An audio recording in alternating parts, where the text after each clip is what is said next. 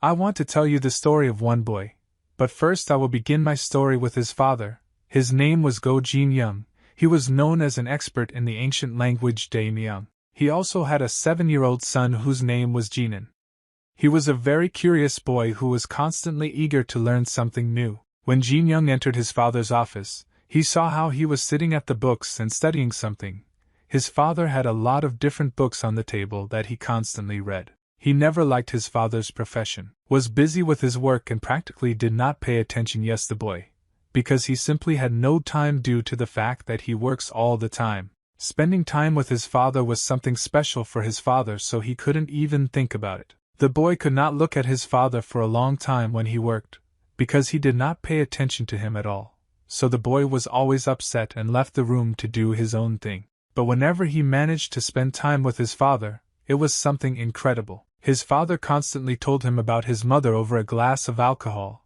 He often drank it began to envelop nostalgia in which it began to blur. Despite the smell of alcohol, the boy still did not mind spending time with his father, because he understood that at least this way he could be alone with him. Jinan, do you miss your mother? Asked the father, and after that he hugged the boy and came to his place, and he felt some kind of warmth and love. Jin Young said to his dad, raising his head to him and smiling, yes, Dad, I miss her a little, I miss her. Well, it's alright since you're my dad and that's enough for me. I get enough love from you, but I still miss it sometimes, and I wish my mom was here too. Lots of kids lost their fathers during the war, including Hak Hing and Wang Ho, who live next door to us, so I'm fine, Dad, don't have to worry about me. Son, you are my only child and the most beloved child. Thank you for everything, the father said. And after that the child came to him so that the boy felt that his father was always with him, and he could feel safe next to him. Mao and is now at home? Asked the stranger, approaching the door of their house, and the boy approaching the door shouted to him from the fence, yes, wait 1 minute. When he opened the door, he looked at the man standing near the gate, and said who you would be. Then the boy looked a little closer at this man and screamed, cousin, uncle, is it really you? Said the guy, and the man smiled at him. You understand that he recognized him, this boy? He answered, Jin Young, how are you doing? I see that you read a book. I'm doing well. And how did the boy answer? And how is your aunt? Why are you without her? The boy was without a hit then to see his cousin uncle. If a 7-year-old child asks me this question, how should I answer it? My uncle thought, and began to scratch his beard. Jin Young raised his head up, smiled, and said, it's true that earlier in this age already got married, isn't it? You are a very smart boy, said uncle, and started sucking him on the head. If only our song would be half as smart as you. But the guy didn't like being scratched on the head. He said, uncle, I can't breathe, let me out. It was already night on the street, and the stars sparkled in the sky. It seemed that the whole planet was covered with a large black blanket with white patterns. My father met my uncle and took him to our house. They were already sitting at the table, and my father was pouring alcohol into small cups. Here, my father said, and handed a cup of alcohol to his uncle. They were sitting at the table opposite each other. A lot of food was laid on the table, and they were talking to each other about different things. My father took a glass and drank alcohol from it. Uncle also did not wait long and emptied the contents of the glass in a matter of seconds. So you want me to translate the ancient hieroglyphs from this golden tablet? I understand everything correctly? Asked the father, and looked at his uncle with a serious look, and his uncle answered him, yes, you understood everything correctly. To be honest, no one study from the ministry has such knowledge as you. In addition, His Highness himself is very interested in this work. This is a very good opportunity. But I have yet to finish my research on artifacts that I have been working on for over 10 years, said my father. I put my head down. He understood that he had to complete the work he had begun. But my uncle was very serious, and he said, you only have a few options with your master and knowledge. You can finish this job in just a couple of days. He continued to say, I understand your position, but you should think about Jin Young's future, because he will grow up very soon and will already be quite big. Researching artifacts is also very important. How many years you have already wasted on this? I know that you have run out of money, you are saving on food, and you are in debt. He put his head down and narrowed his eyes. My father was never so gloomy as he is now. He was clearly very worried about what my uncle said. Okay, I understand. I really should take this job, said father, and uncle said, good choice, buddy. It's the right decision because it will at least make you some money. I spied on them standing near the door. I tried to be invisible so as not to embarrass, but I was really insanely interested in what they talked about there, because my uncle just doesn't come to us. I don't know how long it will take, but it won't be long. Don't create any problems, Dad said not well before he started to leave on his journey. No problem, Father, I promise everything will be fine. I will behave properly, and the nanny won't have any problem with me. Well done, promise that you will keep your word. And now I will go. I promise that I will come back as soon as possible, but I don't know how fast it will be. Father left. He walked into the distance. I followed him until he disappeared on the horizon. I really didn't want him to leave, but I understood that there was no other choice and he had a good opportunity to earn money for our family. I hope that everything will be fine with my father. I know that he is insanely smart, and I am sure that he will cope with all the obstacles in his path, and I will just wait for him. There was a pink sunset. Evening had already come and it was getting dark around the reader. You sat on those steps and waited for your father for a short time. I left this place to eat, but then immediately returned because I did not want to miss the moment when my father would come. But I still didn't see my father. Different people were walking around. They were traders with horses or just fellow travelers. Everyone was busy with their own affairs and rushed somewhere. But I didn't see my father. I took a deep breath, and then I thought that he probably wouldn't come today either. It wasn't the first day when he didn't come. I started to worry. I went into the room and was a little upset because today my father didn't come either. I'm always upset by such moments, and I don't know what to do about it.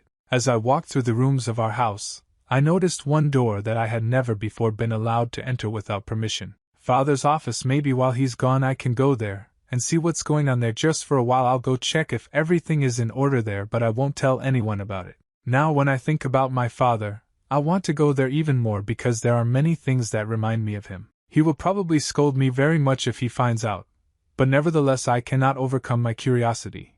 I am extremely interested to know what is there. For the first time I went into his office without his permission, and I can stay here myself, so I walked very carefully. At first it seemed to me that someone might be following me, although I understood that there was no one in the room. When I resigned myself to the fact that there really are no one here and it's unlikely that anyone can notice me here, I began to look at everything that was in this room. All the objects that were found here were insanely interesting. There are so many books here. I'm so curious to look at them all. Did my father really read all these books? He must be insanely smart. I abruptly turned my head back. It seemed to me that someone was in the room, but then I realized that I just imagined. But I saw a very beautiful picture. I didn't pay attention before that it was hanging here, but now I focused on it. I decided to come and take a closer look at it. If I remember correctly, there must be something behind this picture. I must check it. I came closer to this picture, took it with my hand and realized that this is an ordinary fabric that can be pushed aside. I did it, and saw that there was a staircase down behind it. Yes, everything is as I thought. There really was a secret entrance that I had never been in. But Dad might scold me if I went down there. This staircase that leads to the cellar where my father keeps his artifacts. I'm usually not allowed to look at them, but for some reason today I really want to go down there. I quickly ran for a candle so that I had light to go down to this basement. I already decided that I would do it anyway and see what was below. I think that nothing will happen if I go down to this basement. It's unlikely that something can happen. I'll just look and Dad won't even know about it. When I went downstairs I saw the door. I took the handle of this door with my hand, lowered it down, and pulled the door towards me and then opened it. I opened the door even more in order to better see what is there, but for now I was scared to go there. When the light of my candle began to illuminate everything in the room, I saw a bunch of different artifacts and objects that fascinated me. I could not take my eyes off them. I looked at all these objects. I didn't know which one to look at first, because they were all insanely beautiful and interesting. There are so many colored things here, but I don't even have a clue what these things are. I saw many of the items that were on the shelves for the first time. When I looked at another stick, I saw that there are things from the West. How beautiful they were! They were made of wood. It was all handmade. I didn't understand what most of these things were for, but I really liked them. I would really like my father to tell me somehow about all these things, where he got them from, and why they are standing here. In the far part of the room, I saw a large box. I went closer to it, illuminated it with a candle, and said that the work on which my father spent his whole life is stored here. What can lie there, I thought, and brought my candle closer in order to examine. I opened the lid of this box. I began to examine everything that was there. I was interested in absolutely everything. There were strange things in the box. Why was my dad put a branch here and didn't know what kind of branch it was? There were books with foreign languages. I started digging in this box, and after a while I found an interesting object. It was lying at the very bottom of this box. I managed to get it out and pull it out. I took it in my hand and examined it very carefully. It was some kind of box, but it was not like the other boxes that I had seen before. That this is an octagonal artifact. I have never seen such an artifact before. It is interesting to know why this artifact is needed. My dad, in any case, we know what it is for. He looks very intimidating. I would probably be very scared if I saw him at a very young age. We need to put it back before something happened to it, so where did it lie? I tried to find the exact place where this artifact was lying, but while I was trying to hide it back, I accidentally pricked you with my finger on the 3 that was on the lid of the box. Damn, it really hurts. I pricked. How it happened, blood began to flow out of my finger. My blood started dripping right on this artifact, and amazingly it hit right where the mouth was carved on the wooden box, and it started glowing. Damn, what's going on? I must have done something wrong. It's unlikely that this artifact you should glow like that. Daddy will kill me if they find out that I've done something. I shouldn't have come here and rummaged through his stuff. I knew it wouldn't do any good, but my curiosity got the better of me as always. The artifact began to emit a strong light from its eyes, otherwise shine directly at me. From the eyes of this artifact, beams similar to tentacles began to appear and, as if alive, they began to reach out to me. They tried to penetrate me through my eyeballs. My eyes began to glow, and I seemed to let in all this magical power that was sealed in the artifact. I experienced incredibly severe pain. The veins on my face began to appear and turn red. I screamed very loudly because it was unbearable pain. I took off into the air and soared above the ground, but I didn't realize how I was doing it. Because I didn't do it, I was dragging it that inhabited me. At some point, it all ended and the artifact stopped glowing. It stopped emitting these magical tentacles from its eyes. I fell to the ground from a height of 2 m as I was flying down, and it was a strange feeling, as if I had disappeared from this world for a while and then returned to it. My eyes then saw nothing, they seemed to have become blind. I felt a strange pain in my head. I had never experienced anything like this before. Then I just closed my eyes and fell asleep. I was so tired during this time that I could no longer hold on. It was already evening outside, clouds floated across the sky, and quite a long time passed after I lost consciousness. The artifact was in the chest after all. I managed to hide it there before all this happened. He lay and seemed to be smiling, looking at me. I opened my eyes and realized that I was waking up. I did not understand how long I was unconscious, and all I remember is how I fell asleep. I felt very tired, and I had the feeling that I was completely exhausted, as if all my strength had been taken away from me. What just happened? I asked in a voice, but I understood that no one would give me an answer after all. I was alone in this room. I decided to get up from the floor and look again at this artifact. I decided that I need to close this chest so that Dad does not notice that I climbed here. He will probably be very angry with me if he finds out about what happened. I have to get out of here. I'm scared. I don't want to stay here anymore. This room scares me. Dad didn't let me in here for no reason. He probably found out that there are such artifacts that can harm me. Step by step, I was heading towards the exit in order to leave this room. I wanted to get out of here as soon as possible, and just start doing my own thing. But at some point, I experienced a very strange feeling, as if I was starting to pound all over from the inside. What is this? Where this sound comes from? Why do I feel such strange sensations? I just wanted to leave the room, but I can't. There was a wild rumble in my head that did not give me peace of mind. It hit me like a hammer on the head, and I screamed. I put my hands on my ears and tried to somehow calm this feeling in my head.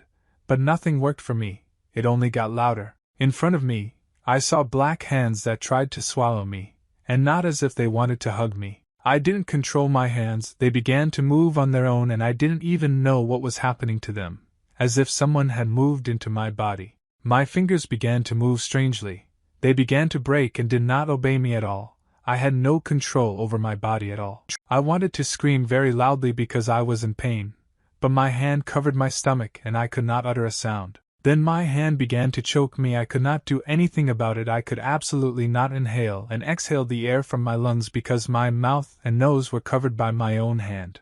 Answer Sujia, these words were spoken by a voice in my head. It was like some kind of spell in a language unknown to me. I already thought that I was finished. I'm about to die. My eyes opened very wide and my whole face shrank. Then I felt that I was overwhelmed with energy. I seemed to let a huge force inside me and it wanted to break out. Get out of here, stop being in my body, get out, I don't want to feel you, leave me alone. I screamed for this feeling to go away. I knew something was in me, I felt it. Then there was a strong explosion. This explosion was made by me. But when it happened, things did not scatter in different directions, but rather they rose into the air and were there. Books and vases were flying all over the room. I couldn't help it. They were like fish swimming in the air. Then they nevertheless landed on the ground and remained there lying. I exhaled in order to catch my breath. Bubbles began to appear from my mouth. It felt like I was under water and every exhalation creates bubbles. I felt very hot, drops of sweat were dripping down my face. I didn't know at all what to do with it all.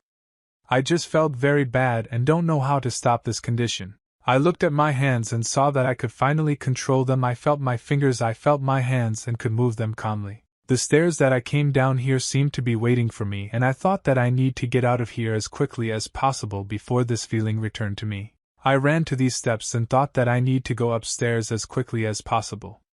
I can't stay here anymore because something bad has clearly happened in this room. Dask ni inari, the voice in my head woke up again. He was constantly talking to me some strange words in an incomprehensible language. I did not know what to do to make him stop talking to me. Go away, I shouted to him so that he would unhook from me and did not want this voice to sound in my head. I wanted to finally be left without him, but he had a different opinion. But I felt how this creature, the word for which parasite, began to stick to me. It did not let me in and pulled me back with its black tentacles. How is this even possible? I don't understand. What kind of nonsense is this? Why are these tentacles pulling me in? Yes, and where did they even come from? My body is so heavy. I felt how these tentacles began to absorb my entire body. They were already even on my face and on my hair. I could do absolutely nothing with them. Calm down, you just need to calm down. I can't lose to these tentacles. I know that I'm stronger than them, and won't get rid of me sooner or later. When I realized this, I realized that they really started to let me go, and I felt a huge lightness in my body. I could easily move on. Yes, I managed to do it. I walked forward, I climbed step by step and didn't look back because I didn't want to face the eyes of this monster. Let him be behind me, I see, which means he's not there. I'm not afraid of him. At some point, the darkness filled absolutely the entire space behind me. If I had turned my head then, I would have looked directly into it, but I didn't. I wanted to take over this boy's body and take over his soul, but I didn't succeed. For some reason, I can't control him. How is that even possible? I came out of this basement, then I finally returned to my dad's room, but I felt that the monster had not disappeared anywhere. He continued to follow me. I felt his back, he was behind me. I'm sure my father used some kind of trick when he sealed me. There's nothing you can do about it. I'll have to find another option. Even if it takes a very long time, I'll do it anyway, said the monster. I went back to my room and decided that I needed to sleep. It must have all been a bad dream, although it didn't feel like a dream. I left a candle burning near my bed. I didn't want to be alone in the dark. I listened to my head, listened to everything that was happening around and heard complete silence. I can't hear these sounds anymore. It's all over, right? Finally he left me. Now I'm free and he won't touch me anymore. I can fall asleep normally. But the monster seemed to hear everything I think about. I again heard his voice in my head, and he told me, I'm here, don't worry. What's your name? He asked. I was very scared. I jumped out of my bed and yelled, help please, what is going on here? What the hell are you? In my head again. You got in it again. You woke me up from my sleep. Tell me your name, said the monster. He would be very scary. He was all the time next to me, but I could not see him yet. But then I saw a strange darkness in my room. I had never seen such darkness before. I was very scared and started screaming. I said, what are you? I don't want you to be near me. The monster seemed to collect all the darkness from my room and turned into black smoke. It was a black cloud of energy that had two glowing eyes. It was right in front of me. I looked at him frightened, absolutely did not know what to tell him.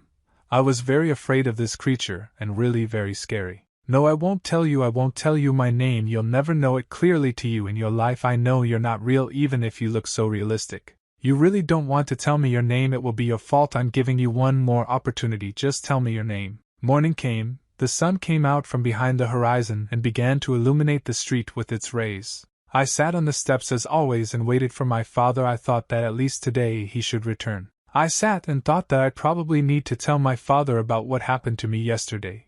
but I was afraid because he could scold me. The young master turned to me. The nanny, she ran up to me and wanted to say something. I raised my head and looked at her. Maybe she knows when Dad will return. The nanny came closer to me and said, "Your expression is very painful. Maybe you are sick or injured. Tell me what is happening to you." I looked at her and didn't even know what to say to her. I couldn't tell the nanny about what happened to me. After all, she wouldn't have helped me. I exhaled and just sat for a few seconds silently. I didn't know what to answer her, and I had to figure out how to calm her down so that she wouldn't worry. "Nothing happened, don't worry about it. I'm sure I'll feel much better after a little rest." She looked at me with a surprised look and answered, "Well, do not read a lot of books today, and have a good rest with you. It looks painfully painful. I am starting to worry about you." I was still able to calm the nanny at least a little, and she went on to do her own thing. And I just sat on the steps waiting for my father. Even if I tell her about what happened, she will just call me crazy because everyone else is, so I have to keep this secret. The monster began to appear near me again, but then I didn't notice it yet. I just sat and thought about when my father would return, and how much longer I would have to wait for him. The monster started talking to me again. He always appeared suddenly when I least expected him. I heard his voice, and he had a very nasty hoarse voice. He told me, "You will not wait for your father." "Where is this place?" asked Monster. "The air here is different from where I lived. It's very hard to breathe here. Tell me about this world. Maybe I can better understand what's going on here." "There are no spirits in your world at all. I can't see anyone here from the ghosts, only I am alone." "Tell me, this woman, your servant?" asked me the monster, but I didn't want to answer him at all. "No, she's not a servant. She asked me for you." Monster, I didn't want to talk to him about anything, but I couldn't. I told him, "My name is not No. I want you to shut up. Get off me as long as you can sit in my head. You're a completely useless boy. You're useless to any of my questions. You can't answer properly. Why doesn't he come out when I ask him to come in? But when I don't ask him to leave, he seems to disappear somewhere. I hope he never comes back. My name is Sertan, not Cretan. I am the great warrior of the mighty demon world. Sertan, remember this name. You will have to get used to me. Stop messing with me. I don't want you in my head. Get off me. If you call me No, then I'll call you Damn." Chkurtin disappeared somewhere again. Now I knew his name, but to be honest, I would not mind knowing absolutely nothing about this monster. I would like him to finally get away from me. "Bon appetit, young master," the nanny said to me. After she brought food to my room and put it on the table, there was a lot of delicious food. And to be honest, I really got hungry. "Thank you, babysitter, for the food. I'm sure it's delicious," I said babysitter to thank her. She smiled and went on about her business. I decided to start my meal with rice. I have always loved rice. I think it is the best food on the planet. I took a small amount of rice with chopsticks and made a rice cake out of it and put it in my mouth. I haven't heard him for a while. It's such a good feeling to realize that this monster isn't around me. Maybe he needs to finally get off me. It would be very nice. "How did you know that?" you asked me this Chkurtin. "I'm all the risk that I just put in my mouth." I asked him, "Yes, why haven't you left yet?" I asked, "How did you know?" repeated again the monster in my hoarsely scary voice. I started to rotate my head to understand where it is, and then shouted to the whole room, "Yes, that I found out that I should have known." "How did you know that my nickname is Chkurtin?" the monster asked me. To be honest, for a moment I was even confused because it seemed to me that he was some kind of strange. "I ask you, how do you know the nickname that they called me in my demon world?" Monster, I even froze for a moment, and then answered him, "It's your name. You just said it to me yourself." But I was not very surprised that he forgot that he told me his name. I thought about something completely different. Is there really a demon world on Earth? I decided to ask him directly because he knew the answer to this question for sure. Chkurtin clearly did not expect me to ask him this, but he treated me like a stupid boy who already just wanted to get rid of him. But when I asked him this question, he even thought. The demon world is located between the divine world and the human world. The human world was the last to be formed. They needed a center between the two worlds. If you think about it, the human world should not have been created at all. I couldn't believe my ears, and in order to settle the ideological war between the demonic and the holy world, they actually created the human world. It's so strange. Yes, boy, you are right. I didn't even think you could be that smart at your age, but you are a very smart guy. But can I trust a creature called Chkurtin? I asked the demon, and he even fell silent for a moment. Lately I hear him too often, and his silence is a certain sign for me. Chkurtin is my name. You understood everything correctly, the demon told me, but I answered him, yes. Shut up, you already. Finally, I didn't ask you, I asked if I can trust you, and you dodged the answer again. I looked at my shadow and realized that the demon had now moved into my shadow after all. Her eyes were burning. It was strange, but I was already gradually even starting to get used to such strange things. And then I just started laughing and crying at the same time. I like to do it sometimes. It helped me a lot to calm down in situations where I don't understand how to react. And the demon asked me, "Why are you laughing? What's funny you heard?" "Yes, it just became funny for a while. You know, demon, I know how your name is translated, and I know what it means in the Wajang language. Your name means to cry while you sing, which is why I'm asking if you can be trusted, because it's strange to trust a demon with that nickname. Maybe you are some kind of crazy, because such nicknames are not given just like that. Probably you deserved it for some act of yours." "No, I'm not crazy," answered the demon. "How do you even know how my nickname is translated? I didn't tell anyone about it. And you people don't know our language. How are you at your age? We know such things. Confess vividly, how do you know how exactly your language is translated? Maybe you still know about my abilities. I ask you how you knew that my ability is to use the sounds that I make to control people's emotions, driving them crazy until they cry." At that moment I was even a little tired while he listened to him, and he himself told me everything about his abilities. If he is so talkative, I don't think that this is such secret information. "I don't know, and I'm going to sleep, so please shut up, Curtain. Don't bother me sleeping. After all, if I don't rest, tomorrow I won't have any strength at all." "No, I don't let you sleep, brat. Wake up. So why are you ignoring me? How are you able to ignore me?" He thinks that he will fall asleep and this will help him get rid of me. But I will overtake him even in a dream. I will not let him exist in peace, because he himself called me. Chertan created a magical black hole from wax in the dark energy near my bed. He clearly did not want me to get enough sleep. What an interesting kid. I've never met anyone like him. He's too smart for his age. He's smart and curious. It's so weird that I think about it. Why do I even think about this kid? Why do I feel so attached to him? Just wait a little. One day I will take control of your body, boy, and then you will definitely not be able to get rid of me. And when I capture your body, then I promise you we will return to the demon world and you will never return to this world again. You can forget about it forever. Demons usually live for about 5,000 years. This is a fact that I read in books that are in my father's room. Curtain lived only 1,000 years, which means that in human terms this is the same as living 10 human years out of 50. Based on my calculations and calculation, I can assume that you are now only 10 years old, and then it turns out we are both 10 years old. You should be my friend, you know. Suddenly, the nanny jumped out into the street and shouted, "Master, master, you are back. We have been waiting for you for so long. Thank God you have returned home." I heard her voice and thought that probably my dad had already returned.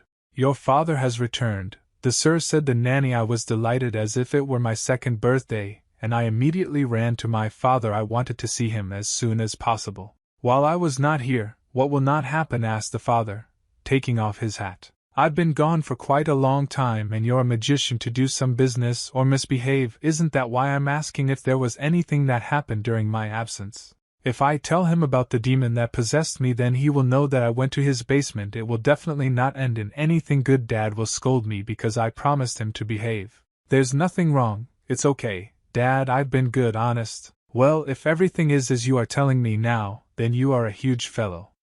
Well done, you learned Daemyung's language during my absence." I started laughing and pretending everything was okay. I said, "Yes, sure, I learned it, Dad. I figured it out for hours every day." He heard it, and patted me on the head. "Well then, your dad has some urgent business in the office right now. You can go, babysitter. It's all right. You did a great job, and thank you so much for looking after the boy while I was away." I began to smile awkwardly and pretend that everything was in order. But I myself understood that big problems await me if Dad sees that I was rummaging through his office. "Yes," I answered him. "I, too, will probably go and rest a little, because a lot has happened lately and I'm tired." Chertan woke up again and started talking to me. He said, "No, it was just the person you call your father, usually so taciturn." I told him, "Shut up, you demon, don't talk to me in front of your father." Dad went to his office and wanted to open the door, planned to go about his business there and check if everything is in order. He walked up to the painting in which was the same passage that I recently found. Before my father entered there, he said, "There is no more time. I can't wait any longer. I need to do it now." He opened the curtain with his hand and looked down sullenly. He did not immediately go there, but stood still for a while before going down. Then he nevertheless went down the stairs and opened the door to the secret room in which he kept all his artifacts. In the room, he did not suspect anything strange. He just went into it, and went to a certain rack with various artifacts. He approached the cabinet in which there were various scrolls and multicolored objects. He frantically searched for something in the lockers. Dad took out some kind of scroll and laid it out. He did not carefully look at this scroll. Agree with my prediction: after I return to the imperial family and finish my studies on the golden plaque, I will be in danger. Up to this point, I need to remember everything and write it down. No matter what happens to me, absolutely no one cares, but I still have to do it, because if not me, then no one will do it. He seemed to be transported to another world where the sky was not at all like ours. Magical fragments of clouds flew around, as if moving 10 times faster than ours on Earth. Sangwon, your highness, you called me, asked for a favor, and the person answered him, yes, of course, called you, come on, quickly come to me. Is it true, yes, you let Jinan go home, asked the gentleman who was sitting in the bath at that moment. The girl standing next to him poured tea into his cup. The servant answered, yes, he said he forgot an important document, I let him leave. Tell me, my faithful servant, what are you going to do in the event that information is leaked? Don't worry, your majesty, everything will be all right, because it hasn't even been 10 days since he started his research. Many scientists have left to work on it. There is still a lot of work to be done because you can't study it all so quickly. Well, the master obviously didn't like the fact that his servant let the translator go, and he said, no, it won't work like that. You absolutely don't understand what you are talking about. As soon as he comes back and finishes his research, I want you to do something, and it will have to be done for sure. I don't see any other options. You will have to find all his family and all who are connected with it after he finishes his research, and kill everyone, and I do not want any of his family members to be left alive. It was already night outside and all the people were in their houses. On the street it was quiet and calm. My father packed a bag and tied it in a knot. I don't know what he put in that bag and didn't tell me there. He was very secretive after he came back from his trip. Dad hung the bag on his shoulder, straightened his hat, and was about to leave. He needed to continue to go about his business and return to the business that my cousin uncle found for him. Dad looked at me with the nanny before leaving and said goodbye to us before leaving. I have to tell you something. Maybe this time I'll be back much later than usual. Maybe I'll spend a whole month researching my new job. You know they say that no news is good news, so even if you don't get any news from me, don't worry, so you know everything is fine. Son, listen to the nanny, be good to me. It may not be for a month. So I hope that you will behave properly, and will not create problems for the nanny. I promised my father that I would behave well, and after that he patted my head, took his bag and went on his way. My nanny and I watched him go. Father saw that not far from our house there were soldiers in yellow clothes with weapons on their belts, as if they were waiting for him. The soldiers stood on both sides. They held on to their weapons and wanted something from my father. He did not say anything, he just watched them. The leader of these soldiers came up to my father and said, Mr. Ko Jun Hong, I understand that it was you who said the soldier, and my father simply nodded his head in agreement. We came to escort you. My name is Yekdu from Genie Wei. After that the soldier bowed to my father, and I realized that these people are not as simple as it seems at first glance. I knew that these people belonged to government troops. But why are they now accompanying my father? To this question, I could not answer. It scared me a little. Well then, let's hit the road, said the main soldiers, and all the warriors have already turned around to accompany my father. But Dad didn't want to leave so soon. He asked the soldiers to stop for a while and then turned to me and was about to say something. Jin Young son, I know that I tell you this almost always, but nevertheless I want to repeat again, you should never neglect your studies. Remember, always make time for it. I gave you 9 books on Honshu a year ago. You must have read them all. Now repeat the 3rd volume for sure. Repeat the 3rd volume. It will be the most important for you. I didn't quite understand that moment. Why did the Pope ask me to repeat the 3rd volume? But most likely it was necessary, and for some reason he nevertheless asked me to do this. But I was very surprised at that moment. Yes, son, it's the 3rd volume, and remember, when I get back, I'll give you an exam. So prepare better. The soldiers couldn't wait any longer. They said, we've got to go, let's go faster. Yes, I'm going already, said my father, and after that they set off on the road. Warrior said, your son is a genius, you knew about it already at that age. I read Honshu, it's worth a lot.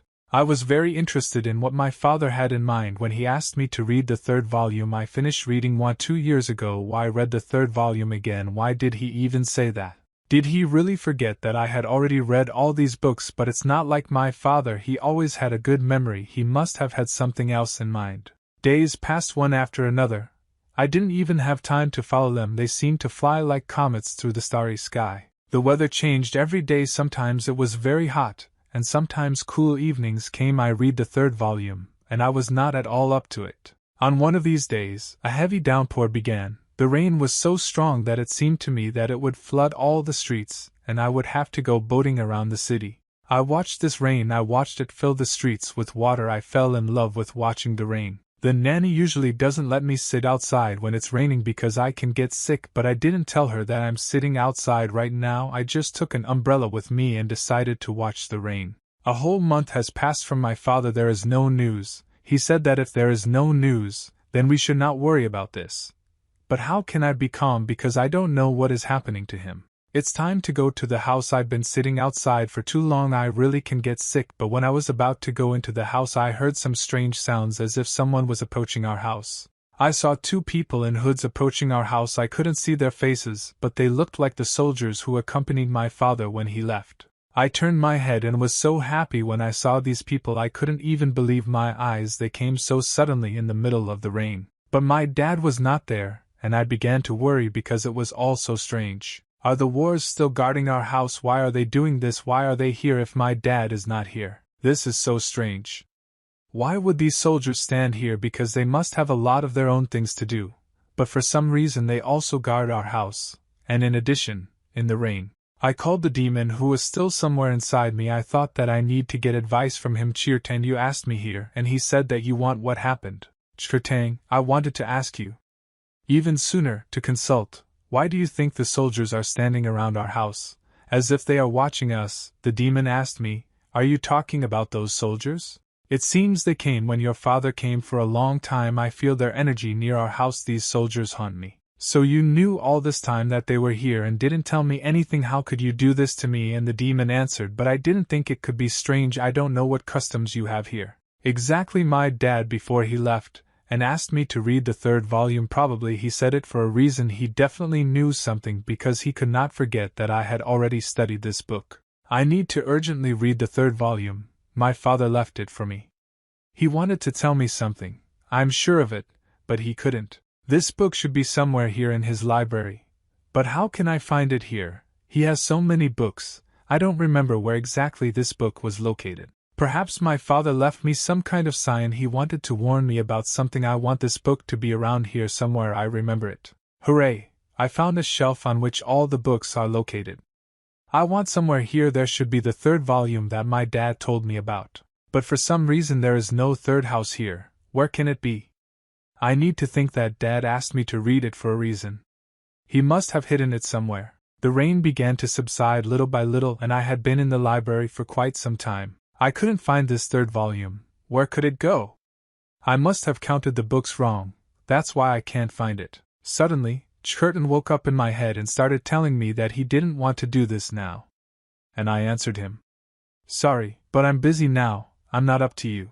Chirton said, I have been watching you all this time, and I want to say that you have not looked in one more place. The book you are looking for may be there. Did I seem to have looked at absolutely everything that was here, and you think that I missed some place? Guy tried to go down to the basement. Maybe that book you're looking for is located right there. Maybe your father hid it there on purpose. The vault here could be that book because my father might have left me some message through this book for a reason. He said that there would be no news. He definitely knows something. When I think that a demon has stuck to me here, it becomes uncomfortable. This thought still haunts me, but nevertheless, I gradually begin to get used to it. Chirtang, let's go with me to see if there is a book that I'm looking for, or Dad still left it somewhere in the library, but I just didn't see it. I held a flashlight in my hand and went down and down the stairs. Then I still went into my father's secret office. I walked around the room and did not notice anything suspicious, but then at some point I went to my father's table, and I saw that there was a book on the table.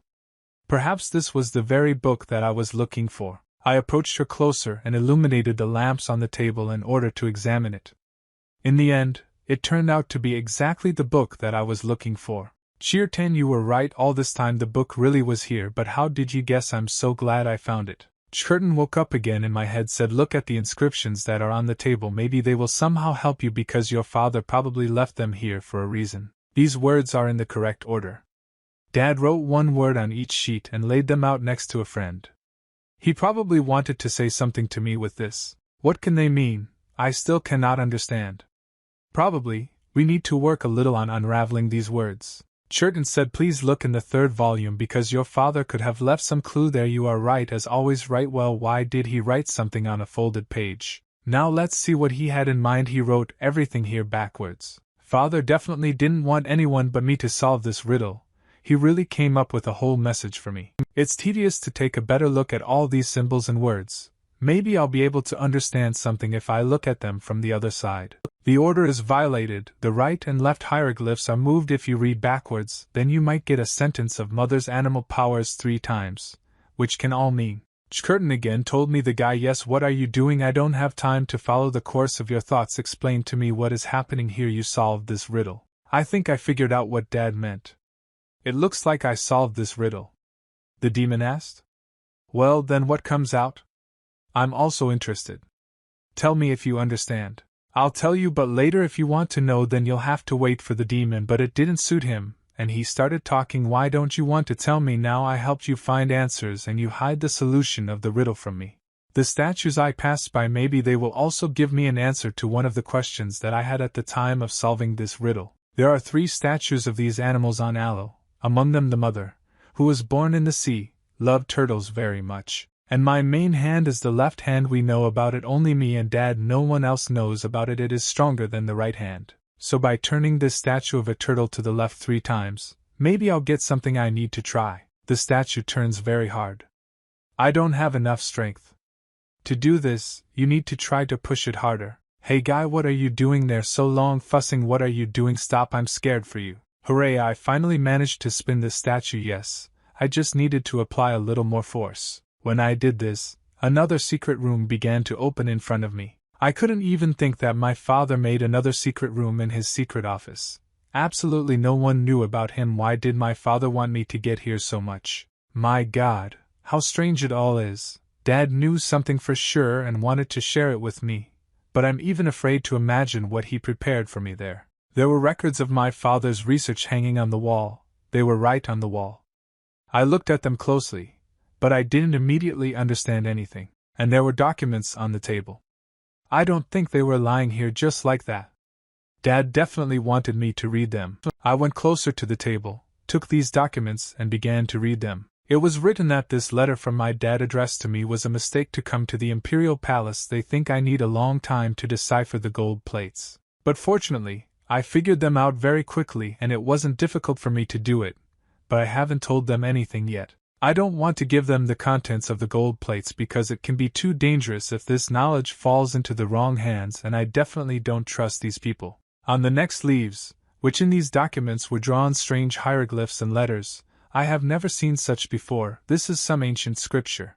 Curtain woke up at that moment. He was also very interested in unraveling all these secrets that my father left me. I wonder what will happen next. Curtain said, you know, these symbols remind me very much of ancient runes. I heard such a word for the first time and did not understand what he was talking about. And what are runes? Can you tell me about them in more detail? And the demon nevertheless decided to tell me everything he knows about them. You know the guy. These magic formulas are called runes. And what is magic? I asked, and the demon answered me, well, how would you say so? Listen carefully. Magic uses mana to change the air and nature. Divide the sea into yours or strike lightning in one place. All this can be done thanks to magic. If you wield magical power and understand how it works, then you will be able to counter your opponents. You will be able to burn the enemy with a lightning bolt. Magic is very different. You can even fly on a broom if you want to master this skill. The world of the foot is an amazing world in which there are completely different creatures, even those that you never thought of. At that moment, a mouse ran into the room. She was looking for food and I noticed her. She saw me and got scared and then ran back to her mink. Turn into a rat or use the spirits of nature as a servant. You can do almost anything you want. But for this you need to go through a long way of learning the magic of mastering its techniques and spells. Curtain, tell me, do you know how to use magic? I asked the demon and he thought for a while and then asked me again, what magic are you talking about? Listen, demon, and could you teach me this magic? I would be very grateful to you. I beg you. It would really help me a lot because you just told me so much about it. While the demon and I are dealing with what magic is, in another place the horse ran at a gallop, raising blue dust with its hooves. The rider urged his horse to run even faster. He was in a hurry somewhere, and wanted to get to his destination as quickly as possible. The rider shouted at his horse to run faster. He shouted at the top of his voice, "We need to save Jin Yong." According to the text, besides where we live, there are many other places and worlds, and the person who wrote this came from another world as a wanderer who travels between cities. This person traveled between worlds. This man was a real magician named Jenna. He tried to return to his world, but he couldn't do it. The heavens envied his abilities. Therefore, Ma could not return and end his life in this. He found a cave and decided to stay in it. However, this wizard was not as simple as it might seem at first glance. He was a man who saw many different worlds. He thought that it was because of the cursed item that he accidentally got here. Perhaps because of this item he could not return to his world. The item that the wizard received in our world had tremendous power. This power was enough to change Jen's magic that he created to return. It was a demonic thing that possessed violent power, and few people knew about this power. Jin Young, my son, I know that you are my smart child and you will guess how to find manuscripts. I am writing this message for you.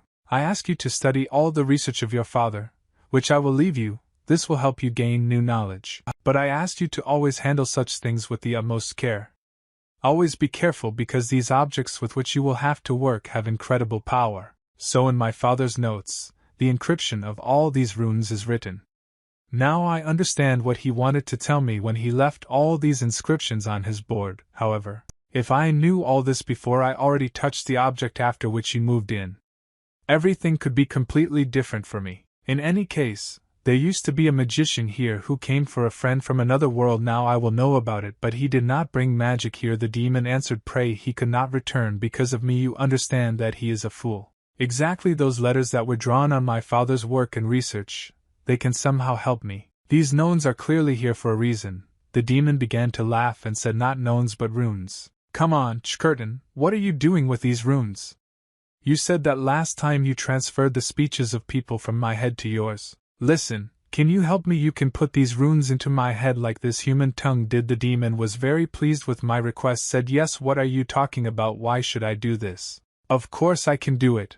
And it won't be too difficult for me." But why did I answer him? If you can do it, so just do it. Ask me why I need it. You and I are two joint minds. Can't we know together that this is one? If you help me do this, I will be very grateful to you. Yes, I can do it, but still it won't be so easy. Do you think? Tell the demon. Chirtan, you told me once that you were a great warrior. Can't you really handle such an easy task? I don't think it will be a problem for you. Yes, how dare you doubt my abilities? Of course I can do it well. If you want me, I will transfer the runes to your head, but be prepared. Your head will hurt a lot after I do this. You will feel like it is about to explode.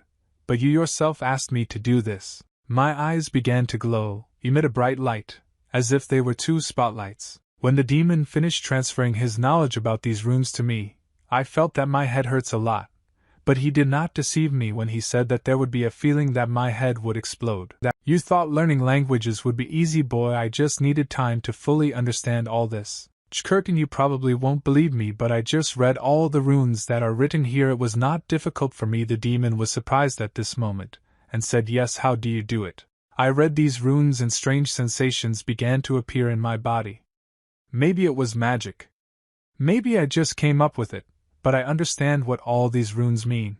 I carefully read them in order not to miss anything. It was a very interesting language, the language of runes. It was the language of magic. This kid is really so smart. I have never met such children because he is only 10 years old. He is not an ordinary child, that's for sure. Great, I did well with reading all these runes. Now I feel much better, so good that I don't have to study all this for years. I remembered all the words that were on the wall. Now I can calmly read a sentence from these runes. But the whole problem was that when I started reading in the language of runes, what I read scared me very much, and the Dia man understood this. He asked me what it was. Now you are afraid. You yourself wanted to know the language of runes. Now you know it. But were you ready for this? It was starting to get dark outside. It was getting closer to night. I hadn't been out for a long time and I was in a secret room all the time. Chkurt and I have already read quite a lot of my father's works on magic. I understand what they all write about. You can help me learn a little magic. Okay, I can't do it on my own. I really need your help. Churtang said to me, well, I said earlier that it is impossible to learn magic just like that because in Makai it is forbidden by law such rules. But you can teach me the most common basic magic that is available to any beginner. And the most important thing is that we are not in Makai now. The demon thought for a while and did not know what to say to me. After all, I caught him by surprise and all his excuses now sounded very stupid.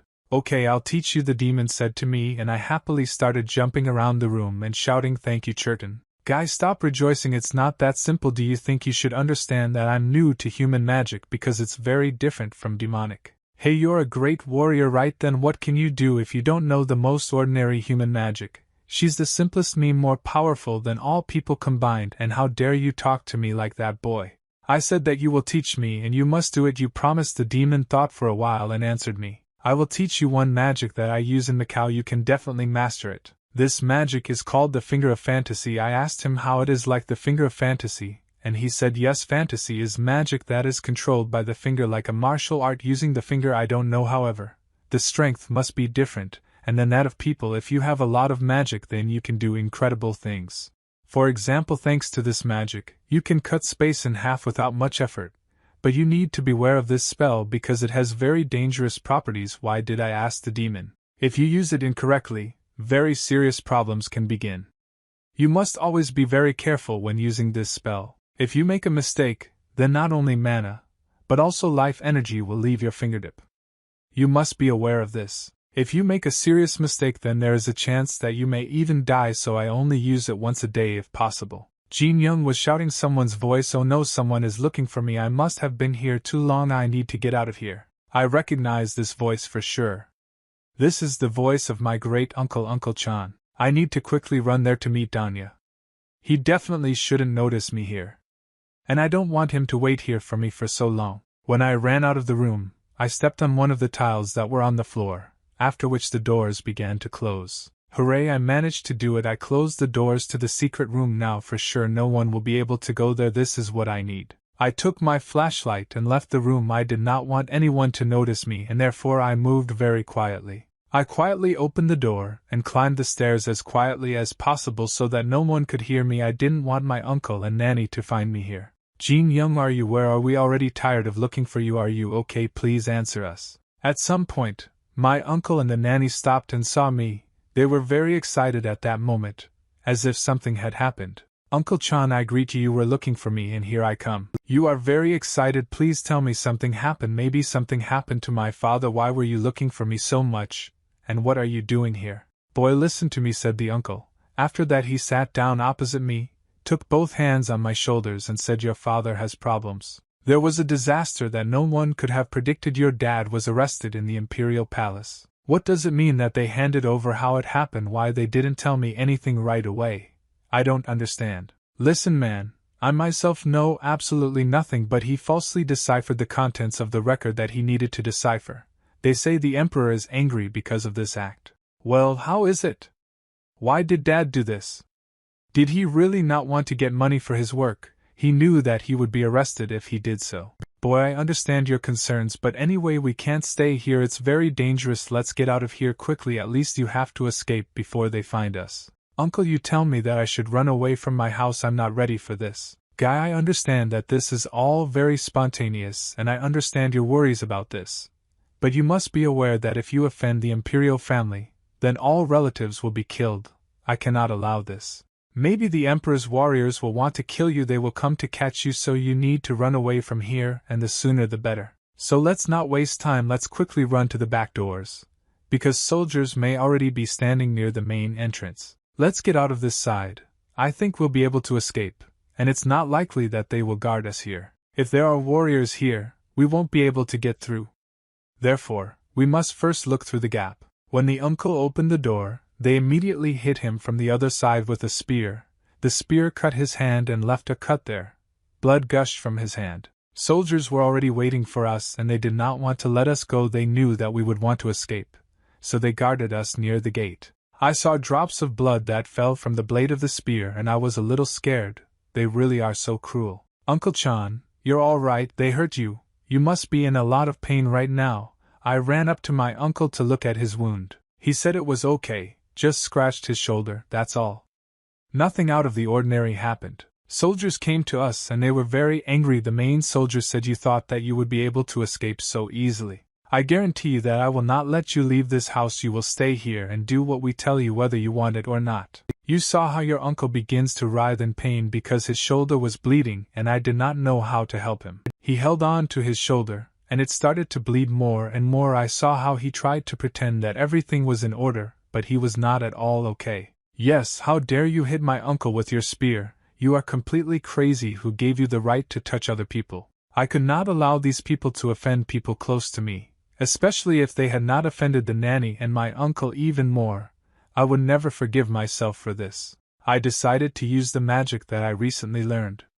It was not in vain that I still spent a temporary study of this spell. Now is the time to try using it. Hey, haven't you forgotten my warning? You gotta do it right, otherwise you'll just die. Ganan wanted to use his magic spell to inflict damage on the soldiers, but suddenly he got further to his feet after being shot in the shoulder. The uncle looked at the soldiers who had just stabbed him with a spear and told them that he was the candidate for the cabinet of ministers of Yung Sang-hyun. He warned these stupid soldiers that they would not get away with this act just like that. They would be punished for daring to injure the candidate of the cabinet of ministers. The soldiers were frightened when they heard who they were dealing with. Their commander immediately began to change in front of the master. The commander began to run towards the master in order to find out what state his hand was in now. But his uncle did not allow him to come close to him. He asked these soldiers what they were doing here, and why the hell they allowed themselves to attack civilians in the territory of this house. Uncle ordered these soldiers to immediately leave the territory of this house and disappear from here. But the commander answered him that it was impossible to do this. They could not get out of here. After all, they have a great walk here. This information surprised Uncle very much. The commander realized that he needed to explain what was happening here, and he declared that he was the head of the guard Yukdugam. He was following the order of the imperial family, and explained that they had no right to retreat from this territory until the moment the imperial family gave an order. Uncle immediately began to protect the rights of this house and the rights of the child who was next to him. He said that there was no one in this house except for the child and the nanny. He tried to explain that there were no people in this house who needed to be guarded or taken away from here, but the commander did not agree with him. He said that they have an order from the emperor that he must carry out no matter what, and no one can resist this. The commander said that they need to arrest this child because he is the son of a criminal. The uncle tried to protect the child and explained to these soldiers that Ganan is not even 8 years old yet, and he cannot harm the empire in any way. The uncle continued to defend the boy and the soldiers no longer listened to him. Ganan understood at that moment that things were getting worse and worse. The commander began to come closer and closer and constantly said the same phrase, that he was only following the order of the imperial family and had no right to object to him. The commander warned Uncle and then that if he resists and prevents the soldiers from taking the child, then they will have to arrest him along with Ganan. The boy decided to finally resolve this conflict, and told the soldiers that he would obediently follow them, and that his uncle should not worry about it. Uncle did not expect such a turn of events, still believed that the child could not be given to these soldiers. The boy tried to calm his uncle and explained to him that the people from the government would not do anything to the child. They must protect civilians. Commander, when he heard the words of the child, he felt unwell because he understood that the child was still too naive. The boy decided to continue his speech and said that if he was arrested by these soldiers, then he should know the reason why he was taken away and asked for the right to meet his father. The commander thought about the words of this boy. He had to make a decision. He put his hand on his heart and replied that his father was imprisoned under his supervision, and he knows where his father is. The commander promised that he would allow the boy to meet his father, and Ganan agreed to go along with these people. The uncle knelt down on one knee and tried to explain to the boy that his decision was very dangerous because anything could happen to him in this prison. Ganan tried to explain to his uncle that despite his young age, he understands all the risks and do not worry because he is the first son in this house. He told his uncle that his father didn't want to see him run away, so don't worry about it. The commander will explain the situation to my uncle and said that the guilt of the criminal has not yet been proven. Therefore, it is better for this child to be in prison than on the run. Uncle had to come to terms with this decision because he could not influence anything at the moment, and the most correct decision in his case was to agree. The soldiers took the boy under arrest and began to take the maid out of the house and the uncle looked at him for the last time. The uncle began to cry because he felt ashamed in front of his brother for not being able to save his son from the soldiers. It was already dark outside and the huge moon rolled out from behind the mountain ranges. The prison building was empty. Around this building there was not a single person. Rats ran through the cellars and prison cells of Jingyiwei prison. In this together it was very strong and stank of wet animal fur. The commander led the boy through the underground catacombs of this prison, and told him a terrible story that happened to people here. He explained that half of the people entering here die. The commander did not want to scare the boy, but he had to tell him what this place was. He said that even if someone survives in this prison, almost everyone loses their minds because this place is known as a living hell.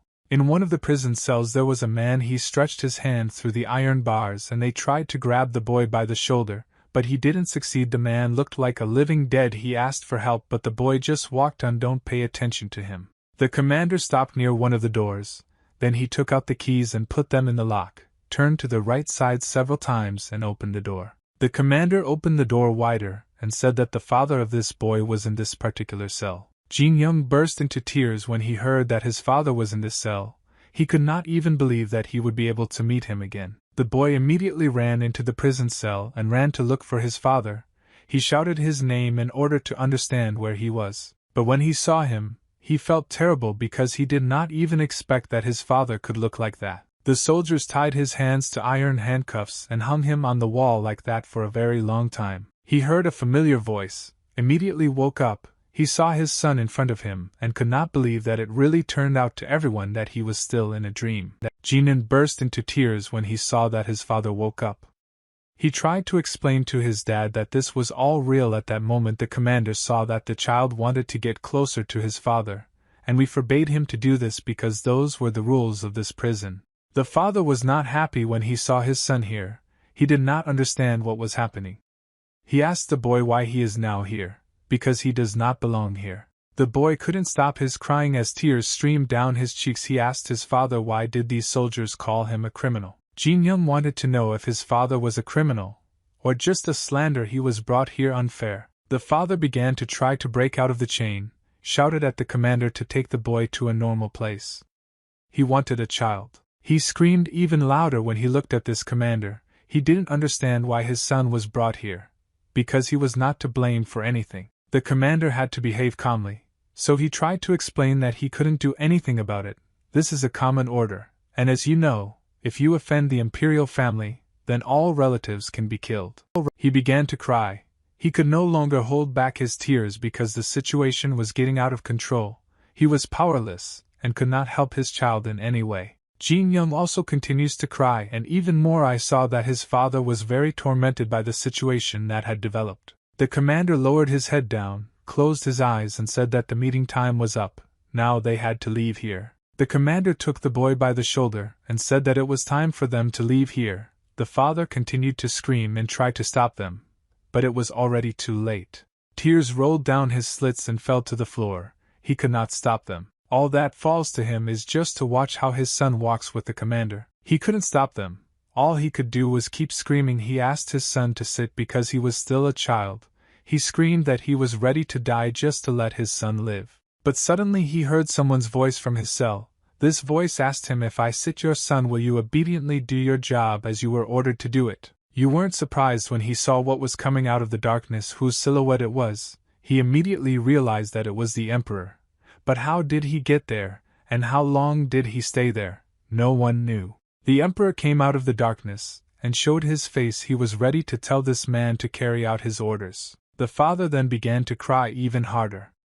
He asked the Emperor to have mercy on his son. He persuaded him not to touch the child. The Emperor carefully listened to all the requests of this man, and then said that he had several orders that this man must fulfill if he promises not to deceive, and how to conduct research. Then he will leave his son alive. At that moment silence began in the prison cell. The father did not know whether it was possible to trust the Emperor, and asked how true his words were. The Emperor answered him that this man himself had already tried to deceive him once, so the Emperor had to use his son as insurance. And at the end he added that his sons David will be exiled to a distant land until the study continues. It was a special place that few people knew about. It was an island to which various criminals were exiled. This island was called Jiangandong. This island was isolated, It was in Shandong province. They say that the prisoners who got here cannot escape. The boy sailed on the ship closer and closer to the island and saw that people began to approach the edge of the cliff and look at the newcomer. The guards tried to calm the boy. They told him that you should not be afraid of these criminals here, because they are all cute and harmless guys. Jinan did not believe the words of these corrupt guards and personally saw that terrible bandits were standing in front of him. Cutthroats, even a demon appeared over his shoulder, and said that he did not want to go to this place because this place was even worse than hell. The commander put a seal on the document that the messenger brought him. He was very unhappy with the decision of the imperial family. It was written in the document that the child should be sent to the island to the most terrible prisoners. He really did not like this decision. He did not understand what the emperor wanted to achieve with such an act. The soldier saw this document and decided to ask his commander how humane this act is.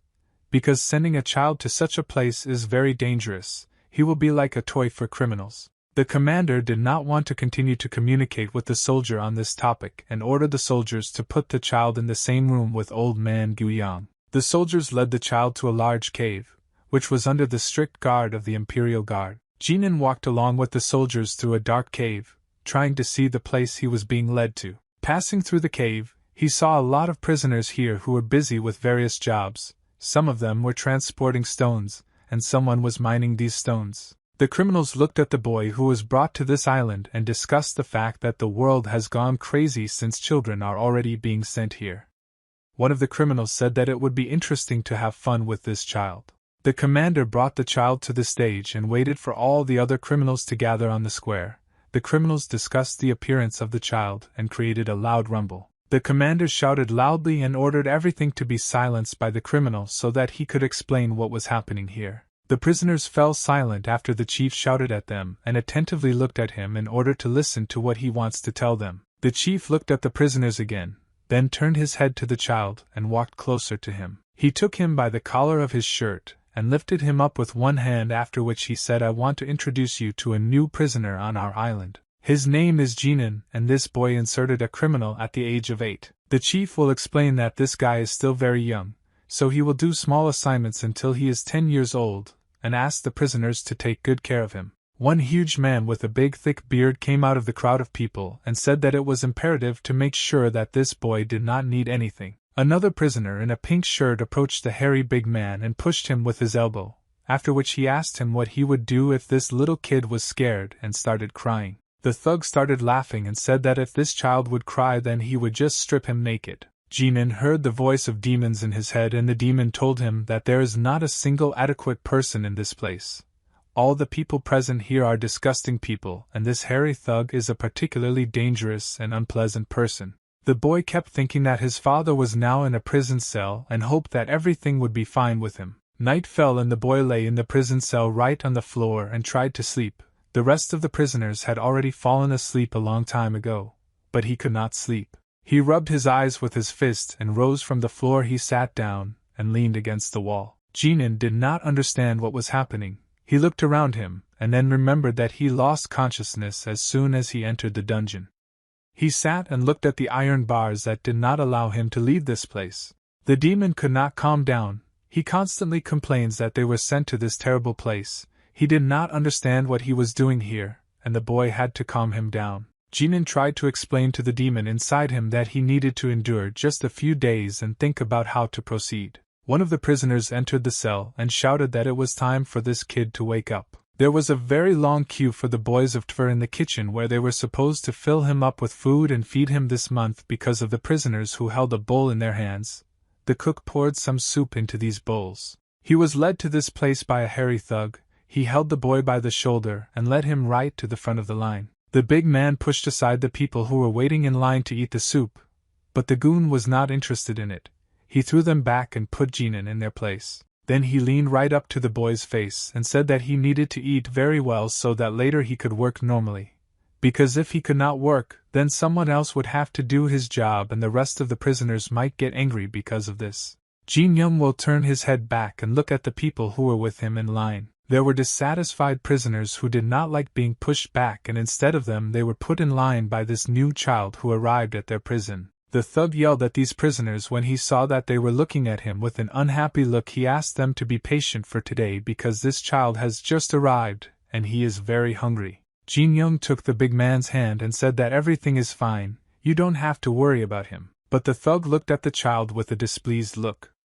Then he leaned closer to his face and told him that he was not doing this out of mercy, so it's better for the guy to keep quiet.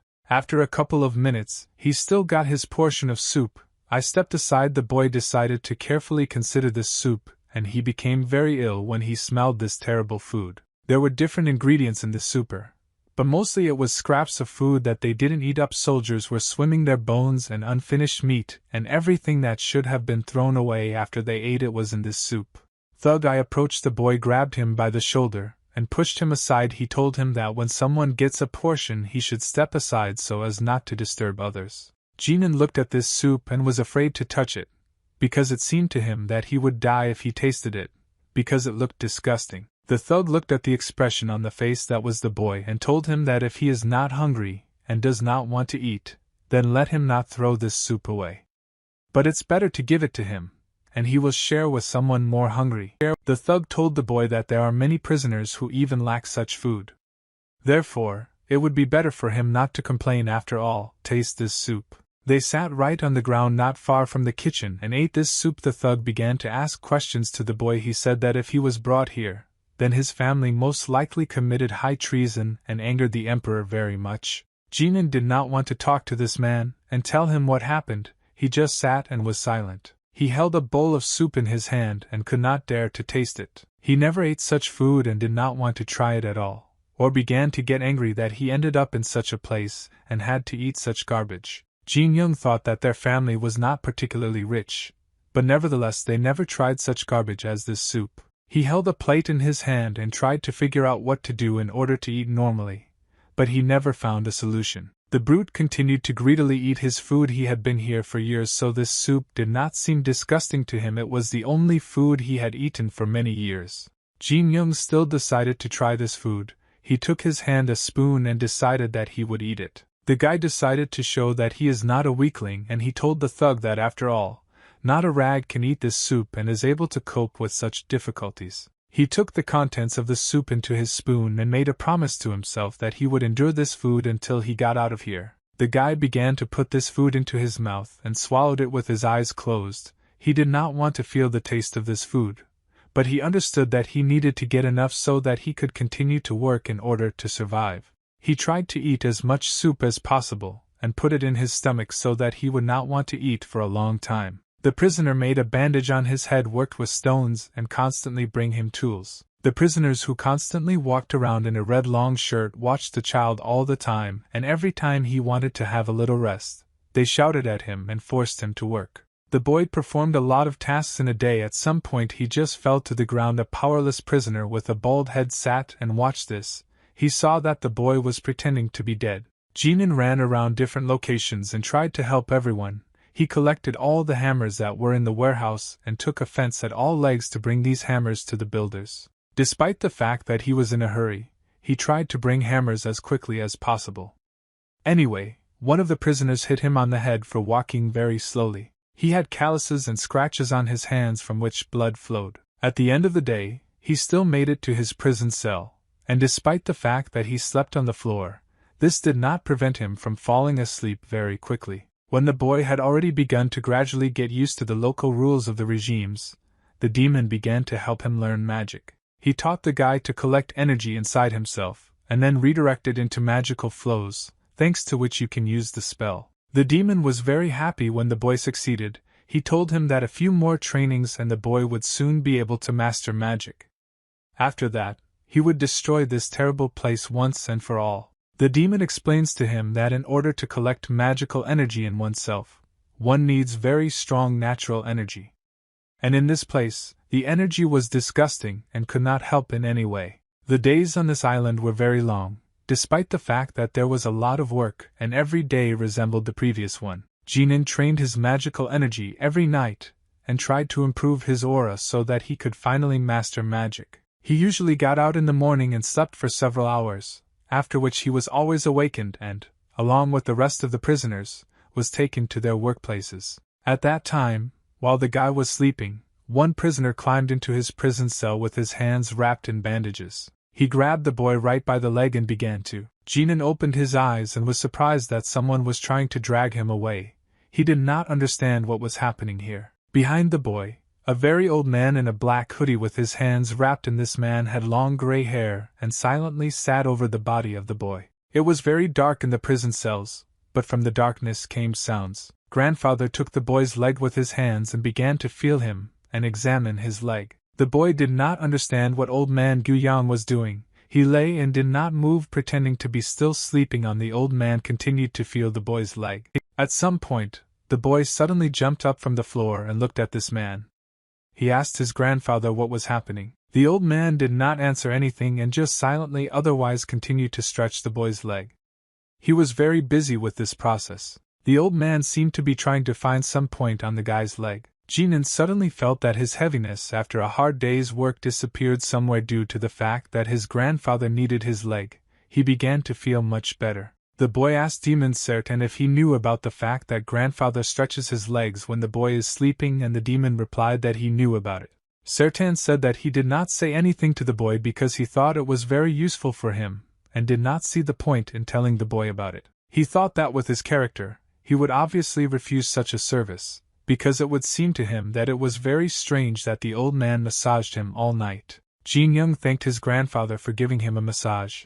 The old man carefully looked into the guy's eyes and asked how he felt. Jin Young replied that he was fine. He was a bit tired but still feeling good. He asked his grandfather if it was hard for him to massage every night. Old man asked the guy how he got here. He was very worried why such a young boy ended up in such a terrible place. Jinan was surprised by such a question of the old man. He had not yet talked to anyone on this subject, because he did not trust anyone in this prison. But when he looked at his grandfather, he realized that he could be told. The guy told Grandpa that he was always exiled by order of the imperial family. The old man scratched his long gray beard and thought about the boy's words. He said that they don't exile to the island just like that. Most likely your parents insulted the imperial family, and in this case, all relatives are killed on the son of a criminal. They simply sent here. The guy sat and looked at how grandfather himself guesses about the reason why the child was sent here. Grandpa seemed to see through his whole story. All of a sudden, the old man said that all this time while the guy was here he was looking after him and noticed that he really was an incredible child. However, the old man also noticed that a very strange energy was flowing inside his body and decided to ask the boy if he had ever studied martial arts. Jinan, surprised, looked at the old man and asked him about what martial arts. He is now saying he says it was not clear to him what exactly the old man wants to know. The boy began to suspect that this old man sees in him not just a strange energy. He noticed the seal of Heltan in him, and most likely the old man guesses that a demon lives inside him. But it would be very strange to tell him about Sertan. Jinan answered the old man that he had never studied martial arts in his life, but he didn't know anything about them because he had never practiced them. The old man lowered his head and sighed in disbelief. The guy felt that the old man did not trust his words and decided to correct the situation a little. He told that he studied the breathing technique that his father showed him. The old man scratched his beard with his hand and looked at the boy very carefully. He asked him about the breathing technique that he told. Was it really the same breathing technique with the stomach? Jinan replied that this was the technique he was talking about, but it's not. That the martial art is just a cleansing of the mind and body. The old man listened attentively to what the boy told him and asked him not to overdo it in learning the breathing technique, because you can lose consciousness. He sat and carefully examined the boy, then he nevertheless told him that from now on he would use the child as an assistant. His body was very weak, and if he was not strengthened, he would not be able to live even a year in this prison. Jinan didn't mind training with the old man and learning martial arts. He thought the soldiers wouldn't let them train, they would be against it. The old man reassured the guy and said that he himself would talk with the soldiers about this. He did not need to worry about it. Jinan looked at the old man and did not know how to thank him because this man very sincerely wanted to help him and did not demand anything in return. But then the old man nevertheless said that he was doing all this only because he would need the boy in the future, and if he helped him now, then later the boy would have to help the old man. Near one of the big mountains that were on this island in the morning, people were quarrying stone from the rock. The sounds of hammers were heard throughout the territory. The prisoners worked here from the very morning, but far from everyone, the old man was sitting on a wooden high chair, a guy was standing next to him. The old man saw that at the time of work his hammer began to be out of order. He took it in his hands and began to examine it. He noticed that the chisel was completely worn out, and it was necessary to repair it. He asked the boy to bring new chisels from the warehouse. The guy immediately answered his grandfather that he would do it as quickly as possible. Jin Young immediately went to the side of the warehouse in order to find a chisel for grandfather's hammer. He passed by the rest of the prisoners who were transporting stones and doing their work. Demon Sertan started talking to the boy again. He said that after the guy became a subordinate of old man Guang, no one touches them anymore and does not offend in this prison. Grandfather's influence was very strong in this place. Demon was insanely interested in what this old man does. Why does everyone in prison treat him with such respect? Jinan had already arrived at the warehouse and wanted to go into it. But suddenly he heard a rude male voice that called him to him. He turned his head and saw in front of him the same healthy hairy man who helped him that day when he first arrived at the prison. This bully said hello to the child. Jin Young also greeted this man. He said hello and Uncle Sin. At that moment the thug looked at the guy carefully and told him, I see that things have been going very well for you lately. He said that he had heard rumors about the fact that the old man Guang took him as his assistant. This thug was sincerely glad that he was helping such an important person, but immediately after he praised the guy, he leaned closer to him, practically touching his nose with his nose, and said that if it were not for this old man, then this guy would have gone to him. Uncle Sin saw that the guy was not afraid of him, and after that he began to laugh out loud. He advised him to show his best side so that the old man could be proud of him. And then he told the guy that the old man who is now helping him is the scariest and most terrible person he has ever seen. Jinan asked the thug, is it possible to ask one question, and the thug looked at him in surprise and was ready to listen. Jin Young asked Gu Yang's great-grandfather to tell him he wanted to know what kind of person he is. Uncle Xing crossed his large arms over his chest, looked at the guy in surprise and asked him, don't you know what kind of person this old man is? Then I'll tell you now, boy. There was one story connected with him. When new dojo arrives, the predecessor who ran the prison before him always warns him, if you want to leave Chongdong Island as soon as possible, you must be very careful and listen to all my advice. The whole problem lies in the fact that the position of dojo itself is high, but the status of this position is greatly reduced if he occupies it on the island of Chang'an. The reason why it is necessary to please old man Guang is nothing but influence on people. This old man has this skill perfectly. All his life he has been making statues. He carves them out of stone, and then these statues are sent to the imperial palace, where all people admire them. However, there was one idiot who did not want to respect the old man. He tried to suppress him by force and reduce his authority. This fool did not understand the importance of the business that the old man was engaged in. He believed that grandfather was just knocking. Until I should give him indulgence for this, he does not deserve respect. When Guang found out that they did not want to respect him and they were trying to suppress his authority, he stopped working. He did not work for 10 days as a sign of a strike, and 3 statues were missing in the imperial palace. A few days later, Doju received a letter stating that he remained on this island for another 3 years for not following the order given to him by the imperial family. He had to bring the statue on time. This news made the chief very angry, and he ordered the guards to seize the old man and bring him directly to Doju. The soldiers came for the old man directly to his cell. They were armed and ready to act seriously, but to their great regret, they did not know what Yanggu was capable of. Despite the fact that the old man was very calm and friendly all this time, when the guards came for him, he showed his true face, and I would not advise anyone to see him in this state again. Guang killed all the guards who came for him. He did not leave anyone alive despite the fact that they were armed. This did not help them escape death. The head of the prison could not calm down and send guards to the cell to the old man, but no one came out alive. No matter how many soldiers he sent there, no one could cope with the old man. No matter how armed they were, he still could not defeat one person. Guang possessed incredible speed and knew many techniques of various martial arts, and an ordinary soldier imaginary could not do anything against the old man. He was able to repel hundreds of quick blows with just one hand and mercilessly killed everyone who raised weapons at him. In his fist there was a force equivalent to a whole hammer, and if his fist hit the enemy's face, then it was unlikely that he could survive. With one blow, he broke the ribs and bones of young soldiers. No one then could have thought that this calm grandfather had such incredible strength. No one in prison until that moment had even thought about confronting the old man. After hitting Guang, the soldier flew off so hard into the wall that there are still dents left, and every prisoner and guard can see this hole in the wall, and remember what the old man is capable of. An ordinary common soldier was not able to cope with his strength. They were too stupid and weak to resist him. Even an army of soldiers would hardly be able to cope with this old man. He moved quickly and imperceptibly. His movements were quiet, his blows were clear and strong. At some point in the battle, the old man saw the spear of one of the soldiers lying on the ground. He decided to take it, and at that moment absolutely everyone was frightened. After all, when he killed half the guards with his bare hands, it already frightened everyone. But when the old man took his hands as I was a guard, it became creepy. The prisoners watched all this action from the side, and everyone was wondering what else Guyan is capable of. The soldiers on the island were already starting to run out. He killed half of all the guards in a couple of hours.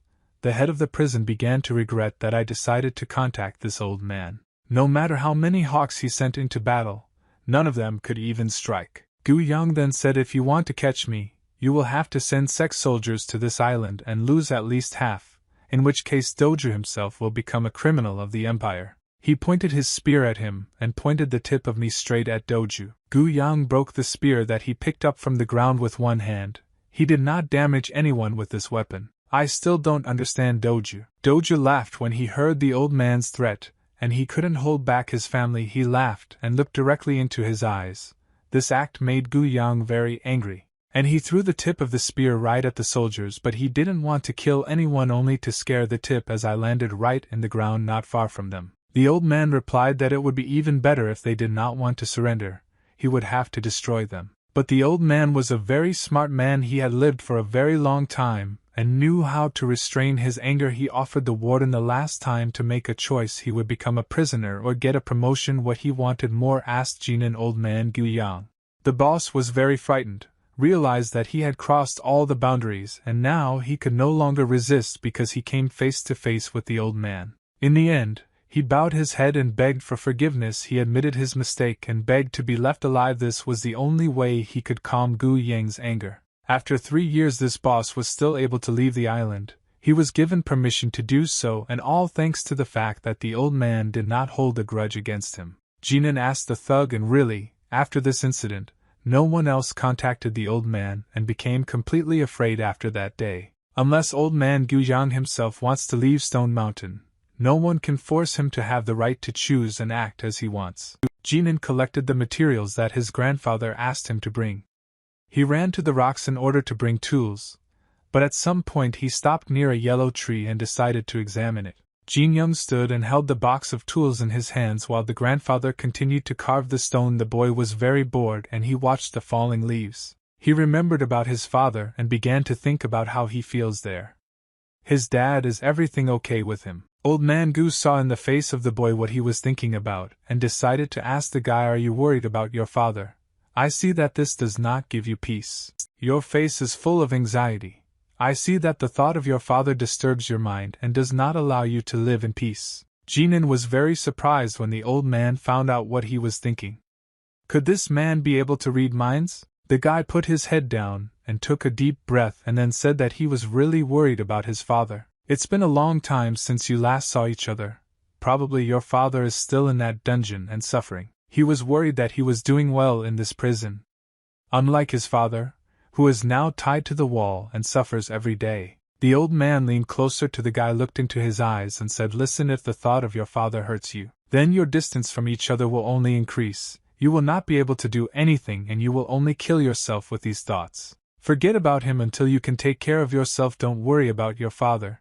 He can't help you in any way, and you can't help him in any way. If you think about him, then thoughts will just burn your soul from the inside. Jinan smiled when he heard the old man's light, and told him that he would try not to think about his father anymore. The guy was sent back to the warehouse. He must have materials from there. He went to the warehouse doors and grabbed the handle to open the door. All this time he was thinking about the words of the old man.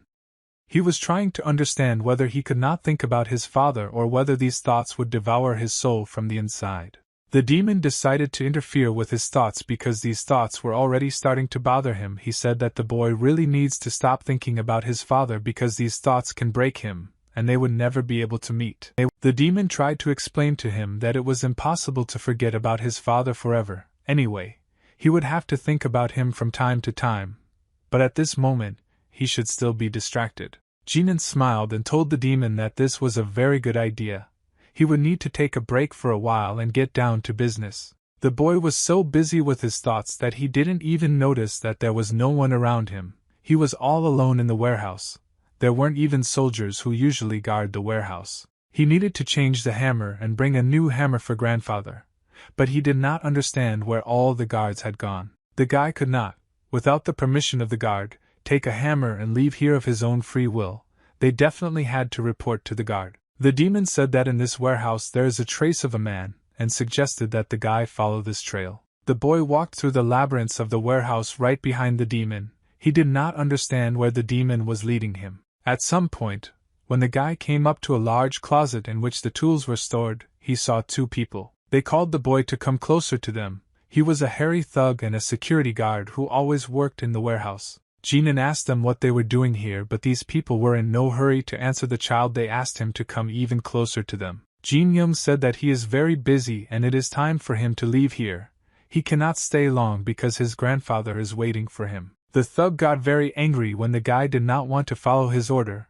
He called the boy a cheeky bastard and accused him of constantly looking down on him just because the old man was looking after him. But Jin Young was very surprised when he heard what Uncle Shing said to him because he never disrespected him. Uncle Sin came closer to him and pointed his finger at him. He said that if the guy listened to him carefully and showed respect, he would immediately approach him and not come up with excuses. Jinan immediately objected to this thug. He did not agree with him, and said that he does everything as he sees fit. Sin became even more angry when the child wanted to object to him. He took his shirt collar and lifted it up with one hand. The boy began to scream very loudly and call for help.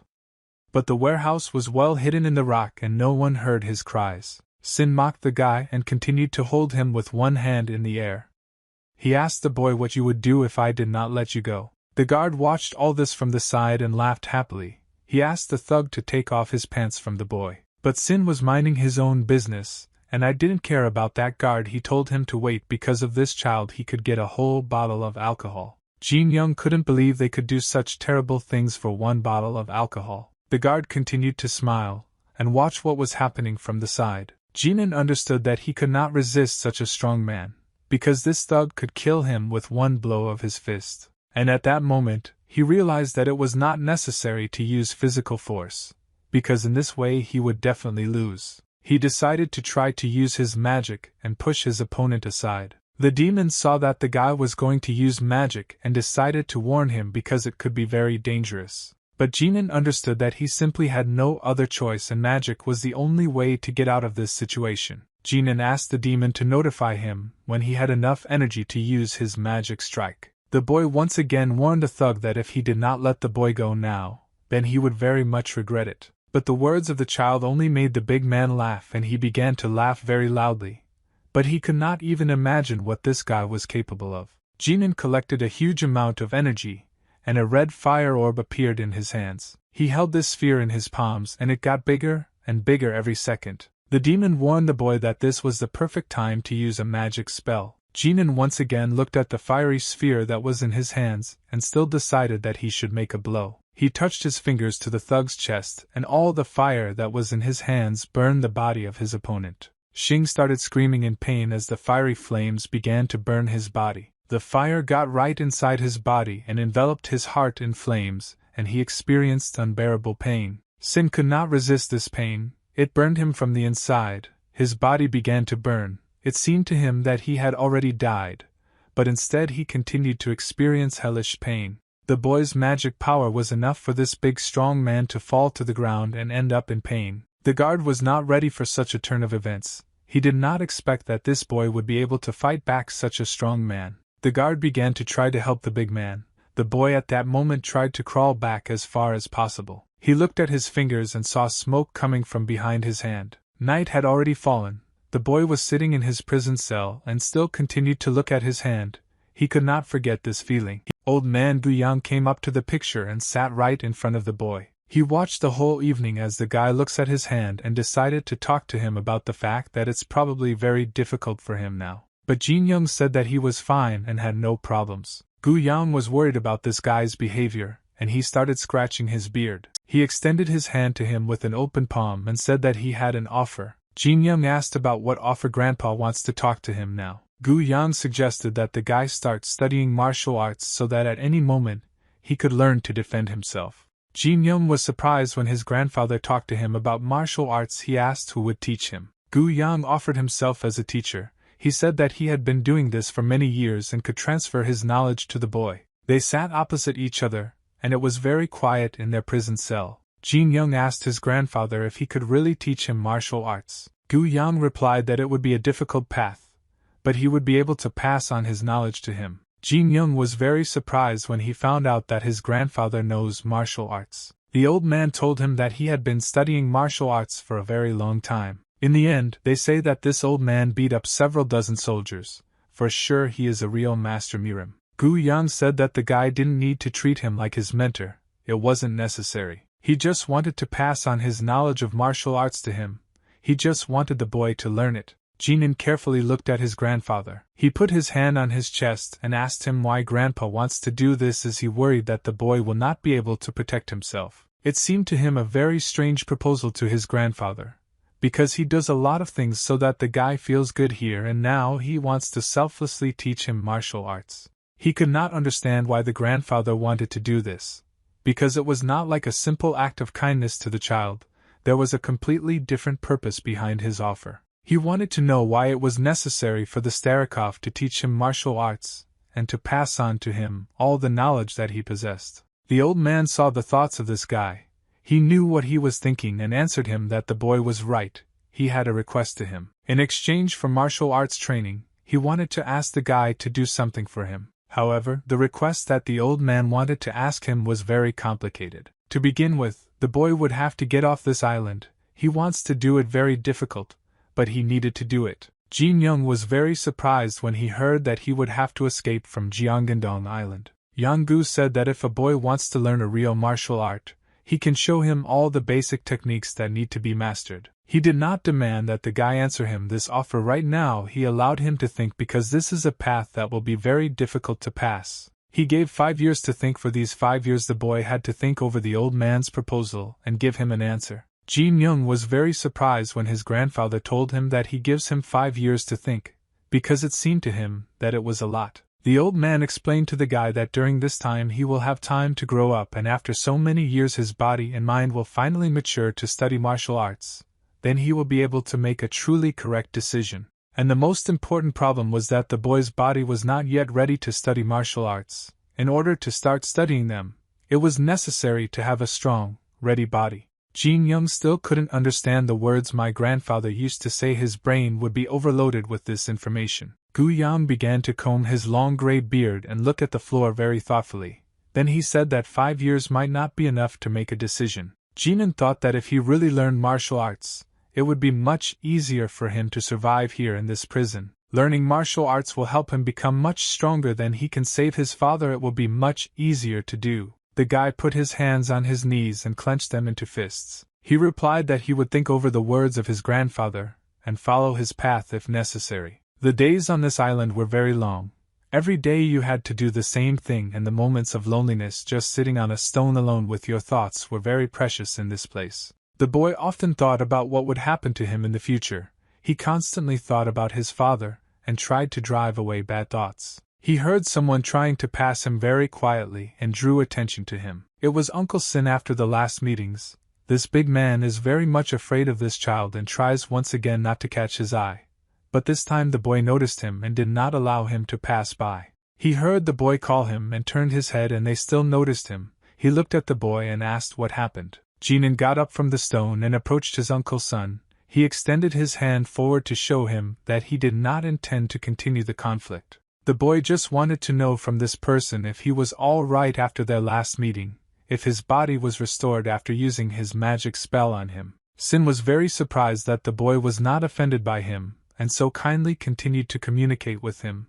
he replied that everything was fine with him. His body has already recovered and he can move normally. He tried to convince the boy that everything was all right with him, because he was a very big strong man, and it was worth nothing for him to survive such a slight injury. Jin Young laughed and smiled sweetly. He was very glad that everything was fine with this person. Sin folded his fingers on both hands and rolled his eyes. Sin decided to take advantage of the fact that this child began to talk to him and wanted to ask him something. He felt very embarrassed at that moment. Nevertheless, he said that he had a very important matter that he almost forgot about. In fact, he just really wanted to leave here because he was terribly afraid of this child. As soon as he said goodbye to the boy, he immediately began to run as fast as he could to get away from here as far as possible. Jinin did not understand what was wrong with this man, as if he had just seen a ghost, and why he ran away so quickly. At that moment, a demon appeared and explained to the boy that this is absolutely normal behavior, because the boy beat him very badly yesterday. The demon admitted that he felt very pleased and calm when the boy was able to fight back this thug. The demon said that if he could turn back time, he would burn this hairy man and reduce him to ashes. Jinin did not agree with the demon because it would be very stupid. Despite the fact that this hairy man was acting very strange, he still did not deserve to die. However, yesterday's magic attack was very cool, and thanks to this hairy man, he was able to test his magic in action. Now he will no longer suffer because of this hairy man. The boy stood and talked with the demon. At that moment an old man approached him and heard the conversation and the boy. The old man came up very unexpectedly and asked if the boy was ready to start work. Jin Young turned his head to his grandfather and replied that he had been ready for a long time and had been waiting for him at this place for several hours. The old man took out a hammer from his and handed it to the boy. Jinin gladly took this hammer. In his hands were objects for working with stone. These were objects that helped grandfather make statues from stones. Gu Yang said that from today the boy will learn to break rocks. Jin Young was very surprised when his grandfather offered him such a job. He did not expect him to break rocks at such a young age. The old man explained to the boy that he had already shown many times how to work with a stone, and the boy watched this process for a long time, and now he is able to start doing this himself. The guy asked his grandfather if this work with stones is a martial art, or is it just an additional burden on him? The old man replied to the boy that working with a stone is directly related to the study of martial arts. The old man wanted to teach the guy a technique called Shodan. The old man said that in ancient times he belonged to one of the organizations. This organization was located in the Tan Tian spiritual temple, and they had a book called Shodan. It was an incredible technique that brought incredible benefits in order to lay the foundation for any martial arts. Thanks to this technique, it was possible to perfectly create your own chi energy flows inside the body. This technique is also very effective in terms of physical fitness. It helps to strengthen the body and achieve incredible results, thanks to which you can break a real stone with one hand. Crushing is a preparatory stage for me. But the main thing in this process of studying is not to rush, and then the result will come so quickly that you won't even expect it. The main secret of your technique is that breathing and hammer blows are in the same rhythm. And when a person is able to find this balance, he will be able to use the Shodan technique. The old man handed the hammer to the boy and said that from now on he can start learning this technique. In the mountain valley on the edge of this island, hammer blows were heard. Jin Young was perfecting his blows with his hammer. He was trying to synchronize them with his heart, but so far he was not good at it. The old man was watching the process from the side. The boy struck blow after blow with his hammer, and tried to hone his skills as quickly as possible. From the day his grandfather decided to train this young boy in martial arts, every day he crushed stones and maintained respiratory balance. He tried to follow all the instructions of his grandfather, and sometimes he didn't succeed and he hit himself on the fingers with a hammer. Night fell. The moon hung high in the sky and illuminated the earth like a large lantern. Every night his grandfather took him to the rocks and made him hang on a stone wall for several hours. He made him hang on rocks to make his fingers strong. The old man made him hang on a stone wall every night. He wanted the boy's spirit and body to be strengthened. Just hanging on the wall was very hard, but it was much easier due to the ability to control internal energy and have a special power of fantasy. Thanks to these abilities, the boy was able to spend several hours on the wall. His hands and fingers became stronger every day. He strengthened his body, and this test was given to him very hard because he was still very small and weak. It's been a whole year since Grandpa started teaching him martial arts, and he learned to hang on the wall holding his body on only 2 fingers of one hand. His body became stronger every day. He could hang on the ledge of the wall, clinging to it with 2 fingers and pulling himself up several hundred times without putting much effort into this process. He began to strengthen his legs with the new exercise, and his speed and strength became much stronger. He easily jumped from rock to rock. His hair has already grown very much this year, and his body has become stronger. Guang carefully watched the guy training. When he finally jumped off the cliff, the old man asked if he had finished training or would he continue. Jin Young replied to his grandfather that he was already finishing his workout. He did all the exercises that he had to do for today. Guang carefully looked at the boy. He tried to examine him from head to toe. He tried to understand if his body has improved enough over the past year with the transition to another stage of development of martial arts. There are no problems. This is a very good result. It really was very unexpected that the guy has no problems in order to undergo training without any serious consequences. Grandfather lowered his head down and thought about something. His face in them became very sad, as if he remembered something very terrible. Jinan carefully watched Grandfather, and he became interested in what happened to him. Although to understand why Grandfather was upset, the old man raised his head and told the boy that everything was fine with him. Nothing happened. He just thought about how to learn quickly. This guy was his only student, and he showed incredible results. Guang looked at the guy and, on his condition, allowed him to go to rest because he was very exhausted and tired during training. Jinan bowed to his master and told him that he would go about his business. He was very grateful to him for the training and was now ready to go to rest. The old man followed the boy with his eyes. He waited for him to leave. He did not take his eyes off him. All this time, he was thinking that 5 years seemed not enough for the boy to learn martial arts. But he is growing very fast, even faster than you could imagine. The old man laughed, and thought that even in 10 years he would have time to transfer all his knowledge of martial arts, and teach him everything that he knows. Interesting, such a feeling arises, and the installation of which is an outstanding student. The old man began to worry the thought that because of him the boy develops much longer than he could. At certain points it interferes with his development. He remembered that he was teaching this boy everything he knew in order to fulfill his cherished desire. Guang was already sure that it was my boy who was able to fulfill his last wish, which he dreams of all his life, which is why he spends so much time and effort on his training. Jin Young was preparing for one of his training sessions. After he worked with his grandfather, he would leave and start practicing martial arts on his own. He possessed magical abilities that he did not tell anyone about, and when he was alone with himself he learned to combine his magic along with martial arts. Jinan used one of his techniques that he recently learned. This technique was to direct all of his magical chakra into 2 fingers on his hand, and then his fingers turned into a sharp, dangerous weapon thanks to which he could cut stones in half. His speed was much faster than a year ago. He could already move so fast that an ordinary soldier would not have time to catch up with him even if he gave all his best, and the guy learned to balance and control himself. He did not tell anyone about his abilities. Jinan, although he has already become much stronger than he was a year ago, still, many trainings were still very difficult for him, and he spent a lot of energy on doing everything with high quality. The demon was next to the boys all this time. He watched each of his workouts, and after the last exercise in which he cut several mountain stones with 2 fingers, the demon told him that his fingers were gradually starting to get used to such loads. The demon controlled the magical power that was seething inside the boy.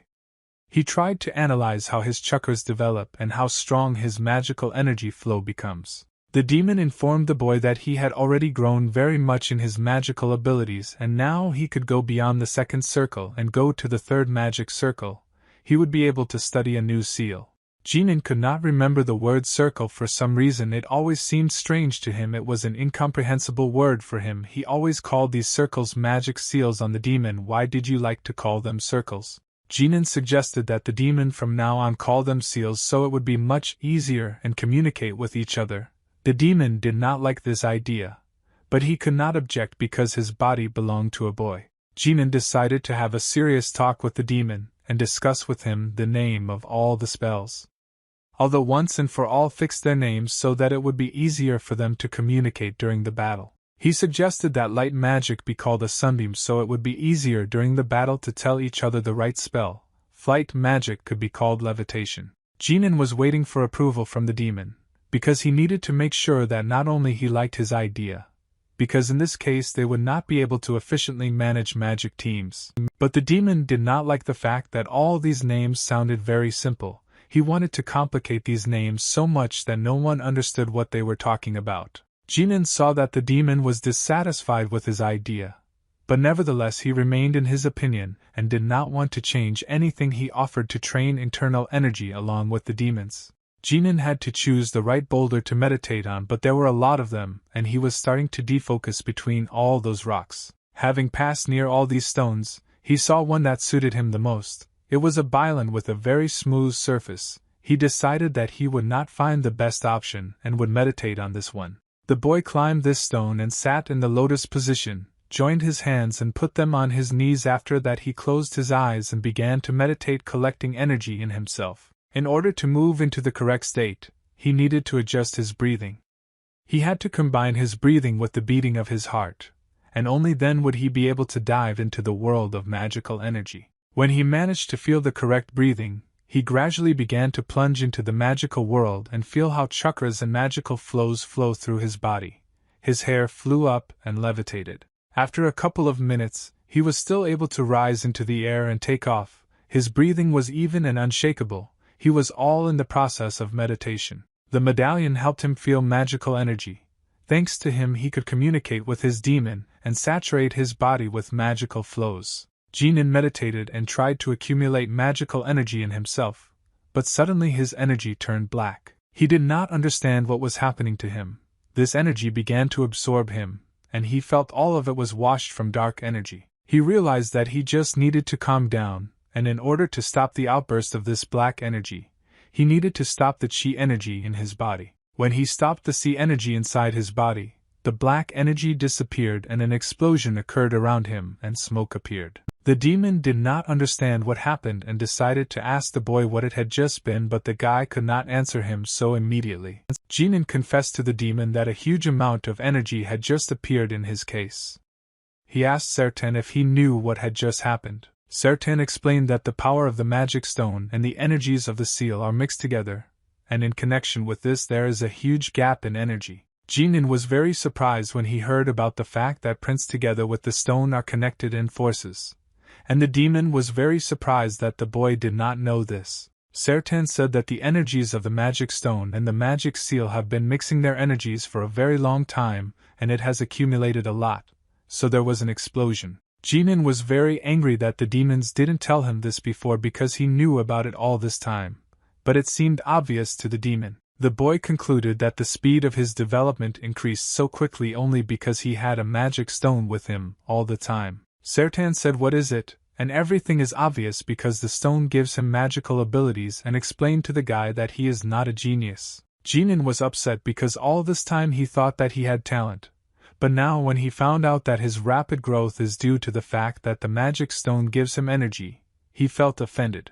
The magic stone, the energy of the seal, together found synergy among themselves and all the time filled the boy with the energy that his body lacked. The demon told the guy that when I didn't come here, he was sure that the fourth magic circle would be the limit of this boy's ability, but everything turned out to be much better than he thought. Ganan actually had good potential and could develop his magical abilities much further than the fourth magic circle. Jin Young began to look at his hand from different angles and he wanted to feel the energy that was passing through his veins. He clenched his fist and decided that from now on he would work even harder to see how far he could go. New leaves were starting to bloom on the tree branch, which meant that the weather was getting warmer on the island. Ganan meditated on stones with his master Guang for 2 years.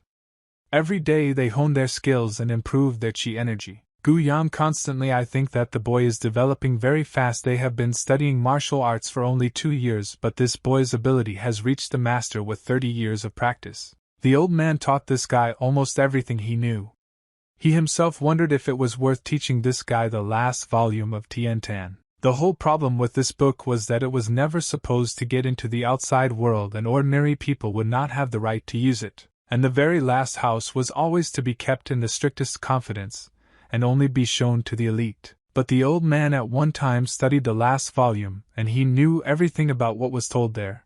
He was worried about the question, should he share this knowledge with the boy? Is he really a cheater who can learn this knowledge? Guang decided that it would be right to teach the boy this knowledge. After all, he has outstanding abilities, and who, if not he, should possess this knowledge? Ganan walked up to the old man. I stopped right in front of him. He asked Grandpa how long had he been waiting for him. Guang replied that everything is fine and waited as long as necessary. He praised the boy for the fact that his profound energy is growing at an incredibly fast rate. Ganan replied that it was all thanks to his grandfather and the workouts he showed him. The old man carefully looked at the boy and he thought about something, as if I were gathering my thoughts in order to tell him one very important news. After a few seconds, he nevertheless decided to tell the boy that he was going to pass on to him all the knowledge that was in the last volume of Tiantan. Guyan, I will explain to the guy that among all this volume is the most basic because it explains all the truths of the great martial arts. Thanks to the knowledge that is in the third volume of Tiantan, he will be able to throw out inner strength from the depths of his soul into the outside world, moving it at will to where he needs it. The old man raised his hand up and tried to collect all the boy's attention on what he would say now. And he explained that this knowledge allows you to control the energy of qi. Guang said that in the future he will definitely teach the boy this knowledge, but he needs to grow up a little more in order to study the last volume of Tiantan. After that, the old man closed his eyes again and continued to meditate while sitting on a stone. The boy looked at him carefully and said that he would study this knowledge with pleasure. It was already dark outside. It was evening. The boy was sitting on a stone, drawing strange hieroglyphs in the sand with a stick. He sat on this stone for a very long time. He tried to draw all the hieroglyphs that he knew, and therefore spent a lot of time on it. At some point, Ganan took a very deep breath and froze as if he was upset because he forgot how one of the hieroglyphs is drawn. Sertan noticed that something was wrong with the boy. He did not understand what it was and therefore decided to ask why he was so upset. Ganan told the demon that he was drawing ancient scripts that his father studied at the request of the imperial palace. The boy remembers all the hieroglyphs from this script. He told the demon that he began to understand the meaning of all these words. Previously, they seemed to him unrelated, as if they had no contact, but now the boy began to catch the meaning of these words. One of these hieroglyphs was actually a spell, and an unusual simple spell, a real martial arts spell. Ganan said that he still did not know the exact name of this spell, but he tried to translate these symbols into human language and realized that literally, but it translates as absorbing the energy of heaven and earth and controlling the soul. Serkan did not understand anything. This spell must be very strong, because if it is able to absorb the forces of heaven and earth, then this spell has destructive abilities in it. This is the magic of controlling your soul. It is very dangerous, and usually such spells belong to dark magic. Ganan, well, what does he tell about the rest of the videos that he managed to translate? And he said that the second plate says that the received magical power can be released if you learn how to use it. Demon Sertan was very interested in what the spell was because he understood that if you use this great demon ability correctly, when you can reach incredible heights. But the boy was worried about completely different thoughts about this spell and did not pay attention to the power and destructive malice that owned this spell. He was more worried that people want to learn this magic, and won't let his father quietly walk away from learning this magic. People want to wield the power of this demonic spell. Ganan was upset when he realized why his father was still being held in custody. Understood that his father just wants to save the world from the catastrophe that can happen if this magic falls into the wrong hands. The demon suggested that the boy learn this spell himself and combine it with his martial arts. He said that there is no more suitable candidate on this planet to learn this magic. But the boy did not agree with Tiamen, because he believed that if you learn this spell, then he himself will become a demon. But Sertan explained to him that everything works very differently. He told the boy that if he has this magic, then most likely you will be able to properly assimilate the power of the magic stone and wash all the magic seal. In addition, he believed that the boy still did not have enough energy to release all this destructive magic. But if the boy agreed to learn this magic, he would later be able to master the unique ability to use lightning strikes. Ganan was interested in the possibility of using lightning strikes, but the demon at that moment began to feel embarrassed because he said too much should not have told the boy about it, but it was too late. Sertan explained to him that no matter how much he wanted to master this magic now, he would not succeed because nothing would come of it with his current abilities. Because he was still very weak, his heart would simply burn out and the boy could die because of this. Ganan was upset when he found out that he could not learn this spell. He was already ready to learn it in order to possess the ability of lightning strikes in the future, but now it already seemed pointless to him. Ganan decided to give up on me and decided that he needed to improve his physical spiritual indicators in order to still study it, and he had 3 years to prepare for the study. The demon at that moment stopped understanding the guy. He thought that the boy had completely lost his mind. Ganan continued to study martial arts every day. Together with his master, he worked on a sculpture in the morning. Although it helped to collect concentration and hone his skills, Jin Young told the old man about the spell that he had recently learned, and the old man thought for a long time what to answer the boy. He again asked if Jin Young was wrong when he said about the technique of heaven and earth. Jinan was absolutely sure that the character he translated literally sounded exactly like that, and he saw it with his own eyes. The boy remembered that the demon divided this spell into 3 parts. The first of the parts was the technique of heaven and earth soul control energy absorption. It is better to hide the information about energy absorption and soul control and tell grandfather about martial art magic would not be a good idea.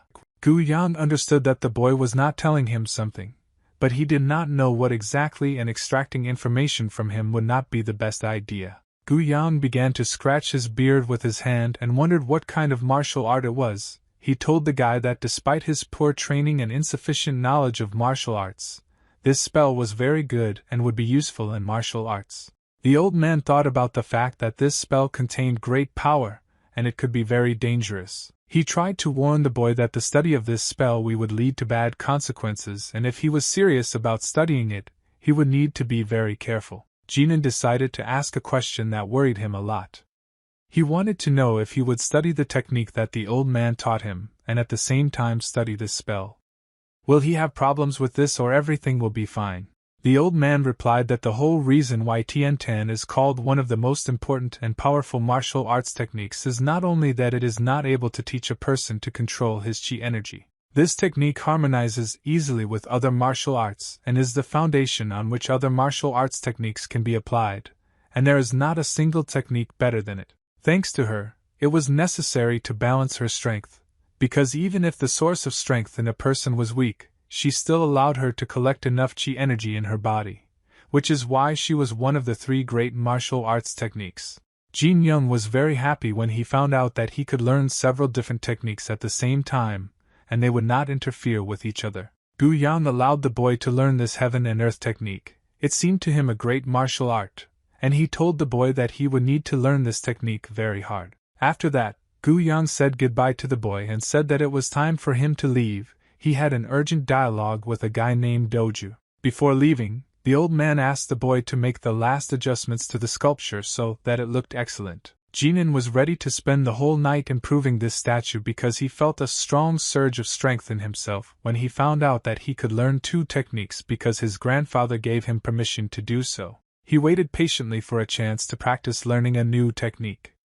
He wanted that moment to come as quickly as possible. He wanted to drink yang energy during the day when everyone is still sleeping while studying the technique and absorbing yin energy. And if he manages to correctly schedule his day for different workouts, then before going to bed he will have time to practice the Tian-Tan martial arts technique. He will be able to create a cycle of 2 energies in his body that will complement each other. Jinan continued to strike the instrument with a hammer and make a sculpture out of raw stone. He could not quit everything and immediately study new technology. He needed to finish Soyu and business. He needed to finish the statue so that the old man could be proud of him. He decided that in 3 days try to have time to finish this statue. But for this, he would need to do only sculpture for 3 days and abandon the rest of his affairs. This is the only way he could free himself more time in the future. Jinan heard someone's steps behind him. He was surprised because usually no one walks in this part of the island, but now a person has appeared here. This was the same big guy that the guy recently defeated in a duel with 1 blow of his magic. This man came here to talk to the boy. Jinan told him that today he should have time to finish work on this statue, and he needs to work very hard today, and there is no time for talking. The big man was very serious. He came here with bad intentions. He saw that the boy was busy and it was only to his advantage. He grabbed a stick, I left with all my strength. After that I approached the boy with very quiet steps so that he could not even hear. Jin Young didn't pay attention to the big man and was busy sculpting. He wanted to finish it as soon as possible, so he didn't even pay attention to the presence of this person. The big man waited for the moment when the boy was completely immersed in the process, and after that he swung his stick in order to hit him, and Jinan at that moment continued to work on the statue. Previously, this man was the second in command on this island and everyone respected him. He had an authority that allowed him to feel calm and confident in this prison. Only the old man Gu Yang was more important than him. But he was not interested in being the most important person on the island.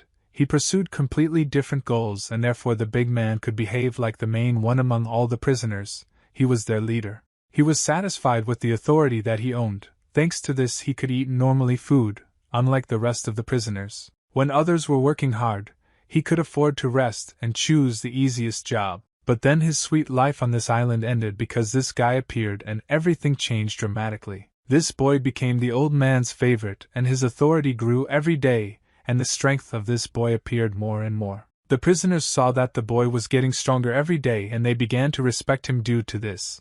The boy's authority grew and all the prisoners began to treat him as the second most important person in this prison. Because of Jinan, the reputation of this man was shaken and they stopped showing respect for him. He became the most ordinary prisoner, and he had to work every day just like everyone else. He could not accept the fact that from now on no one respects him anymore. He did not want to be the third most important person in this prison. He believed that two dominant leaders who lead all the rest were enough. He became an opinion leader already at the age of 22, when he was still very young, and already at such a young age he made sure that everyone respected him and listened to his opinion. For 10 whole years, he tried to maintain his reputation and did not allow anyone to take his place. He closely watched all the people who surrounded him and crossed any attempts to overthrow him from his position as a leader. There were a lot of people who wanted to take his place.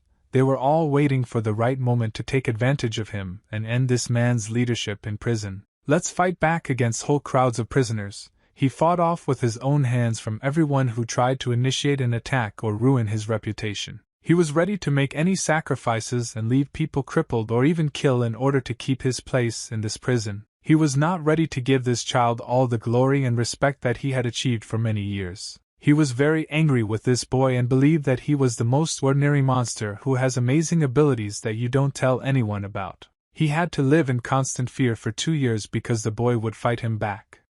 He was so strong that the big man did not have the strength to resist him, and because of this he constantly lived in fear and hid in the corners like a rat. He did not want to just give his second place to this child and was ready to go to extreme measures again in order to regain his former reputation. He waited for the old man to leave and go about his business so that the child would be left alone. He had been waiting for this moment for a long time, and now this guy is sitting right in front of him and suspects absolutely nothing.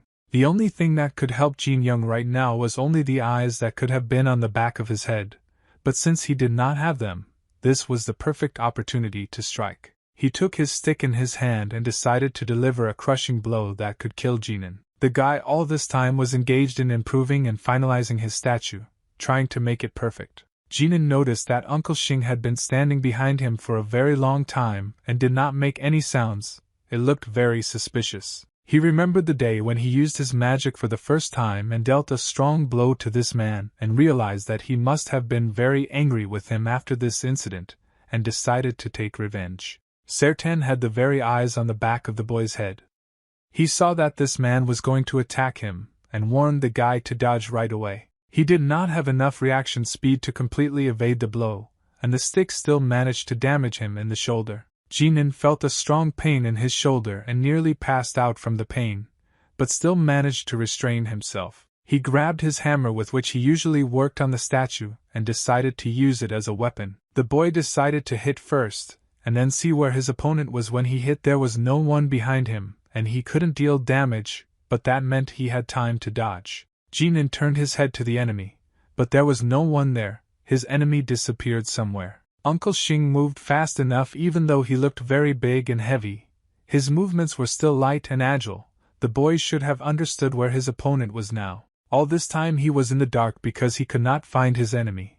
But then he heard that the sounds of steps were heard behind him, and realized where Sin was. He turned his head and saw that the enemy was already too close. He needed to lean there from the new one. Ganan no longer had time to jump back or dodge, so he decided to block. He put his hand in front of him and wanted to block the blow with a stick. He even managed to grab a stick and stop it from moving. Xing was very surprised when he saw the quick reaction of this child. He did not understand why the boy had such a speed of movement. Ganan why stick on himself, and the thug lost his balance. He started to fall. Ganan decided to take advantage of the fact that his enemy was off balance, and wanted to strike him with a counterpunch that would allow him to briefly silence his enemy. He didn't hit the hammer right away. Instead, the boy decided that a headbutt would be enough to knock the man off balance and stun him for a certain amount of time. Blood began to drip from Sin's mouth. The blow that the boy inflicted on him was very strong, and the thugs did not expect that his body would not withstand this blow. Xing flew back and hit his head on the ground several times. Ganan landed such a strong blow that the man kicked off the ground several times and rolled to the edge of the ledge from which he could fall. Below were very sharp stones like thorns that could pierce a person. Ganan saw that his blow was very strong, and because of this, Sin could fall off the cliff and hit the sharp stones. Sin could not resist, and due to inertia, he nevertheless fell off the edge of the cliff and began to fly down. Ganan couldn't let this man die even though he just wanted to kill him, so he ran to the edge of the ledge and held out his hand. At the very last second, he still managed to grab the man by the hand and hold him tightly. The boy was holding this big man with one hand. His strength was enough to keep him from falling. Ganan told him to hold on tight because if he didn't hold on, then he would definitely fall on those sharp rocks and die. Sin looked down and realized that he still did not want to die. He wanted to stay alive at any cost. Sin began to cry like a child and asked to be saved. It was clear from him that he was not ready to die such a death.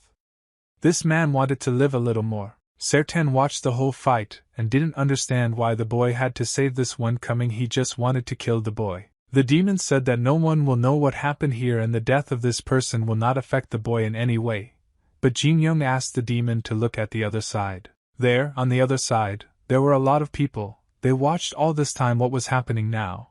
All these people could then tell the guards that the boy killed this man. He couldn't let these people accuse him of killing whom he plotted me to. Jin Young did not want bad words to start appearing in prison and everyone to think that he was a murderer. The boy began to pull this hairy man up and asked him to hold on tight so that he would not fall. He still managed to pull out the thug and put him on the ground. The big man could not believe that he still remained alive. The boy was very angry with this man. He began to envelop rage. So he warned this thug that if he did this again, then the boy would simply be forced to kill him. Sin cried like a girl, tears flowed down his face and drooling from his nose, snot flowed from his nose, and he said that he would never try to kill this boy again. Jinan was still angry with him, but he had to believe the words of this man.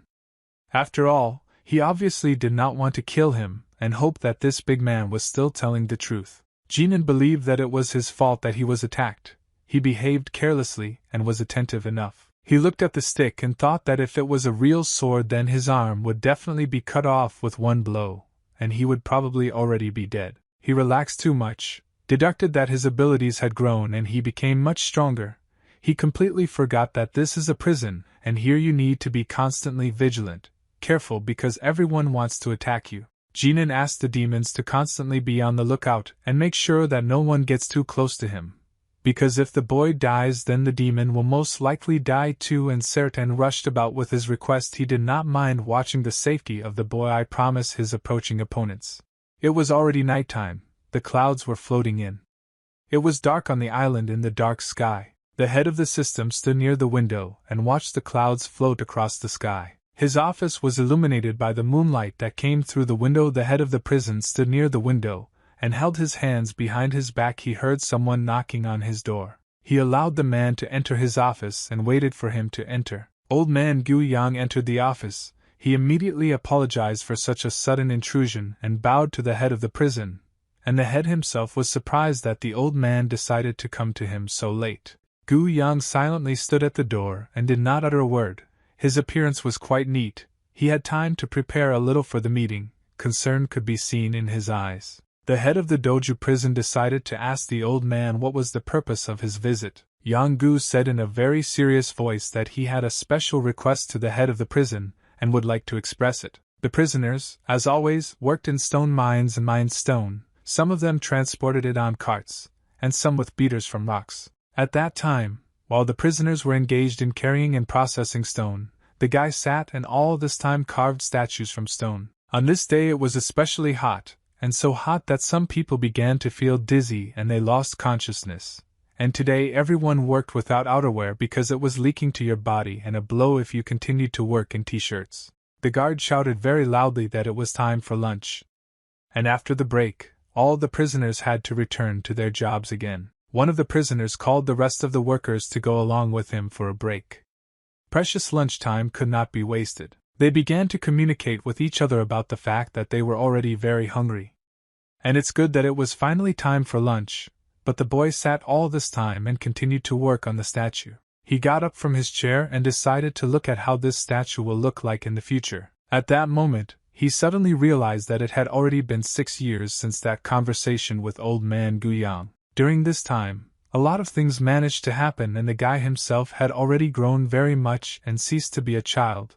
A hairy man approached him and greeted him. Sin asked the guy if he was going to have lunch now or continue to work on the statue again and skip doing it. Ganan smiled and replied that they could go ahead without him, and then he would catch up with the guy. Did not hold a grudge against this person and communicated with him very politely. Sin felt very embarrassed. This is the act that he did. He was still uncomfortable in front of the guy.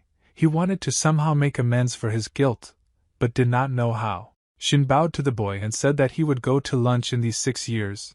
The biggest change happened in his relationship with the hairy Uncle Sin. On the day when he fell on the boy and wanted to kill him, something amazing happened that no one expected. Guang found out that this big man had attempted on his student and met him in a neutral territory that few people knew about. In prison there were no guards and old men to do anything with this man. The thug understood all the dangerous situations, apologized to the old man.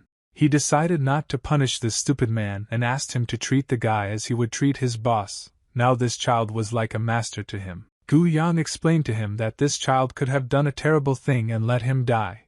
But he still decided to save him, and therefore he deserves the kindness and respect that Xing should repay him. The big man bowed to the old man and replied that he would treat the child as his boss if Guang himself asked for it, and from that moment Uncle Harry became Jinan's assistant. The sun was very bright that day, and it was almost impossible to hide from it. The boy raised his head up and covered his eyes with his hand. It was very hot, and the sun's rays poked around his body. Old man Guang said that the hotter the sun, the better for him. Yin and Yang is the purest harmony between heaven and earth, and the boy had to accept them in the incarnation in which they were. Jinan listened to all the advice of the old man and tried to do as he says and not object to him. The boy remembers his grandfather that it was already 6 years after their conversation, and it was finally necessary to make decisions. He lowered his head down and thought. Then he still asked his grandfather, is it possible to get out of this prison? He asked how strong he could become if he could still master the martial arts. The old man is not ready for such a question. He needed time to think about what to answer the boy because this is a very difficult question. He told him a story about how he learned the martial arts on his own after being given them by his master, and he never tried to compare himself to others because it's wrong. He admitted that his mentor was one of the top 10 masters in the world and there were always various legendary rumors about his mentor. He would never have been able to compete with her because he would have simply been killed. But he was sure that he was still not inferior to his mentor in terms of strength. The old man asked the boy if he really wanted to learn martial arts, and if he was ready for it. Jinan imagined all 10 members of the best martial artists. It was 10 heavenly great masters and he dreamed of becoming one of them. The boy understood why he could not compare himself with them. After all, they were great people who devoted their entire lives to the study of martial arts. It was impossible to compare with them. It would sound like a joke if now someone from outside heard the boy's thoughts. They would probably laugh. Over the past 5 years of training, I don't even understand if he has the right to compare himself with anyone. But he was sure of one thing exactly to his grandfather. The martial arts that he taught him, this is definitely not a joke. Jin Young replied that he would study martial arts and fulfill all the requests of his grandfather, no matter how hard they were. Gu Yang told him that he would tell him about all the nuances at night. There was no time to do it now, so I just had to keep working. Night fell. They met on the edge of one of the largest mountains that were on this island. They stood on top, looked at the big forest. The old man was ready to tell this boy the secrets that would happen to him. He told him that he would teach him one of the great techniques called Shinsebect. Guang decided to demonstrate this technique to the guy in order for him to better understand how it differs from other techniques. He later said that this technique involves hundreds of different movements in it. There is never a beginning and an end, and it shimmers like water. The forms of this technique were endless. It never ended. The owner of this technique could generate any ways to use it as he needed it. Guang explained that the most important thing in this technique is that what is most appreciated is its harmony. Thanks to it, it is easy to control chi energy during movement. The fighters of the Central Lands call this technique Oriental Dragon Breath. Guang tried so hard to show the boy all the best aspects of this technique that he even forgot that he was already too old. His body could not withstand such loads, so he began to cough up blood. He admitted that his body is no longer the same as before, and he is not able to use this technique because it can simply deplete his body and kill him. The boy was delighted because he understood that this technique of martial arts is now absolutely free and few people know it. Therefore, it would be very pleasant for him to learn this technique. The old man told the boy that thanks to him he would be able to reach incredible heights. But first he had to work very hard and work hard to learn it. But Ganan did not care at all that it could be very difficult because he wanted to gain freedom at any cost, no matter how much strength he would need to spend for this. Guang was surprised when he saw the desire for freedom in this boy. He had never seen such a desire and zeal to be free like his. The old man became very interested in what kind of freedom the boy was telling him now. He did not understand the guy wants to escape from prison and become free, or does he want to train with martial arts and be free to use. But this doesn't make any sense, because the guy himself understood what he was talking about. It was the most important thing for the old man, and it was important for him to understand that the boy was able to develop and go further. Guang decided to tell him about a place no one knows about. It was a secret that the old man never told anyone. He invited the boy to follow him and look at this place. Guang told the head of the prison that he had one request that he would like to voice. The head of the prison was very surprised when the old man decided to personally ask for something from him, and was ready to listen to the request. Guang's request was that the head of the prison allowed the boy named Ganan to move freely around the prison at any time. He wanted the boy to be able to walk around the island wherever he pleases without the supervision of guards. In return, he was ready to do one unique thing for a month for the head of the prison, which he could not refuse. This proposal interested the head of the prison. He decided to find out what kind of unique thing this old man can do in 1 month. Guang said that this unique thing belongs to the work he usually does, which is to work on statues. Dodge is surprised to see all that was required of him was to give the freedom to the boy to move around the island without guards. But he was not ready to agree to this proposal so immediately.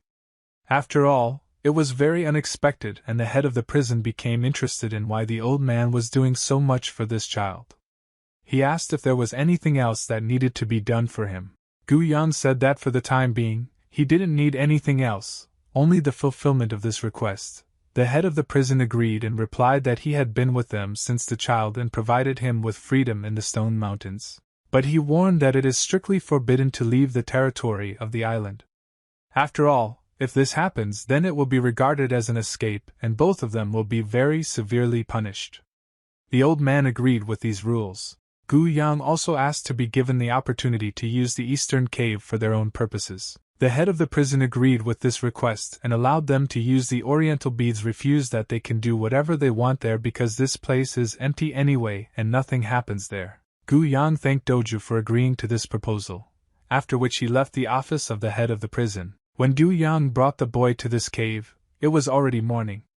They were standing right in front of the entrance to it. The old man told the boy a story about how this cave was found during excavations about 50 years ago. It was used as a house for workers. After the liberation of the mountains in the west, housing for workers and prisoners was moved there, and this cave became completely empty because it was too far from the developments. But the old man believed that this cave was not useless, and it could be very useful to them in the study of martial techniques. He said in this cave there is one hidden place that is known only to the old man. Nobody except him knows about this place. This place once saved an old man when he was between life and death. They walked through the tunnels of this cave for a long time, and at some point the old man stopped holding a torch in his hands and told the boy that they had already come. In front of them was a waterfall with hot water. It was a kind of geyser. The old man told the boy that this was the very secret of this cave. Guang told him that he called this cave Hyliankan. The old man was very grateful to this cave, but so far he did not tell the boy why. He said that the guy would soon find out everything himself. Every day I studied martial arts techniques. Matcha trained all day long, and whatever the weather was outside, it only tempered his spirit. His clothes were wet because it was raining, but that still didn't stop him from training. Jin Young continued to hone his skills under the supervision of his mentor. At night, he immersed his body in the warm waters that were in the cave and relaxed his muscles. This source filled him with energy. A drop of morning rays flowed from a leaf into a tree. Jinan continued to work on statues and showed his mentor the results he had already achieved. When no one saw, he used his magic and the demon helped him in studying the magic chakras. Winter came and the last leaves that were on the tree withered and began to fall. Snow fell and covered the entire territory of the island. It was very cold, but they still continued to train outside despite the low temperature. Nothing could stop their training. Jinan had already grown up and became a real man. He already had a strong physique and spent many years studying martial arts techniques. The old man saw his growth and on that day said that the boy could already try to use these techniques himself. Jin Young gathered his strength and tried to perform all the strikes as close to the ideal as possible. The guy was ready to try this technique. He made the first blow with his fist and felt the incredible power that was in him. He had never felt anything like this before. His movements are incredibly fast, able to carry different punches from different techniques in a matter of seconds. Gu Yang watched the boy's technique, and was proud that he still managed to learn it before that he had such a talented student. The boy threw hundreds of quick blows and felt his body ready to use the most powerful blow of this martial arts technique. He tried to do it there and was surprised at what strength was available to him. He was ready to break a whole rock with one fist. Gu Yang did not expect that the boy had grown so much and learned this technique, but he was surprised when he saw such a strong blow. Jinan was waiting for what his mentor would say to him from the side because he felt that he was pretty good at this technique. In the look of the old man, he noticed pride in his student. This could be understood without words. Gu Yang thought that the time had already come to finish the training. He had already taught everything he could teach, and then he had nothing to do here. They returned to their prison cell after training. The guard opened the door and let me in. Jin Young talked about the fact that today was a very hard training, and he hardly coped with all the tasks for the old man did not answer him at all. Jinan was surprised why grandfather was silent. He did not understand what was happening. It seemed to him that he had done something wrong and grandfather was offended by him. Gu Yang stood in front of the guy for a long time and was silent at some point. He nevertheless spoke and told him this time to get on the ship in the evening and leave this island. You must leave here. The old man said that he had already managed to agree with Dodge that the boy needed to leave these islands, and the head of the prison was allowed to do this. The boy did not have to worry about the fact that he would then be pursued by security, because the head of the prison himself allowed the guy to leave the island and he had to do it as quickly and quietly as possible so that no one would know about it. Jinan did not let my head down and sighed heavily. He could not believe that this moment had finally come and now he was free to leave this island. Gu Yang remembered what this guy looked like when he first arrived on the island. He was still a very young child who did not understand anything, but now I was standing in front of him. A real man who was ready for all life's trials. He was prepared to meet this life. Jin Young joked that when he leaves, the old man will be very bored and lonely. On this island, he is not sure to miss him. Gu Yang laughed and told him that as soon as he sees the guy, he will immediately start working on me with a special thing and besides, he would need to look after the hairy Uncle Xing, so he will never be bored.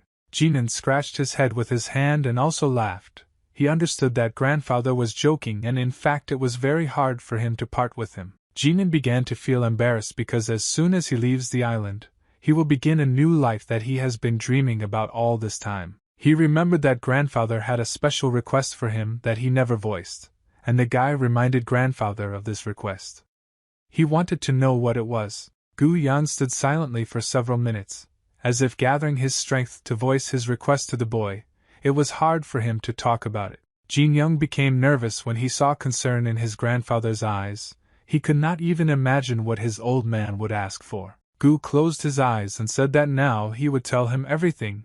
He even believed and could not believe that this moment had come and he had the opportunity to ask the guy to fulfill this request. Guang told the boy that he has grown and become very strong, so it's time for him to hear the old man's request. Guang told him everything he wanted to ask him, and the boy was very surprised when he heard it all from his mentor. He could not even think that grandfather could ever ask him to do such an act. The next day, a ship sailed from the island with guards and provisions. On this ship there was a statue wrapped in fabrics so as not to get dirty, and no one was supposed to see this statue ahead of time.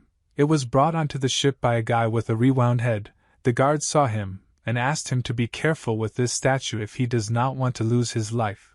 Because if anyone something will damage this statue, this will affect everyone who is on the ship. The guard was very surprised when he saw a guy with a rewound head on the ship. I don't understand what this person forgot here. The guy continued to drag the statue despite the fact that the guard yelled at him. The guard was unhappy with the fact that one of the prisoners was standing idle, and he yelled at him and asked him to go help the others to drag this statue, and then scolded him for bringing a sick man with a bandaged head here. The prisoner who is in charge of the recruitment said that this guy is doing a good job even though he has a bandaged head. It's all because he just had a fresh scar on his face, and he paid him the boys to save. The guard was very dissatisfied with the fact that this guy decided to save money and took a colleague on the ship. Because of him we winged to suffer the statue. He asked, next time, don't do such things and don't recruit injured workers because it can have a very bad effect on work. The guard asked this man if all the statues were dragged onto the ship, and the man answered him that it was the last statue. Now I can't sail. The captain of the ship shouted very loudly that they were now sailing so that everyone was ready to sail. He ordered to raise the anchors and start moving. The ship is sailing a little differently from the coast and heading towards the city. This moment has finally come. The worker, bandaged with his head, decided to go to the edge of the ship and see how the island moves away from them. He was on the back of the deck and watched them carefully as they sailed away. Under the bandages was Ganan. He could not believe that this moment had finally come, and he managed to leave the island. He always thought that he would leave this island someday and get out of here. But when that moment came he couldn't believe his eyes. It was so unexpected that he began to miss those times he spent on this island. Jin Young leaned on the railing of the ship and watched the island. He thought that when he returned to the mainland he had two things to do. The first thing he needed to do was save his father and protect his family. At that moment, on the edge of the cliff, he saw the silhouette of a man. It was Guang. He stood and watched the boy. He came here to look at him for the last time and how his ship was sailing. He came here to say goodbye. It was very hard for the old man to let go of this boy, and he understood that his days would now be ordinary and uninteresting. But it was the right decision to believe the guy had his own path that he had to come. Ganan understood that now he was looking at his grandfather for the last time, and although remember him in his memory just like that. The old man stood and looked at how the ship was sailing away until it crossed the horizons and disappeared into the depths of the sea. On that day, the old man told the boy that his real name was Guang, and even the head of the prison does not know about this, because this is a secret that the old man did not tell anyone, and on the list he is listed as Guang. Ganan didn't understand why Grandpa kept his name hidden all this time. It was a mystery to him. Grandfather told that his name should not be pronounced outside. It is forbidden, and it is better for no one to know about it. Because if everyone finds out about it, then everyone on this island will be killed, usually even people whose name is similar to his die. Ganan asked his grandfather how this is even possible. The historian told him that there is one person who is quite capable of this. This man is ready to kill people in droves and mercilessly mock them. The boy asked his grandfather who this man was. The old man put his hand on the boy's shoulder and decided to tell him something. He told him that when the boy gets out of this prison, he will have to find a man named Guang. This man is the old man's brother, and Ganan will have to kill him. Jin Young didn't understand how this was possible. Did Grandpa really want to ask him to kill his own brother? He was sure that he was simply mistaken, and a man named Guang was the very master of the Heavenly Ten who were legendary. The old man confessed that everything is exactly as he says. His brother was indeed a member of the Heavenly Ten martial artists. Oh my God, thought the guy when he found out who he would have to fight, because he thought it was incredible. When he first heard that he would need to fight such a monumental warrior, for some reason he immediately remembered his grandfather. He could never even think about the fact that they are somehow connected with each other, and can hate each other. Ganan asked his grandfather why he wants to kill his blood relative, and why they have such enmity. The old man told the story that it was not his own brother his parents adopted at a young age. This man was the real big enemy for grandfather. It was the enemy who killed his parents, and the people he loved more than anything in the world. Ganan thought about his grandfather's words. It seemed to him that this was really a good reason to hate this man and asked him to kill. Guang said that when he returned from 20 years of wandering around the world with his master, that his house had already turned into ruins. It burned with a bright flame and someone set it on fire. He ran into the house to try to save, but it was too late. Everyone he loved so much was killed at the hands of his brother. He sobbed and could not stop his tears, because the whole world that he had been building for so long collapsed right before his eyes in one moment. He did not notice how his brother approached him from behind, and although he finished the work he had begun, his hands were bloody. On this ball was the blood of his parents, and the blood of all the people he loved. Brother made a blow with his sword right in the back like a vile rat. He dragged Guang's wounded body in the rain through the mud for several kilometers. Even in his fading consciousness, he could not ask his brother why he did this. It was a terrible act, but this cruel man nevertheless gave him an answer to this question, and said that he did it in order to pay off the debt and return everything that belonged to him by right. Guang couldn't understand him then. He didn't understand his motives. It all looked very strange, as if his brother had just gone crazy. He was not a natural child in this family, but still everyone treated him like a family member, and no one understood why he decided to do this with our family. He ruined himself to kill all the people who took care of him from childhood. He killed those who gave him a roof over his head and adopted him into the family, killed his parents who raised him for 30 years. Guang still did not understand what kind of debt it was that cost the lives of all his families. He still doesn't know what his secret was. He never found out why his brother went mad. It was a secret that had to be unraveled. The old man said that he was very lucky when the water threw him onto this particular island, but his body was irreparably damaged because early on the sword was very deep. You had to give up revenge on your brother. The old man said that after he got to this island, he gave up all his attempts to take revenge and just began to live on until he met a boy. At that moment, he ignited a new idea to take revenge on his brother through a guy. He saw his inner strength and enchanting abilities that grew every day and saw how the guy trains hard. It became clear to him what he wants.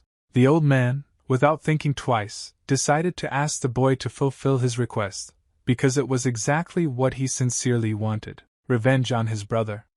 This is what he truly wanted to get, but he himself could not do it, so the guy was the perfect opportunity and weapon for revenge. However, the old man admitted that he could not force the boy to do this task against his will, because it would be very cruel of him. Guang asked the boy directly if he will fulfill his request after he has taken care of his business. Ganan understood that now a lot depends on him.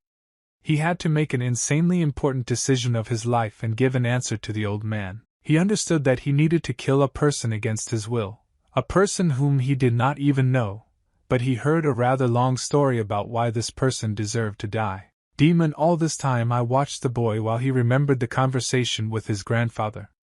This was their last conversation. The demon was delighted when the boy finally woke up and decided to himself.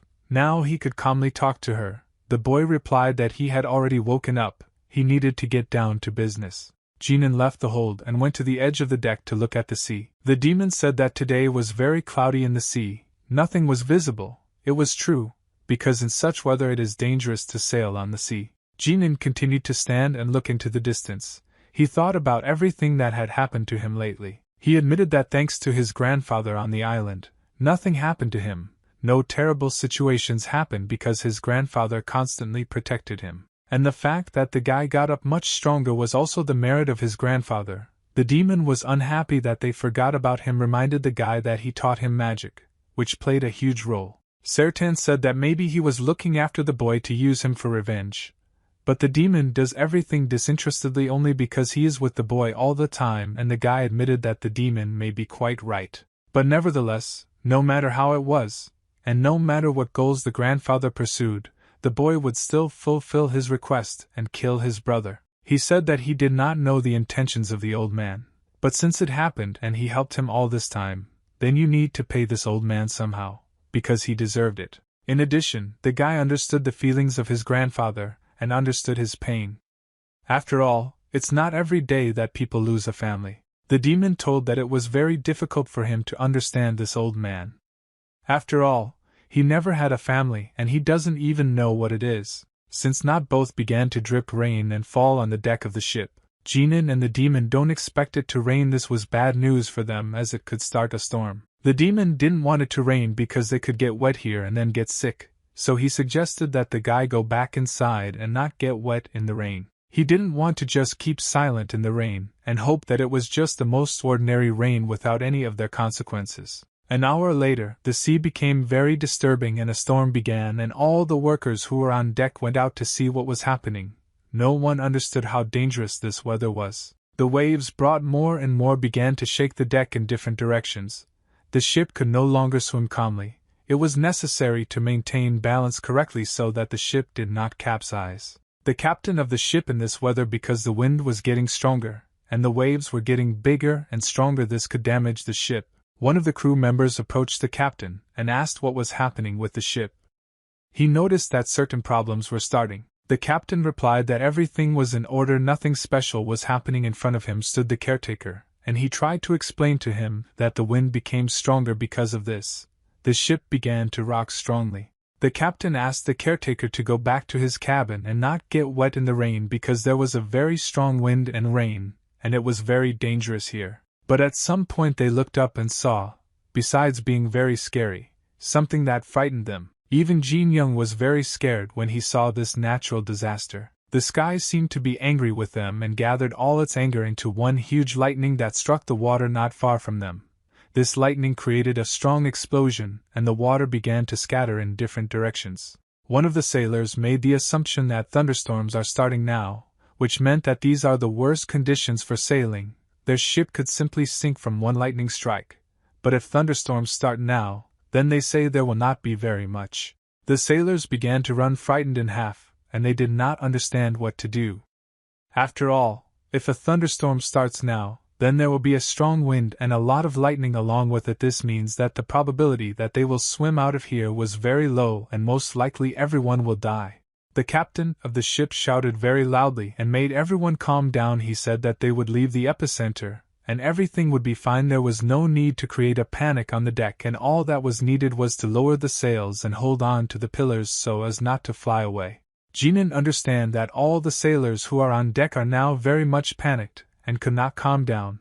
This had to be somehow resolved because they were absolutely ineffective at the moment. The demon also began to tense up a little due to such weather conditions. He assumed that the space wall had opened and that's why it's here now. Such disgusting weather? Ganan was surprised when he heard the demon's suggestion. He asked him to repeat what he said again, but the demon refused. Sertan asked the guy to look, and because he saw there was not something terrible, Ganan turned his head, and when he saw the catastrophe that was approaching them, he froze in place. He seemed to be frozen, and could not move. After a couple of seconds, I realized the whole catastrophe terribly approaching them and shouted to all the sailors not to grab for something and hold on tight. Their ship hit the most terrible place right at the epicenter of a large wave the size of a ninth wave that could absorb and turn the ship over several times and pull it apart. This wave could destroy the entire crew. Ganan understood that a catastrophe was approaching them that could destroy them all and did not know what to do now. The ship dived under the water along with all the crew members. The statue they were supposed to bring to the Imperial Palace also dived under the water, and they were all on the verge of drowning. Ganan almost suffocated while underwater, but at some point he still managed to wake up and come to his senses. He held his breath in his chest and began to try to swim up in order to get more air into his lungs. He tried to get to the top of the water as quickly as possible. His physical fitness helped him swim out quickly despite being in very deep water. When he finally managed to get out of the water and take a breath, he felt that it was now raining very heavily. Ganan understood that the moss would die at any second, but still he managed to survive due to the fact that he woke up in time. He looked around and saw that the ship was no more. He did not understand what had happened. The ship, along with the people, went underwater. Everything was destroyed, and many people died. They could not swim out. Jin Young began to understand the full scale of this tragedy. He became ill from the fact that so many people died. The demon again. I asked the boy to look ahead and there was a giant wave. The demon asked the boy to use some kind of magic to get out of this place. Ganan, without thinking twice, uses the magic of flight in order to fly away from here and not get into this wave. He pushed off the surface of the water and was able to take off the air a sufficient distance so that he was not hooked by a wave. He levitated into the air and watched what was happening in the sea below him. Sertan was happy as a child when he realized that they managed to take off, but the guy would not be so happy because he had to keep his balance in the air. He decided to take a look around himself and understand what was happening here. But then he felt how he was starting to lose his balance. He lost his balance because at the height of his flight there was a very strong wind that knocked him down. Ganan fell into the water and could not continue his levitation. He hit very hard when his body came into contact with the water. He was very angry because even with the magic of flight it was impossible to get out of this weather around. There were huge waves in the water that killed lightning, and there was a strong wind in the air that did not allow him to fly away. The demon offered to summon a ghost so that he could help them get out of here. But Ganan thought this was a very stupid idea. Because where are you from here in the middle of the sea moss to be a ghost? That the demon is just mocking him because it was a very stupid proposal. In addition, in this situation it is very difficult to use magic. Sertan at that moment I was not joking and was very serious. He said that when the lightning struck, he felt that the spatial gates had opened and this was a good sign. Ganan still didn't understand how this dimensional gate could be connected to the summoning of the spirit. It all sounded very strange and unreliable. The demon admitted that when the spatial gates opened, he felt that several creatures appeared from them. At that moment, two different worlds that should never have met touched, but through a thunderstorm, weak ties appeared between the worlds. And some amazing creatures began to appear from another world, which the demon felt as if they were not gathering at the lumen of the expanded dimension. The demon was not sure if there was at least one spirit among all these creatures, but he offered to try because it might be a good idea. Ganan, this idea turned out to be very strange because he had to summon a spirit from another dimension. He believed that it was impossible to scatter the energy remaining inside his body. After all, if he now calls on the spirit there will be some other creature. This will only aggravate the situation. It was very dangerous to try such methods in such a place and such a difficult situation. If a useless monster like a demon were suddenly caught, then they would simply die here. Sertan was offended when the guy called him a useless demon, but nevertheless said that he did not feel evil demonic energy here, and there would most likely be useful creatures. He already wanted to quarrel with the guy, but then he realized that now was not the time for this and asked to still call someone already in order to save them. There was simply no other way for them. There was nothing left for them except just to try. Ganan still agreed to this demon's adventure, and decided that we really should try. He prepared his hands for this spell and prepared to call. He had very little time and energy. He had to act very quickly. Sertan said that he would take care of the most complex details. The guy had only to cast a spell and summon the spirit here. Genie hand forward and called the green seal. He said, "The spirit that controls the winds of Mother Nature, I call you and I want to make a soul contract with you." But unfortunately no one appeared in front of them after they used this spell. Did no one really show up? How is that even possible? Are they really that unlucky? The demon was very upset when no one appeared. He was sure that someone in any way should have appeared in front of them. Ganan reproached the demons for the fact that there was no one. He said that in vain he only spent his strength on summoning this spirit. He regrets his act and that he obeyed this demon. Because nothing happened, the magical energy inside him dried up a little. But suddenly the face of a girl with green hair appeared in front of his face. She asked where she was now. It was a small fairy. He managed to summon a creature here, but it was a palm-sized fairy. She asked the guy if he wanted to conclude, or he still decided to change his mind. Ganan was surprised when he saw a fairy in front of his face. He really did not expect that they would succeed with this spirit summoning idea. The fairy said that she had very little time and the guy needed to answer faster if he really wants to conclude a contract. Ganan was very surprised when the fairy asked him to hurry up. He did not expect the spirits to be able to be busy. She did not make her repeat the same thing several times, but still said it again.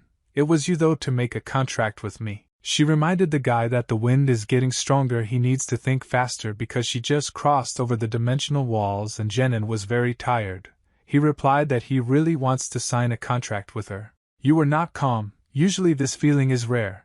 but this day was filled with various terrible events. The guy said that if this fairy is the spirit of the wind, she can make a contract with him and save him. When the fairy looked at the guys and said that he had no magic at all and he didn't suit her. In this case, he asked her to conclude a contract with her soul and the spirit of the wind and swore before God that he would fulfill the terms of this contract. She said, "I, Sophina, admit that I made a contract with you." She looked at him carefully and decided to make sure once again how useful this person could be to her. Sylphine raised her hands up and began to yawn. She said that she wanted to rest now because she was very tired. She began to look around herself, and did not understand what kind of place this was.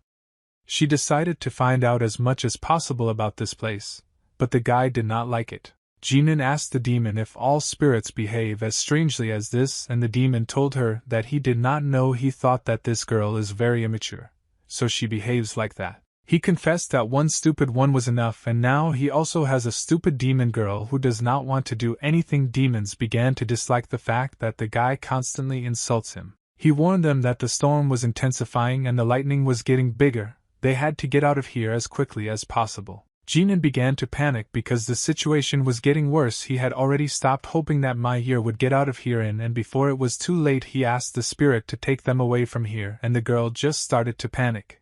Thought about getting rid of him as soon as possible because he was already starting to bother her. She parted your magic and parted the water into 2 halves in order to be able to pass here normally.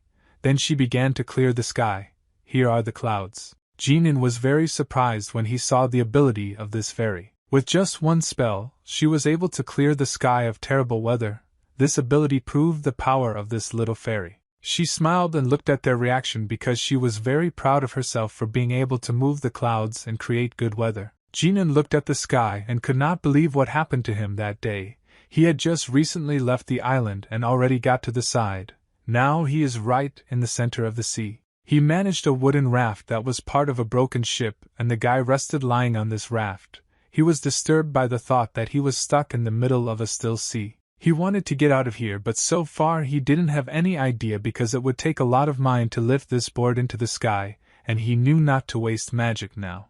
Hoping that the sea itself will bring him ashore was stupid because it was not clear how much time it takes for the sea to help him get to land. He saw that the fairy woke up after her dream and appeared near his face. He decided to turn to her and asked Sophina to use some magic so that she would help him get ashore, but she was very tired and did not want to use magic. Ganan is outraged that the fairy does not want to help him. After all, they have been resting for 3 whole days, but it still wasn't enough for her. The fairy explained to her master that she does not like to work, and she would not mind resting all her life. Ganan was very angry with the fairy, and still forced her to use magic so that she would help them get ashore, and the fairy still agreed. She was unhappy with the fact that her new owner constantly made her work, and she began to regret her choice of owner. Demon Sertan noticed something very strange in the distance, and asked the guy to look in that direction. 2 ships were visible on the horizon. They sailed directly towards Jin. The guy could not see the banner under which these ships sailed because they were too far away. Sophina started using her magic to move the dam forward, but Jin Young stopped her because he had another request. He asked the fairy to sneak onto the ship that was visible on the horizon and conduct reconnaissance. He wanted her to find out what flag this ship was sailing under. Ganan asked the fairy if she knows human flags and how good she is at understanding the human world. Fairy replied that she knows everything, unlike stupid demons. Sertan began to get angry with this fairy every day more and more. He believed that she was also lazy and despises demons. Ganan tried to calm his demon and explained to her that she does not even know that Sertan has been around all this time and therefore she does not understand what she is talking about. But the demons were still annoyed by the fact that a third-rate spirit dares to open its mouth and insult demonic beings. Sophina returned after reconnaissance, and said that ships were sailing in the distance, and there were people on them. But these people are fighting among themselves, they have a naval battle going on, and they are boarding other people's ships. Ganan became wary when he found out that a battle was going on between these ships. He asked again in Ufa, and how many ships were there now? The fairy replied that there are only 2 ships that sail very close to each other. They fight among themselves. At that moment, a real battle was taking place on the deck of the ship. People fought ruthlessly and killed each other. A warrior in autumn clothes and with a white bandage on his head killed several enemies at once with quick blows of his sword at the same time, so he was an experienced warrior. Ganan was able to get to the ship and climbed onto the deck. He was afraid to show up until I understood the full picture of the events taking place here. But just a couple of minutes later, he decided that he should still climb onto this ship, made a swift jump up and landed right on the deck of the ship. He saw the corpse of a man lying in front of him. He was bleeding and his body was white. It was a terrible picture, and Ganan didn't expect to see this man here. The corpse that lay in front of him scared the guy and he needed time to recover. But when the guy opened his eyes and looked around him, what he saw scared him even more. He was not ready for what he saw. Around it lay dead people. They were sailors from 2 different ships. They were dressed in different uniforms. Some of them had no arms, some had parts of the body cut off or mutilated. Ganan first encountered all the cruelty of the real world. He could not even think that such terrible things are happening in the world that surrounds him. He clenched his fist and tried to recover, had to decide on an act to enter this cruel world and fight it. He needed to calm down because his body was shaking with fear. Ganan decided that he needed to follow the course of the battle on this ship and understand what was happening here. Why are these people fighting among themselves? Who is right and who is wrong? He saw the sign of the golden dragon on the bandana of one of the warriors. He immediately thought that these people could be from the clan of the Sea Dragon. People in other clothes were most likely pirates, and the guy came to the conclusion that the clan of the Sea Dragon was attacked by pirates in order to rob. His assumptions helped him make a choice and side with the Golden Dragon clan and resist the pirates. He came out of the corner and was noticed by the pirates. One of these pirates immediately rushed at the guy. He grabbed his axe and wanted to cut him in half with his axe. The blade of the camera almost touched the guy's head, but it didn't scare him at all.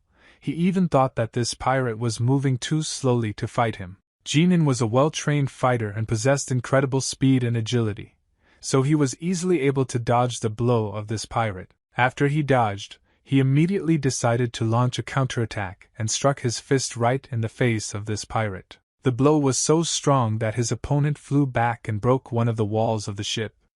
And after the blow, smoke appeared on the deck. The pirates had never seen such strong blows before and they tried to understand where their friend had disappeared. But at that moment, Ganan took advantage of this situation and ran out of the smoke and decided to attack the rest of the pirates.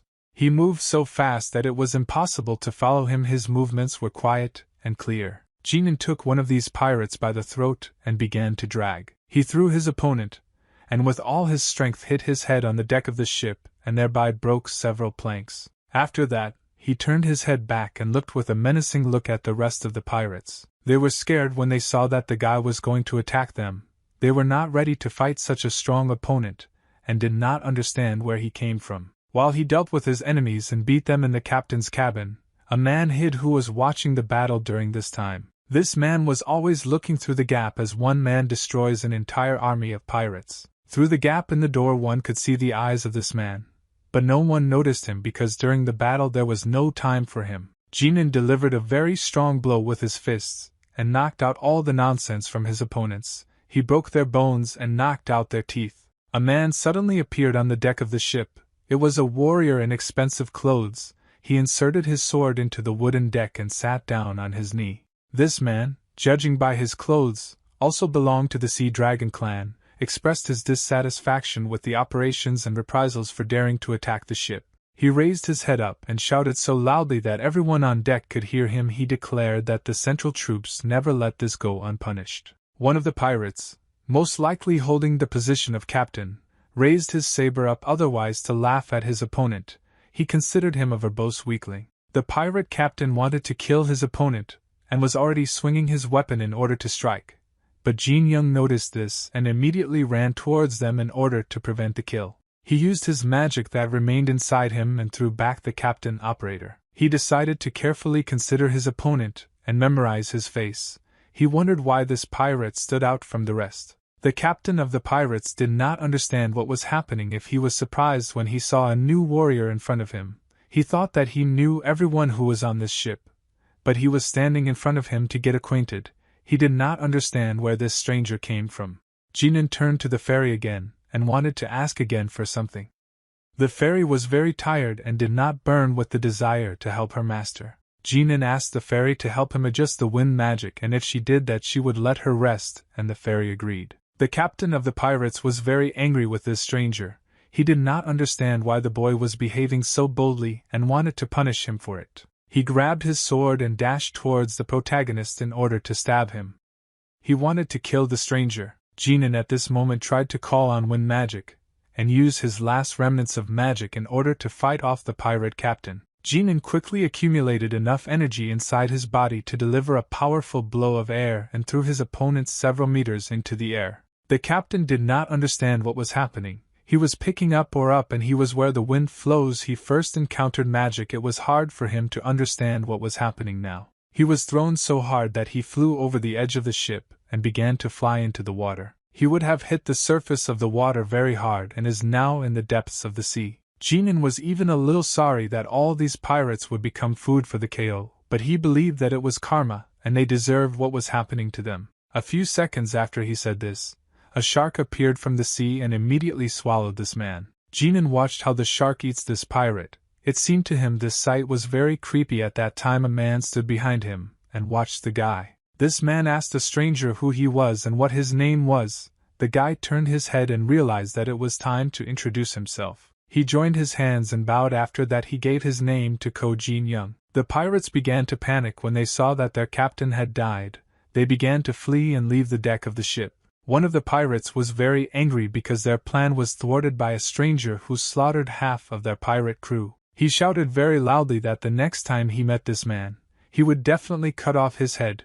He turned to Cho Jang-myung. It was the same man with a white bandage on his head, which depicted the golden dragon. Cho Jang-myung stood and watched the pirate ship sail into the distance. He understood that the pirates had lost the battle and were forced to leave with pride, followed the losing ship with his eyes. Cho Jang-myung was glad that he managed to recapture his ship and stay alive, but he did not show his joy. He realized that despite the fact that they managed to win the battle, still these grots did not create very many problems that needed to be solved. Half of his crew was killed, the rest was very seriously injured. The doctors who were on the ship tried to help the wounded sailors. There were a lot of them, and the doctors did not have time to cure everyone at once. Dead sailors lay on the deck in pools of their blood, their weapons lay beside them, their bodies were mutilated with heavy scars. They needed to figure out what to do with the dead bodies, because leaving them lying on the ship would be the wrong thing to do. Cho Jang-myung had to make a decision about his further actions in order for his crew to continue to work and function, but it was hard for him to survive the death of the rest of his crew members. Ganan asked the captain of this ship if he was all right. He saw that it was hard for this man to come to terms with the death of his warriors. Cho Jang-myung turned his head to the guy and looked into his eyes, wanted to somehow thank this man for saving. The captain bowed to the stranger and thanked him for saving all these people. Cho Jang-myung did not want to be rude but nevertheless asked the guy where he came from because there were no other ships nearby. He wondered where this man came from in the middle of the sea such a moment. Ganan did not know how to explain this whole situation that happened to them, and replied that his ship sank and the only survivor who was left was him. Ganan said that all this time he drifted on the door from the cabin, which was in the sea, and thanks to it he was able to stay afloat for 3 days. He even pointed his finger at this door, which was still floating not far from the ship. Cho Jang-myung was very surprised when he found out that this guy was able to stay on such a board for 3 days and survive in the sea absolutely without any provisions. A tall girl with very long hair came out of the captain's cabin. She turned to the captain and called him her father. She confirmed that this stranger was telling the truth. This girl's name was Yong-hyang. She was the captain's daughter. She had very kind eyes and she was dressed in a white kimono. Her long hair was in neat curls with a flow over her clothes. Ganan was stunned by her beauty when he saw her. In his heart, as if a new light was lit, he could not take his eyes off her. When he looked into her eyes, he was ready to drown, no longer surrender to them completely. She seemed to him the most beautiful girl he had ever seen. Yong-hyang looked at the guy in surprise and did not understand why he was looking at her like that.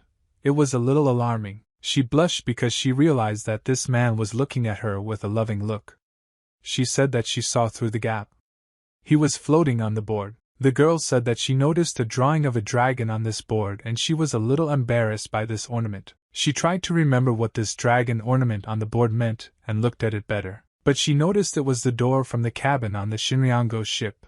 This sign was very familiar to her. Jinan was surprised by the observation of this girl, because even with the deck of the ship it was difficult to see this ornament, but she still managed. He did not understand how this girl could see this ornament, see all its patterns while in the captain's cabin and watch everything and the cracks in the doors. The captain was very surprised when he heard that Ryonho's ship was wrecked. The captain was wary of this news. Once again looked at the stranger. He told the guy that he didn't look like Matrosov and again crossed why did this guy sail on this particular ship. Jinan replied that he really was on that ship and told them about the fact that he worked there as a temporary sailor. He said that he loaded things on this ship and sailed after that their ship got into a storm and that because of this the ship was wrecked and the ship capsized. The captain was upset because of this news, lowered his head down. Imagine how many victims this shipwreck brought, and he was because of the fact that such a big ship the kid now had no trace of him. She looked at him carefully and tried to understand what he was thinking. It was hard for her to look at how her father was sad and she decided to take care of him and offered him a little rest with him. She invited the stranger to the same rest a little because he was very tired at sea for 3 days. Yonghyang said that it was very impolite of them to stand on the deck of the ship and not offer a stranger some rest. She said that they should have a bite to eat and discuss the details later. Capian was not opposed to such a proposal. He also felt tired in his body, and in his thoughts today made him very tired. Therefore, a little rest was the right decision. The captain told the guy that he was very grateful to him for saving him. No matter what, without him they would not have been able to fight off these bloodthirsty pirates. He suggested that Jinan go to the cabin and rest, and a little later he would visit him and discuss everything. The captain once again asked the guy if he could find out all the details of the shipwreck, and Jin Young replied that he would tell him everything that happened without any problems. Jin Young started walking to the cabin. Before he left he decided to say goodbye to the girl again, and she said goodbye to him in return. She watched him leave and followed him with her eyes. This guy was not like everyone else. She noticed a very unique feature of him. He was one of those people who could calmly look into her eyes and at the same time feel absolutely calm. This surprised the girl. Except her family, no one can look her in the eyes, but this guy does it like nothing happened. She called him an amazing person and watched him until she entered the cabin. The captain asked Yonghyang about this guy and wanted to know if this man really told them the truth or did he lie about something. She told that this man told the truth and there were no lies in his words. The captain heard what he needed and after that he decided to go to the edge of the ship and watch the sea. The girl had an amazing ability that allowed her to see heavenly predictions and always see when a person tells her the truth and when she lies. She had eyes of divine conduct that will not allow anyone to lie. The girl turned to her father and said that most likely the connection with the storm and the wreck of the ship, her father's friends died because of this, and the captain of the ship was sad. But he reassured himself with the words that it is natural for a sailor to die at sea. After all, this is how sea sayings usually go. He regretted losing so many of his best sailors while he was looking for his friend's ship. He also admitted that it was not worth taking his daughter with him, because it really could be a threat to her life. But the girl thought it was completely different. She said that she wanted to be useful, and therefore followed her father. For him, the most important thing was that his daughter remained safe and sound after such a bloody battle. It was important for him because he would not be able to survive the death of his daughter. In the evening, the three of them met on the deck of the ship and decided to finally discuss everything that happened to them. Jinan told them a long story about how they sailed away from the island and how their ship got into a storm. He told them about the shipwreck and how he managed to survive in this chaos. The captain replied that now everything became clear to him and he was able to understand the full picture of what was happening. But at the same time he asked the guy what he wants to do now and what he will do next. Jinan replied that he was going to go north as soon as he got to land. He needed to head in that direction. He has a task that needs to be done. The captain was delighted when he heard that this guy had a plan of action and said that tomorrow one day I would go by sea and then they would not change course to land and would be able to land the guy. It came in the morning and the ship calmly sailed on the sea. The weather was good and did not portend trouble. Everything was calm and quiet. Jinan was on the deck of the ship doing his own thing, but at some point a demon appeared and saw something very suspicious. He told the guy to look there. There was land in front of them and in the distance one could see a sea pier to which ships sail. I stopped there. The demon was very happy when he saw dry land. He wanted to get to the pier as soon as possible in order to leave this ship. All Jean thought about was that his father was out there somewhere, and he would soon be able to find him. He became very interested in what was happening with his father now, and we live in general. These questions disturbed the guys, did not let him calm down. But he immediately convinced himself that his father was still alive. Everything was fine with him. He did not even want to admit the thought that something could happen to his father. He came back here to save him and make it possible to see his father again. The ship arrived at the shore and moored, and they began to unload barrels and various cargo from it. Ganan, together with the captain and his daughter, went down to the decks of the ship and headed towards the city. When they walked through the port area, people appeared in front of them. The guy was alert when he saw them. These people seemed familiar to him, and he carefully examined them. They stood right in front of them, and seemed to be waiting for something. Jang Myung bowed to the man who was standing in front of him. He called him his uncle and said that they had returned from a sea voyage. His uncle said that the captain did a very good job on this sea voyage and praised him. He admitted that recently the pirates are getting bolder and bolder, and it begins to bother him. In addition, it was said that there was a very strong wind in the sea. The uncle looked at the stranger who was with them and asked the captain if Yong Hyang was checking him for the truth. He replied that his daughter checked the strangers for the truth and said that he was telling the truth. Uncle was reassured by this answer, and he no longer felt in danger. Uncle approached the guy and asked him to move away with him for a couple of minutes and discuss something. He introduced himself and gave his name. Yuk Daeho said that he was the commander of the Sea Dragon fleet. Yuk thanks Jinyoung for saving his crew. Yuk Daeho was still very wary of his attitude towards him and said that he still wanted to ask him something. But before he asked his question, he offered to come inside with him and talk. Jinan agreed but immediately warned the man that he wouldn't have much to tell him and didn't want too much to be expected of him. They went to the palace and Yuk was sitting on his throne surrounded by a small group of 12 soldiers. His family members were also there, and Jin Young was standing in front of him. The soldiers stood and watched everything that was happening. They had to protect their master so that you would not become. Some looked at each other. They tried to understand what was going on here. Jinan noticed that these soldiers had eyes full of curiosity. They wanted to know what was going on here. They were all interested in understanding why this stranger was here now. But the eyes of these soldiers were of little interest to him, and he looked to the side and noticed something amazing. He saw Yong Hyang's eyes. They were beautiful eyes that he was ready to look forever and look for them among 1,000 other eyes. The demon did not understand why the guy constantly looks at the eyes of this girl and says that they are beautiful, because it seemed to him that this girl always looks like she is terribly unhappy with everything that happens, and the guy tried to explain to him that the demon would not be able to understand everything and the delights of her look. Demon asked him what can be beautiful in the eyes that constantly look into his soul. Sertan told about the fact that their very first meeting. He noticed how this girl looks deep into his soul and is able to see everything he thinks and feels. Sertan admitted that he helped the guy avoid her gaze, used the magic of illusions to cloud her mind, because only in this state she will not be able to open the spoon that Jinan says. Sertan was still very uncomfortable being next to her. He felt disgusting when she looked into their eyes. In addition, this girl was very similar to the celestials who live in the paradise of heavenly cities. The demons do not translate them into spirit.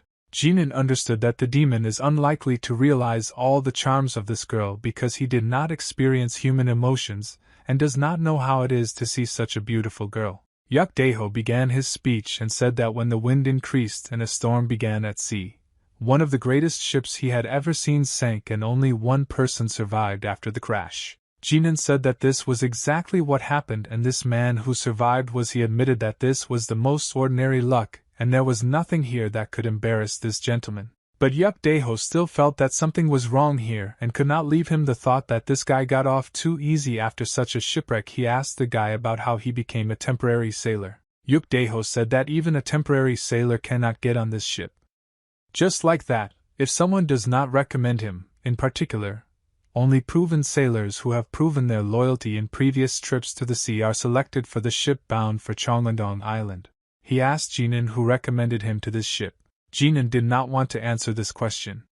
He asked why this gentleman was so curious about who recommended him to this ship, and asked is it bad that he survived. Daeho shared his thoughts about the fact that no one noticed how this giant ship disappeared into the depths of the sea. After all, It has not been the first year of regular business on this route. But this time the ship sank. He was embarrassed by the fact that a temporary sailor appeared on the ship, and only this person remained the only survivor of the wreck despite the fact that the ship was sunk in a storm. The whole problem was that the same surviving person turned out to be absolutely unknown to anyone, and no one had heard anything about him before. But on the other hand, it was impossible to let out the fact that the rest of the sailors who also went to sea that day said that there was a strong wind and there were high waves. But none of these sailors ever mentioned a storm, and this made the master think that the shipwreck could have been specially rigged. Ganan asked the demon why did none of these people know that there was a storm in the sea that day, and the demon answered him that it most likely began only in the place where the spatial wall was opened, so none of the other sailors noticed this storm. Jin Young was in a predicament because telling these people about the dimensional hole would be stupid and no one would believe him. But even now these people thought he was lying to them. Jinan wanted to understand what the true intentions of these people were, what they wanted from him, because it's not just that they still keep him here. The guy decided to ask them directly and not waste time. He asked them to answer honestly what they want to know from him, these people. Yuk Daeho realized that it was really stupid to play for time. He decided to go straight to the point, and said that they all want to know the identity of this person. He explained that if the storm had actually been at sea that day, then it could have sunk any ship, whatever it was, and it would hardly have sunk just one ship. However, even the best sailor who spent his whole life at sea could not get out of this storm, and in the fact that the story of how the guy survived 3 days relying on only one cabin door sailed for not so long, it all sounds very untrue. Yuk said that no matter how the captain of the ship spoke about him and described this stranger as a skilled fighter, it was still hard to believe that he managed to survive so easily. Jinan finally figured out what the main problem was.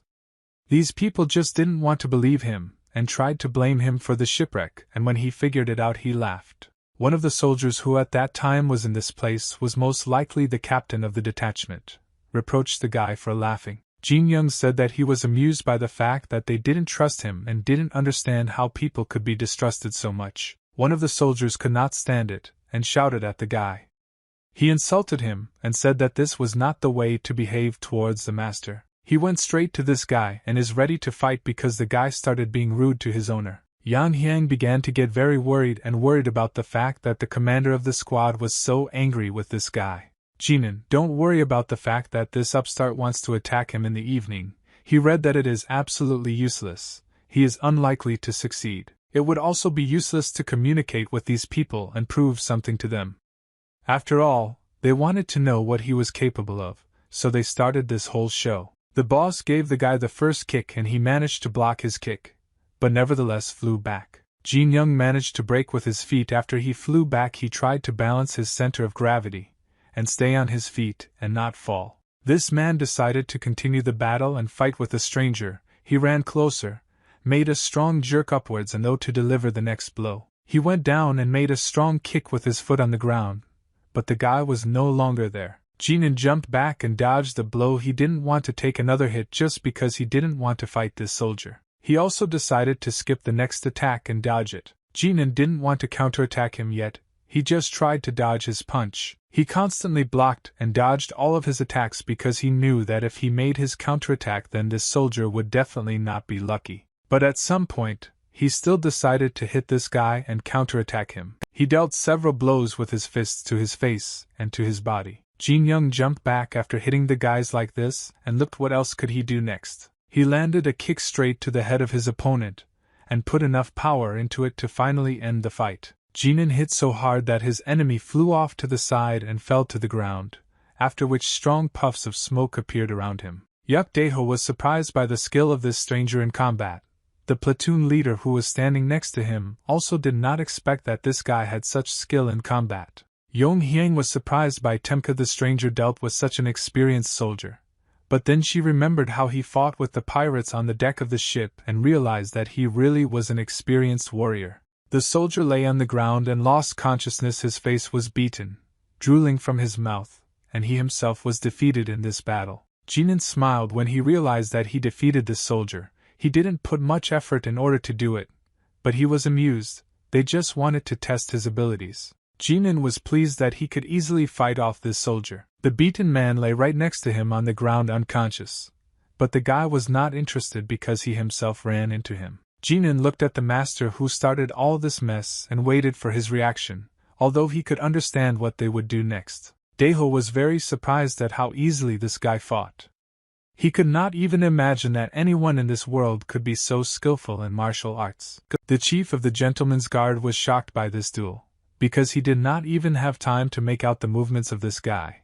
Everything was very fast. Daeho turned to Commander Guang and asked him to check this guy to make sure everything was exactly right. Guang bowed to his master and said that he would fulfill his request immediately. He stood right in front of the guy and looked into his eyes. Guang could not contain his emotions and confessed to this guy that what he just saw was incredible. He cannot believe his eyes. This fight went so fast that he did not even have time to notice anything. Guang admitted that the soldier that Ganan had just fought was a very strong but experienced warrior, but nevertheless he absolutely could not do anything against him. The commander decided to ask the protagonist who he is. Where did ordinary commoners come from? Ganan answered him that he had already called his name and did not intend to repeat it a second time, and asked this man who was standing right in front of him what he wanted. Was it really not enough for him, and he wants to start again and fight him again? Guang was much more cunning than the World Cup soldier with whom the guy had just fought, and asked him to apologize for his act, and after that he began to take out his sword. He put his sword in front of him at the guy and said that he needs to interrogate Ganan at any cost, and uses his sword for this. Ganan was not against it. He was interested in the offer of such a fight. He told his opponent that he could attack first, and was absolutely not afraid of his enemy. Guang did just that. He decided that he would attack first, and this did not bother him at all. He wanted to strike a strong blow at his opponent. Guang swung his sword and was ready to strike at defeat. But Ganan, as always, easily dodged this attack by making a jump and jumped over to his enemy behind his back. Guang realized that his opponent was now behind him and immediately turned around to deliver the next attack with his swords. But she was also unsuccessful because the guy very deftly dodged her by crouching back and the sword just slid through the air. Ganan realized that it was time to attack him. He had already missed a couple of attacks and could deliver his counterattack. He began to accumulate strength in his fist and collects energy in it in order to strike. He will show this guy that it is better not to run into him. Ganan punched his opponent with all his strength right in the solar plexus, put all his strength into it. Guang started coughing after getting punched in his chest. He didn't expect the punch to be so hard. The commander flew back and grabbed his chest with his hand, otherwise coughing. He is very surprised how this guy hit him with such a strong blow from an unstable stance, and even the bulletproof vest did not help him withstand this blow. Guang looked at his opponent, and the first thought that was in his head was that this guy was a real monster. The commander realized that he needed to fight on equal terms, and used his chakra to saturate the sword with doubled energy. Guang wanted to go all out and fight this guy like a real opponent. Ganan was very surprised when he saw that his opponent was using real Tao energy. Guang swung his sword and wanted to deliver a powerful blow in order to defeat his enemy once and for all and show his master that he is still stronger than his opponent. His sword strike was so strong that after the impact around the earth shuddered from the impact point. Stones began to fly off and smoke appeared. Ganan assessed the strength of this man and realized that he is indeed a great warrior capable of doing such a thing. He looked ahead and watched his opponent. He did not understand where I am now his enemy. A silhouette appeared from the smoke. His opponent approached him closer and closer. Guang shouted that this time it would not be easy to parry his blow, because he was no longer playing with him and was going to fight seriously. His next attack which he uses is called the cross cut, which is that he delivers two strikes, one vertically and the second horizontally, and if the opponent hits right in the center of these strikes his body will not be able to withstand such a strong attack. Ganan calmly dodged two Tao energy waves approaching him and didn't take any damage. That's that because it was too slow an attack for him and his agility was enough to dodge it without putting much effort into it. He clenched his fist and began to accumulate new energy in it in order to deliver the next blows. He wanted to quickly end this battle and stop doing stupid fights. Thanks to the energy that he focused in his fist, he was able to repel the strong Tao attack that his opponent inflicted on him. He simply broke this energy wave with his fist. Daeho was very surprised when he saw what this guy was capable of. He could not even imagine that someone could resist the energy of Tao and beat off such strong blows with his bare fists. There was a very large explosion and purple smoke appeared. Nothing was visible and 2 warriors disappeared from view.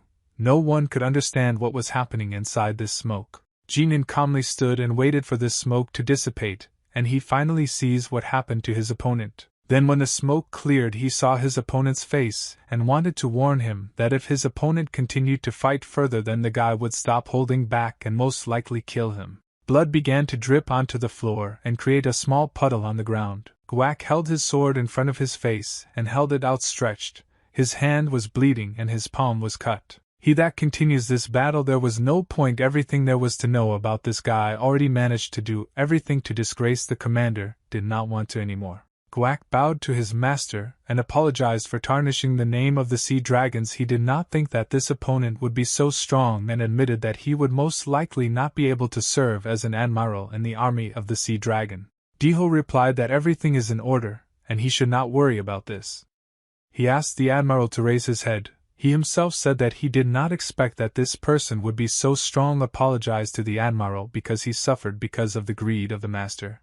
Daeho allowed the admiral to go and bandage his wound so that it would not fester in the future. Guang bowed and thanked the master for allowing him to bandage the wound. Daeho came closer to the guy and apologized for everything that had just happened here. He felt ashamed of his actions and asked the guy for understanding. He explained to him what would happen if he were in their place. He would have done exactly the same. Daeho bowed respectfully, and we said that he was sorry that he could not adequately respond to his help, but only caused inconvenience, and only continuous problems. Jin Young raised his index finger and asked in return to ask one question. Sir. Jinan said that he was aware that sea dragons were considered one of the 3 pillars of the Traders Association throughout the continent. He added to his words that he knew that the sea dragons are one of the best spies for obtaining information and equal to me. Daeho told him that everything that the guy listed was absolutely true and immediately asked him what this person wants. Jinan mentioned that the association provides many different services,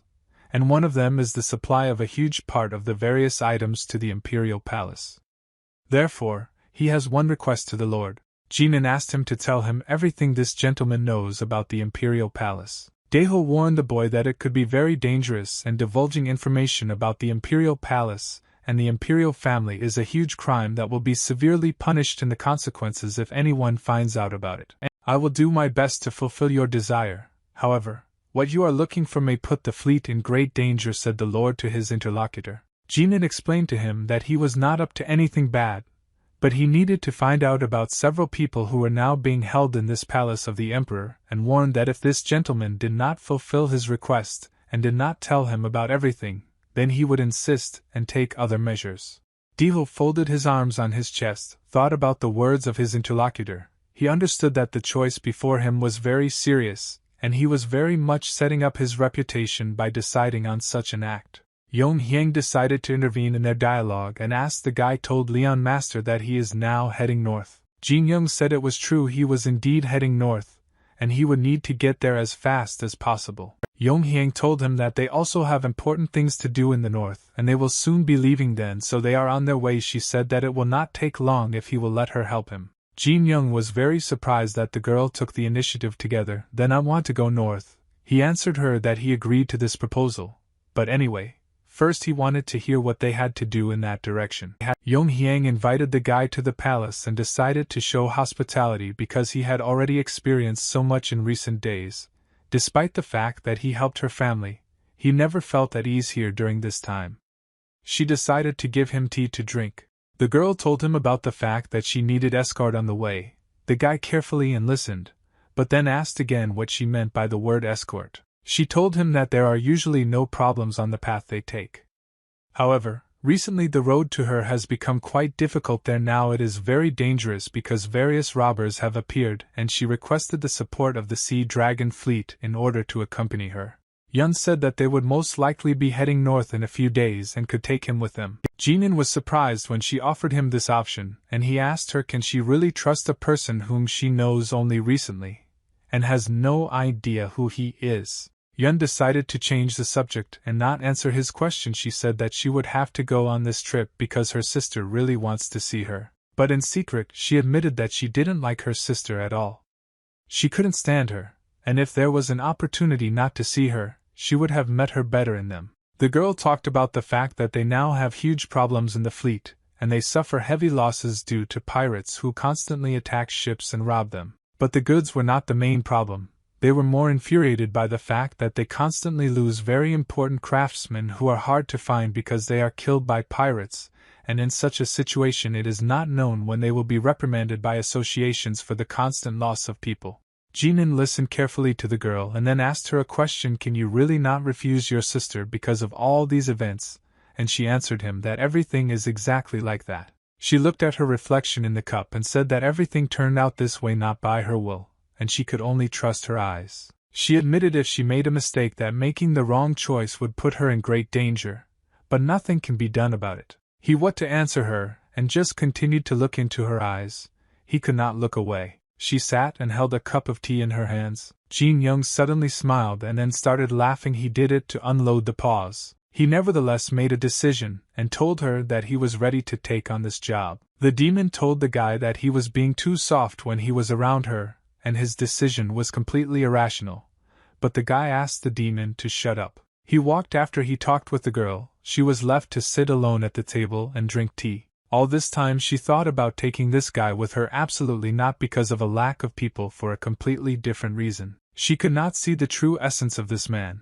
No matter how hard she tried, she always failed to do this, as if something constantly prevented her from looking into the depths of him. She understood that a martial artist like him could not be an ordinary temporary mattress. For the first time, she could not see the soul of this person, and this did not give her rest. She constantly thought about it. She was constantly nervous and worried because she did not know what was on his mind, what this guy really wants. Ganan did not get out of her head. She constantly thought about him and imagined his face. She justified this by saying that she could not figure it out, but in fact the reason was completely different. Her ears and cheeks were always red when she imagined him. Yun is happening because she had never felt like this before. Something inside her seemed to be happy and screaming a little, but she couldn't stop it. She got out of the carriage, and next to her stood the crew that accompanied her all this time. Standing in front of her was Jin Young, wearing the purple new clothes he was given. He decided to ask the lady for information about this clothes, because it seemed to him that this was the clothes of a scientist, but not a guard or a warrior. Jin Young thought it was some kind of joke, and they want him to become a scientist. Yun laughed when she heard that he called himself a scientist. She said that it won't solve his personality problem because he won't become a real scientist even if he wears a suit, and he doesn't have to worry about it. She told him that he didn't need to worry about it, and asked him to refrain from using his powers unless something happened. Young explained that she gave the clothes to him so that he could be undercover and be able to protect her in case of a surprise attack, but so that no one knew that he was a martial arts master, and Jin Young said that he would try to do everything so that he would not be declassified. Suddenly, another man in black clothes appeared, and when he saw the guy standing in front of him, he called him his partner. This Exvid looked very friendly. He extended his hand and gave his name to introduce himself. He said his name was Urian. They got to know each other and gave each other their names, after which they shook hands. Young explained that this person is one of the top 5 martial artists, and she thinks he will be useful because he has a lot of martial experience. Urian talked about what he heard about how this newcomer defeated the commander with his own hands without weapons, and admitted that he was very glad to meet and serve with such a person. Jin Young replied that he would be happy to work with such a master, and hoped to learn a lot from such a person. They began to climb into the carriage and gradually begin to set off. Jinan noticed something strange. He thought that one of the soldiers who was standing near them looked suspicious. But when he saw his face up close, he remembered that this was the same soldier who had attacked him first that day when the master invited them to talk. Jinan asked if this person was okay and had time, or if his body recovered after that battle. The soldier did not behave at all benevolently.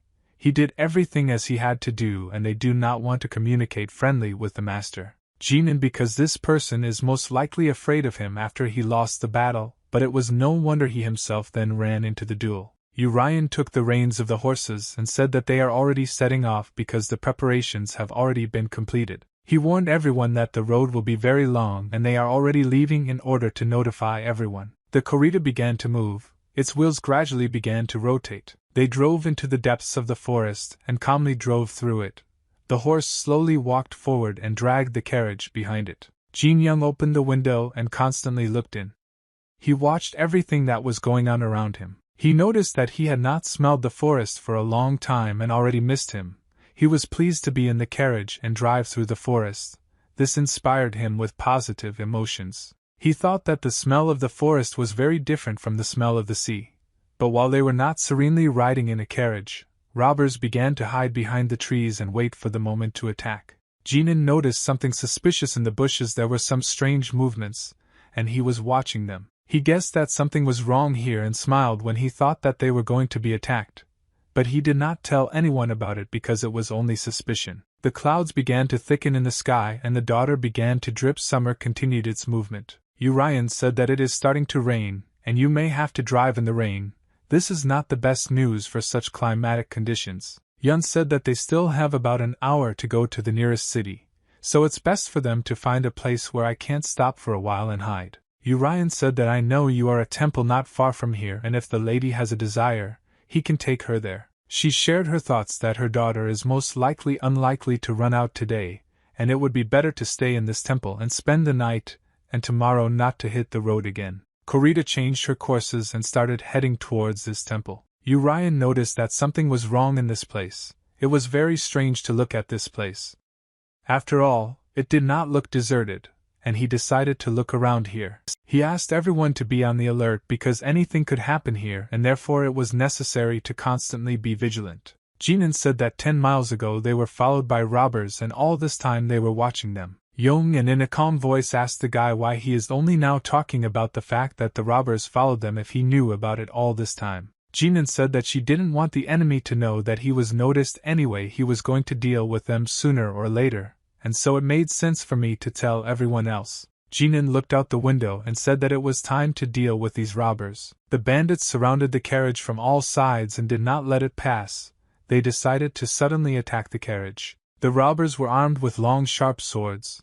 They were all dressed and equally there were quite a lot of them, and they did not allow the carriage to pass forward. One of the bandits with a scar on his face looked directly at them with a menacing look. The robbers with your swords and frightening their horse were much more than the escorted crew that guarded the lady. Urian all the time tried to find out who these people were and what they needed, but they did not answer him at all in response. They simply threatened with their swords. One of the thugs came almost close to the carriage, and Urian realized what kind of people were now standing in front of him. He immediately realized that these people were the Great Triad, very dangerous robbers who are constantly engaged in robbery and interception of various cargoes. Urian called them vile scum and accused them of not having any right to attack the association. Their leader laughed out loud when he heard the accusation against him and explained that he should not report or explain himself to such an upstart like him. Urian immediately grabbed his sword and was ready to fight with them. He explained to them that they do not understand what they are doing and accused these people of constantly committing immoral evil that needs to be destroyed. These people used to not be so terrible, but since they got involved with the Junhua organization they started doing evil, but they only explained it by the fact that everything itself was so twisted. Their leader said that he did not have any evil intentions and only fulfills the order of his master. He said that he needs a girl who is in the carriage if they give her to them then, and do not let everyone go alive. They were the most immoral robbers that were on the continent, because they could take on the case of kidnapping a woman, and this was considered worse than any crime. The leader of these robbers got very angry when he heard such accusations against him and called this guy a bastard who didn't understand anything. Jinan realized that finally I started his time. He can get out of the carriage, and he has been waiting for this moment for a long time. The guy kneaded his shoulder and said that I was very comfortable in the carriage. Tired of them, already a little warm up in nature. One of the robbers was very surprised when he saw that another person got out of the carriage. He did not think that someone else would be there and therefore asked who he was and what his name was. Jinan was not afraid of these people. He was ready to fight them at any moment. But before the battle, he wanted to make a good mockery of them by insulting them. The bandit grabbed him by the collar of his shirt and lifted him up.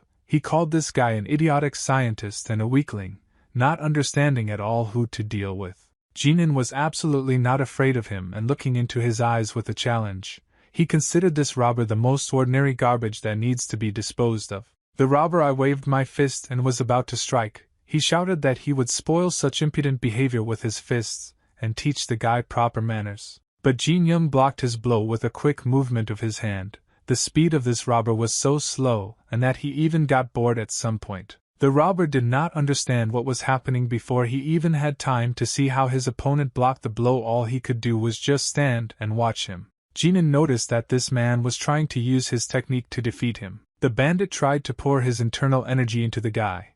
It was some kind of strange technique that he had never met before. Jinan was not even against the fact that this guy would like to pour his energy into him. He decided that in this case it would be enough to absorb all his energy with his technique. He began to absorb and suck all his energy out of this person through your palm. The bandit couldn't understand what was going on. He had never faced such strong opponents before, and it seemed to him that his technique was flawless. But Jin Young continued to suck the energy out of him here, the last bits, in order to fill his body with his energy, leaving him completely powerless. His opponent was still not very stupid and managed to pull his fist out of his palm in time to push the guy back. The bandit felt a wild pain in his hand and did not understand where this pain came from. He began to feel weakness in his body. He felt that this person, although to break his arm with the power of his energy without applying physical force to it, he did not understand how it was even possible. His arm almost broke from just one energy that was felt in his body. Jin Young also felt a strange sensation in his body that he had not experienced before and tried to understand what kind of sensation it was. The magical Amen began to glow as if he woke up after a long sleep. His eyes began to glow blue. The demon Sertan appeared near the head of the main character, and also felt this strange impulse in the stone and did not understand what was happening. The demon was flying around its owner, and the guy all this time stood and looked at his hand. He tried to understand what kind of sensation it was. The leader of these bandits all this time was next to them. This time he decided to come a little closer. Apparently, this feeling in the body of the protagonist was just the work of his hands. The bandit talker replied that he planned to end this case with the theft of a girl without magic, but still he had to use the blood curse. He put his hand forward and ordered all the other robbers to immediately, that's the crew, and kill everyone except the girls. Ryan also ordered his soldiers to protect the lady at all costs and prevent these robbers from getting into the carriage and touching the lady. The battle began not for life and death. Everyone was ready to fight to the end and defend their goals to achieve them at any cost. Their swords speeded in a brutal duel. The blows were delivered so quickly that it was hard to keep track of what was happening on the battlefield. Warriors valiantly fought back from their opponents who were ready to fight to the last drop of blood to protect the mistress. The leader understood that there was no time to continue this duel and it was necessary to solve the problem with the guards as soon as possible. He took his sword. He went straight to the carriage, sword in hand. He was ready to fight these soldiers himself. Jinan stood all this time and looked at his hand. He could not understand why he had just experienced dark energy inside himself. It was the energy of evil, and this energy was emitted from the leader of the robbers. The leader of the robbers understood that he needed to immediately deal with this guy and kill him first before he started killing his robbers. No, Jin Young put his hand forward in time and took his opponent right by the face with his palm, then stopped him and did not let go. He used one of his spells, which was called Sparks of Flame, and fire began to flow through his hand, which in the future should be the enemy. The fire began to spread to the face of the enemy and set it on fire, but the enemy could not get out of this grip and had to withstand all the damage. Jin Young cast a spell called Fire Fuses around him.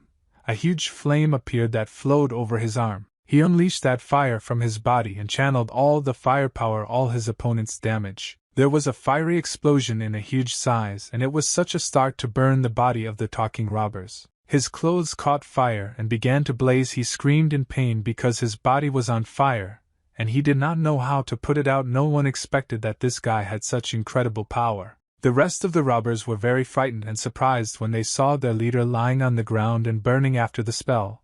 They did not understand what to do. They shouted to put out their master and stop fighting. Even the guards were surprised when they saw that the rogue leader is now lying on the ground and burning. Jinan is ready to fight on, and he didn't want to let these rogues go without a fight because they've already caused enough trouble. He jumped behind this robber and wanted to kill them so quickly that they didn't even have time to notice it.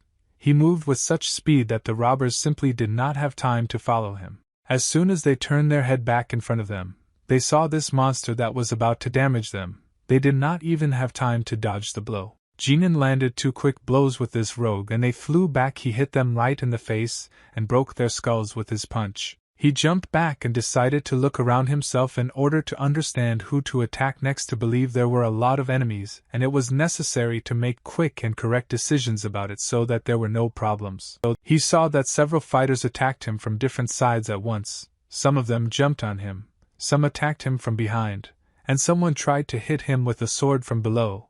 It was not easy to evade such attacks, but because the dexterity was enough to dodge all these blows and not take any damage, these robbers were weak enough despite the fact that there were a lot of them. Ganan made a jump and after that she used one of her spells that breaks the ground into pieces. He hit the ground with his fist and there was a strong explosion. The bandits lay injured on the ground after such a strong attack. Some of them lay unconscious. Those who still understood that they were on the battlefield could not even imagine how they could fight this man. He is on the ground and thought that this guy is a demonic technique that he sees for the first time in his life and has never encountered anything like this before. His enemy is wielding a fiery martial art that is capable of destroying everything in its path. Ganan swung his fist and decided to deliver a strong blow to this robber in order to kill him. He punched him right in the face and broke his skull with one blow. Jin Young took his fist and dripped the blood of this thief. He had just cracked his skull. The bandits realized that the best time to avoid is right now, because then it will be too late and he will definitely kill them all. But Jin Young is ready to kill them all. The robbers were frightened when they saw what this guy was capable of. They understood that it would be useless to fight him and decided to save themselves by disaster. Jinan was not going to let these robbers out of here alive, and he was already very angry with them and wanted to destroy everyone. The bandit was sitting on the ground and I think that he most likely has already come to an end. He is unlikely to be able to survive in the battle against such a strong warrior. Jinan approached this robber and stood right in front of him. Jin Young was very angry with these bandits. He did not show his anger on the outside. This bandit was sitting on the ground and trembling with fear. He asked Jin Young what he would do with him if he just turned him in. Will this gentleman be able to spare him? Jinan raised his head and replied to this rogue that he is not one of those people who enjoys someone else's death, and said that there is no point in killing people who give up. But Jin Young asked this robber why they wanted to steal a girl about them, and if he honestly answers this question, then the guy will let go of all the bandits who want to surrender. The robber was silent, and did not want to answer this question. He understood that if he told the reason why it was necessary to kidnap the girl, then other bandits could kill him for this. But the guys were not interested at all, and he asked this robber not to keep him waiting. Jinan said that there were serious burns on his brother's body. If he was not taken to the doctor, he might die, so the bandits had to hurry up to tell the reason for the kidnapping of the girl, otherwise his brother would die now. The bandit put his head down and sighed heavily and answered that Junhwa asked them to kidnap the girl. She overheard their dialogue, came closer and turned to the bandit. She wanted to know who exactly ordered her kidnapping. She wanted to ask him if the master of their organization really asked to kidnap her. He replied that everything was exactly like this. This gentleman ordered the robbers to kidnap the girl and bring her to him. Jinan asked this guy, was there any other solution to this problem? Why did it have to be done in such a drastic way? He replied that they chose such a radical method of kidnapping only because the master ordered them to bring this girl at all costs. She was very surprised because she did not understand why this gentleman needed her so much. I became very interested in her, why he decided to hire mercenaries for this. The sword was flying in the air and spinning around its axis. This sword stuck in the ground and stuck there in the forest. 2 people fought. One of the guys dressed in blue knocked the ball from his opponent, and said that he wanted to stop this battle. He told his enemy that his master would hardly want a full-scale war. He looked at his opponent, and said that besides, even if they continue this battle, his enemy will still have no chance. It was very hard to believe, but nevertheless they had a very capable fighter who could defeat all these robbers alone. The thug realized that he lost the battle along with his bandits, and asked what his opponent wanted from him. Did he really need to ask for mercy? He took his wounded leader and lifted him leaning on his shoulder. Then he approached the second robber with green hair, and said that they urgently need to leave and take their leader to the doctor. Jinan watched them go into the distance and disappear into the thicket of the forest. He could not believe that he set fire to a person with his magic. He understood that it was possible not to do this, but nevertheless, At that moment he still used his magic and crippled another person. He understood that this was all due to the fact that he sucked internal black energy from that person, and this energy was black. It aroused in him a thirst for murder. He did not try to suppress his energy. He succumbed, and that is why he caused such severe injuries to that person. Ganan understood that if these bandits continued to attack him and all the other guards further, he would hardly be able to stop, and would kill all of them in order to get rid of this thirst for murder that now lives inside his mind. He wanted to understand if there was anything else he didn't know about the technique of absorbing the power of heaven and earth and controlling the soul. He first absorbed the magic of a person with dark energy, and now darkness appeared inside him too. It began to rain in the forest, and he gradually made his way through the trees and leaves and fell into the forest. This rain intensified every minute and was not going to end. Most likely it will continue until the morning. They got to the nearest house, which was located in this forest, and stopped there. The mistress of business in her room was minding her own business. At that moment Jin Young stood on the veranda of this house and watched the rain drip. She saw the guy standing and thinking about something on the veranda of this house. She decided to thank him for saving them all and said that if not for him, then the guards would hardly have left this forest alive, and she would most likely have been kidnapped. Jinan replied that you should not thank you because it was his job, but decided to ask her a question and asked about which young master she spoke with the robber in the forest. At that moment she realized that he did not know about which gentleman they did not talk then in the forest. She asked him if he knew anything about Chi Junhua's trade organization. Jinan tried to remember everything he knew about this organization and replied that he knew that this was one of the 3 largest trade groups in the entire continent. The girl said that the owner is the organization Tak Chung Bo, and his second son Tak In Hyo is the same young master Tak who ordered her to be kidnapped. Jinan finally figured out this whole situation, and he had one very important question. Why did this gentleman want to kidnap the girl? She told that 10 months ago, a hawk flew to their palace from this organization and brought a letter in which it was said that the young master wanted to take the girl to him. She said that last year was her grandparents' 60th birthday, and there was supposed to be a celebration in the palace that brought together many very important people from all over the continent. The young master also arrived at the palace that day, and he asked the girl to show her the whole palace, and she agreed, and not that day they walked for a very long time. It was then that he noticed this girl and most likely fell in love with her. This man felt that he could afford to take the girl even without her consent. She said that she did not want to marry a young master, and her father was also categorically against such an act. But the whole problem was that no matter how much they wanted to do it, to refuse such a profitable marriage was very stupid for no good reason. And the Sea Dragons organization belonged to the association, so there were some things that they were not allowed to decide in the association. The authorities constantly make advantageous marriages between organizations and families in order to earn as much money as possible. The girl didn't say anything else. She went to her room and decided to be alone. It was very hard for her to talk about this topic because she understood that her father and she was powerless in this situation. No matter how much they wanted to, they still could not refuse this marriage because the association would not allow them to do this, and this fact caused a lot of pain. Night fell on the streets. It was quiet and calm. All the people were in the buildings. A young guy in a dark cloak was walking along the corridors of one of the houses with quiet steps. He opened the door to the room and announced that Cho Yong-hyang had come and soon this lady would arrive in Tian. The girl was sitting at her desk and looking at the pictures, but when she was told this news, she turned around and asked him if even her brother would come. He replied that he had received word that In Hyo was already next to Tian. The girl answered, "You too, that you need to hurry there." But the guy was surprised when he heard this. Then he replied that he would go there with pleasure because he was very interested in how much she had changed while he had not seen her. She let his head down and said that because of this girl, her brother and this guy constantly have a heart that bleeds.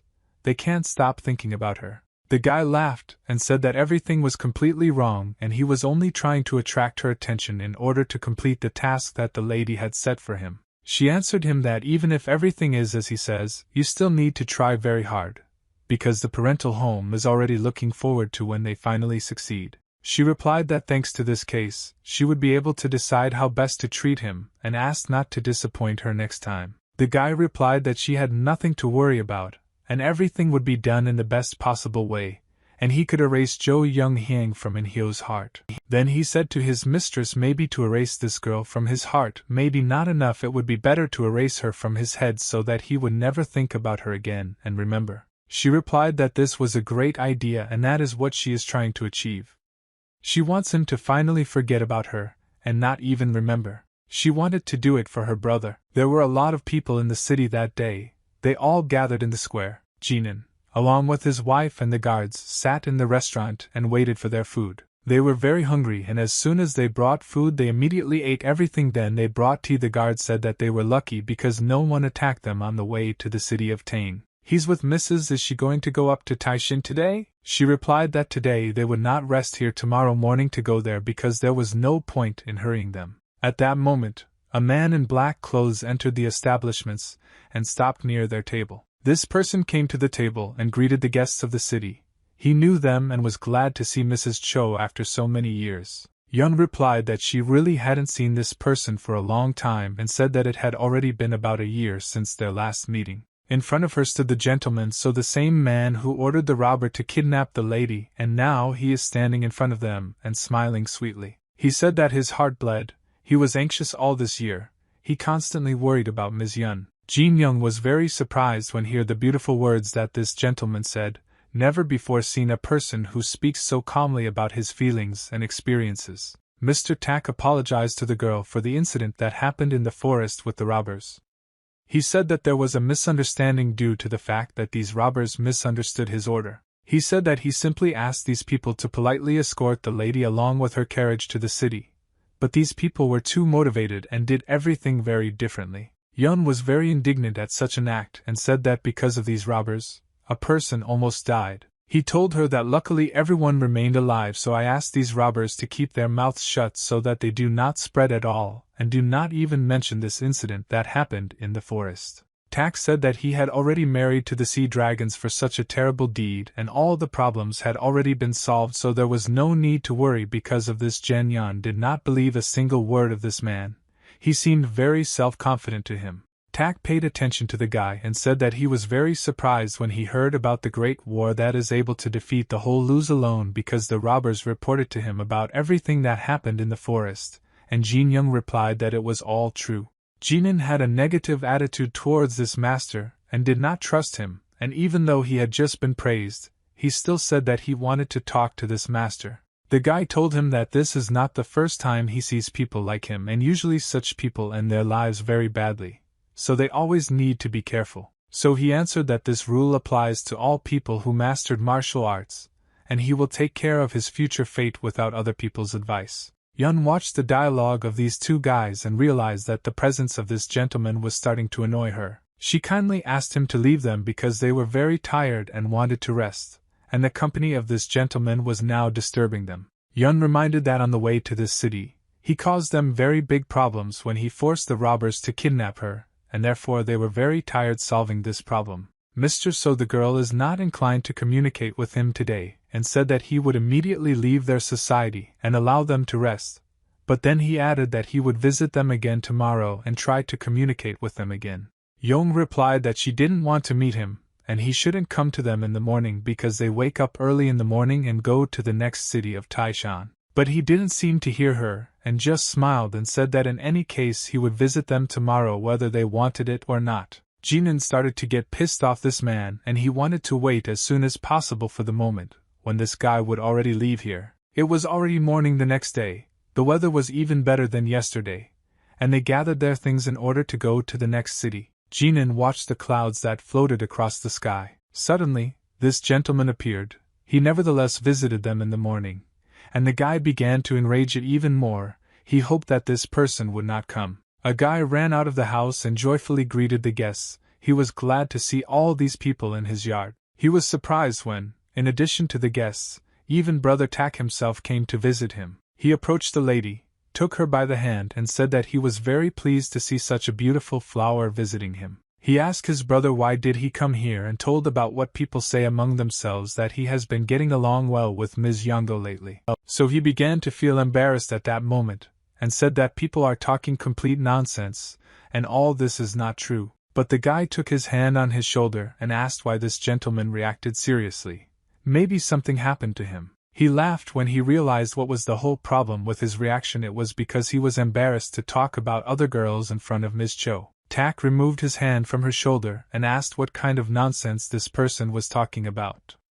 But the guy said that the news of Mr. and Mrs. Yoonghwa had reached him. He said that he heard about the engagement of Ms. Yongo and brother next month.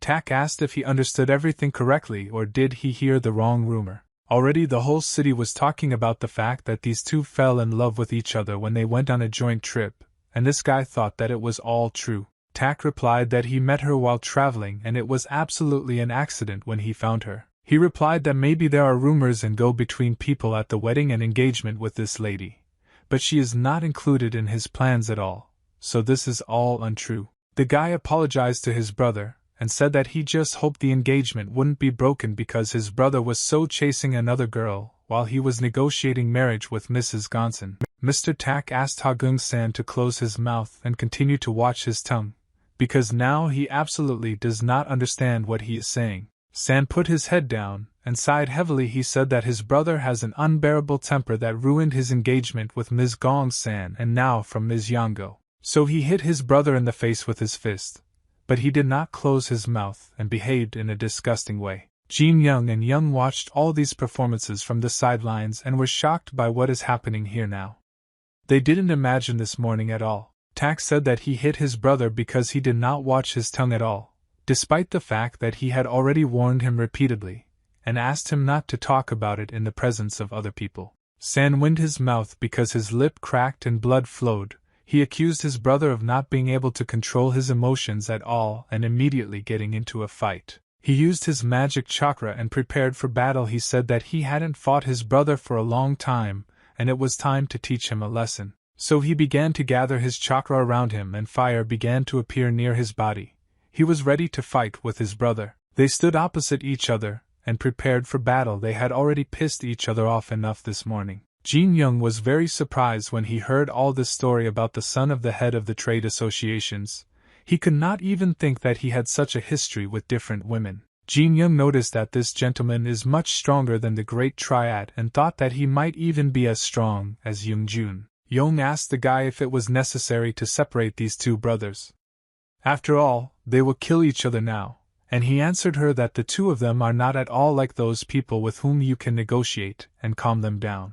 A lady came out of the house and asked why she heard such a terrible noise in the yard, and what was happening here. She replied that the commemoration was not over yet, and that it was not the best time to arrange fights. She accused Mr. Tak of using his internal energy instead of performing rituals, and called him her brother. She simply asked her younger brother to meet the guests, and did not even think that a fight could start here. She did not like it at all and was not part of her plans. The mistress asked her brother to explain himself, and tell her why a fight almost started here now. Sun felt embarrassed. He didn't know how to explain to his sister about what had just happened here. Tak said it was his fault because he made a mistake and went to compete with his brother in a duel. He apologized to his mistress for the inconvenience he caused her this morning because he did not want it to happen like this. She just now noticed her brother Tak and pretended to be very surprised to meet him now. She replied that she was very much at this meeting. So he said that he was also very glad to see her. Yun bowed to this lady and said that she had not seen Sister Ha for a long time, and the lady praised her for visiting them all the same.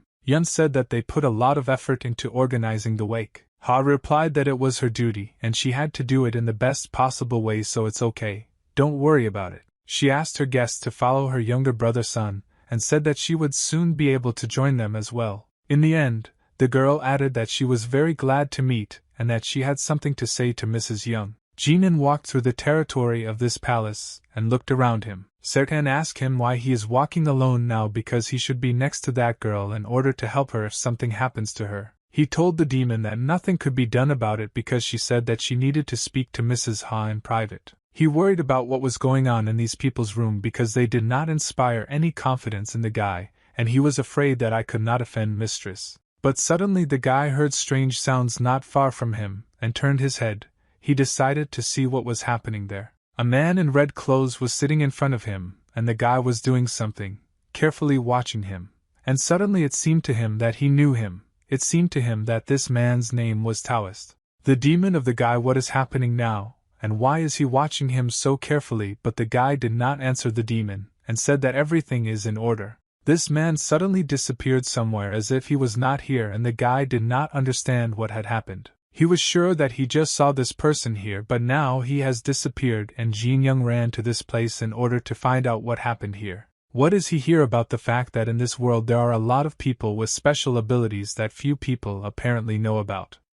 This person was one of them. The demon said that ordinary people do not know about Jin Young's abilities, and just like that they will not be able to deceive him because his eyes see more than the eyes of ordinary people. Sertan saw the inscription Changsin on the ground, and she said that this inscription is written in an ancient language, and it means the body. Jin Young said that this is all very interesting to him. It will be funny to figure it out because it's not every day that he sees a person suddenly disappear. An old man appeared near him. He approached very quietly and imperceptibly. The guy paid attention to him when this old man was already very close. He turned to this old man and wanted to ask him a few questions. The old man himself was just passing by and did not expect anyone to talk to him at all. Jinan asked this man if he could ask him a few questions. The old man stood hunched over not far from the guy and said what exactly he wanted to know this young man. He asked if a skinny Taoist with disheveled hair lived near here. Maybe the old man once saw such a person here nearby. The old man said that he saw one such person here, and this guy always seemed crazy to him. Jinan to grandfather, why does he think this person is crazy? What were the reasons for treating this Taoist like that? Grandfather replied that this man went crazy 20 years ago and he is not here because of the funeral ceremony, just wandering around the palace grounds. He said that this man is just crazy, you should not pay attention to him. He is harmless and will not harm anyone, but he always walks around the palace grounds by himself. Jinan asked your grandfather if he knows where you can find this crazy Taoist historian. Tell him that it is pointless to look for this crazy man, and asked why the guy doesn't want to meet him so much. The old man did not want to understand why this young man needed this crazy man, and simply said that he knew where to find him. He said that he would tell about one place where this guy constantly looks. Jinan in the middle of the road and looking at the night starry sky, he was watching a huge moon that lit the way like a big lantern. Jinan noticed that from the top of the mountain, the moon looks completely different.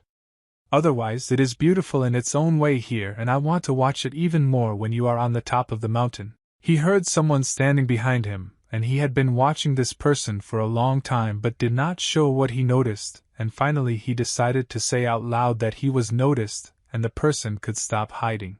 Jinan turned his head towards the forest, and saw how a man began to leave from there.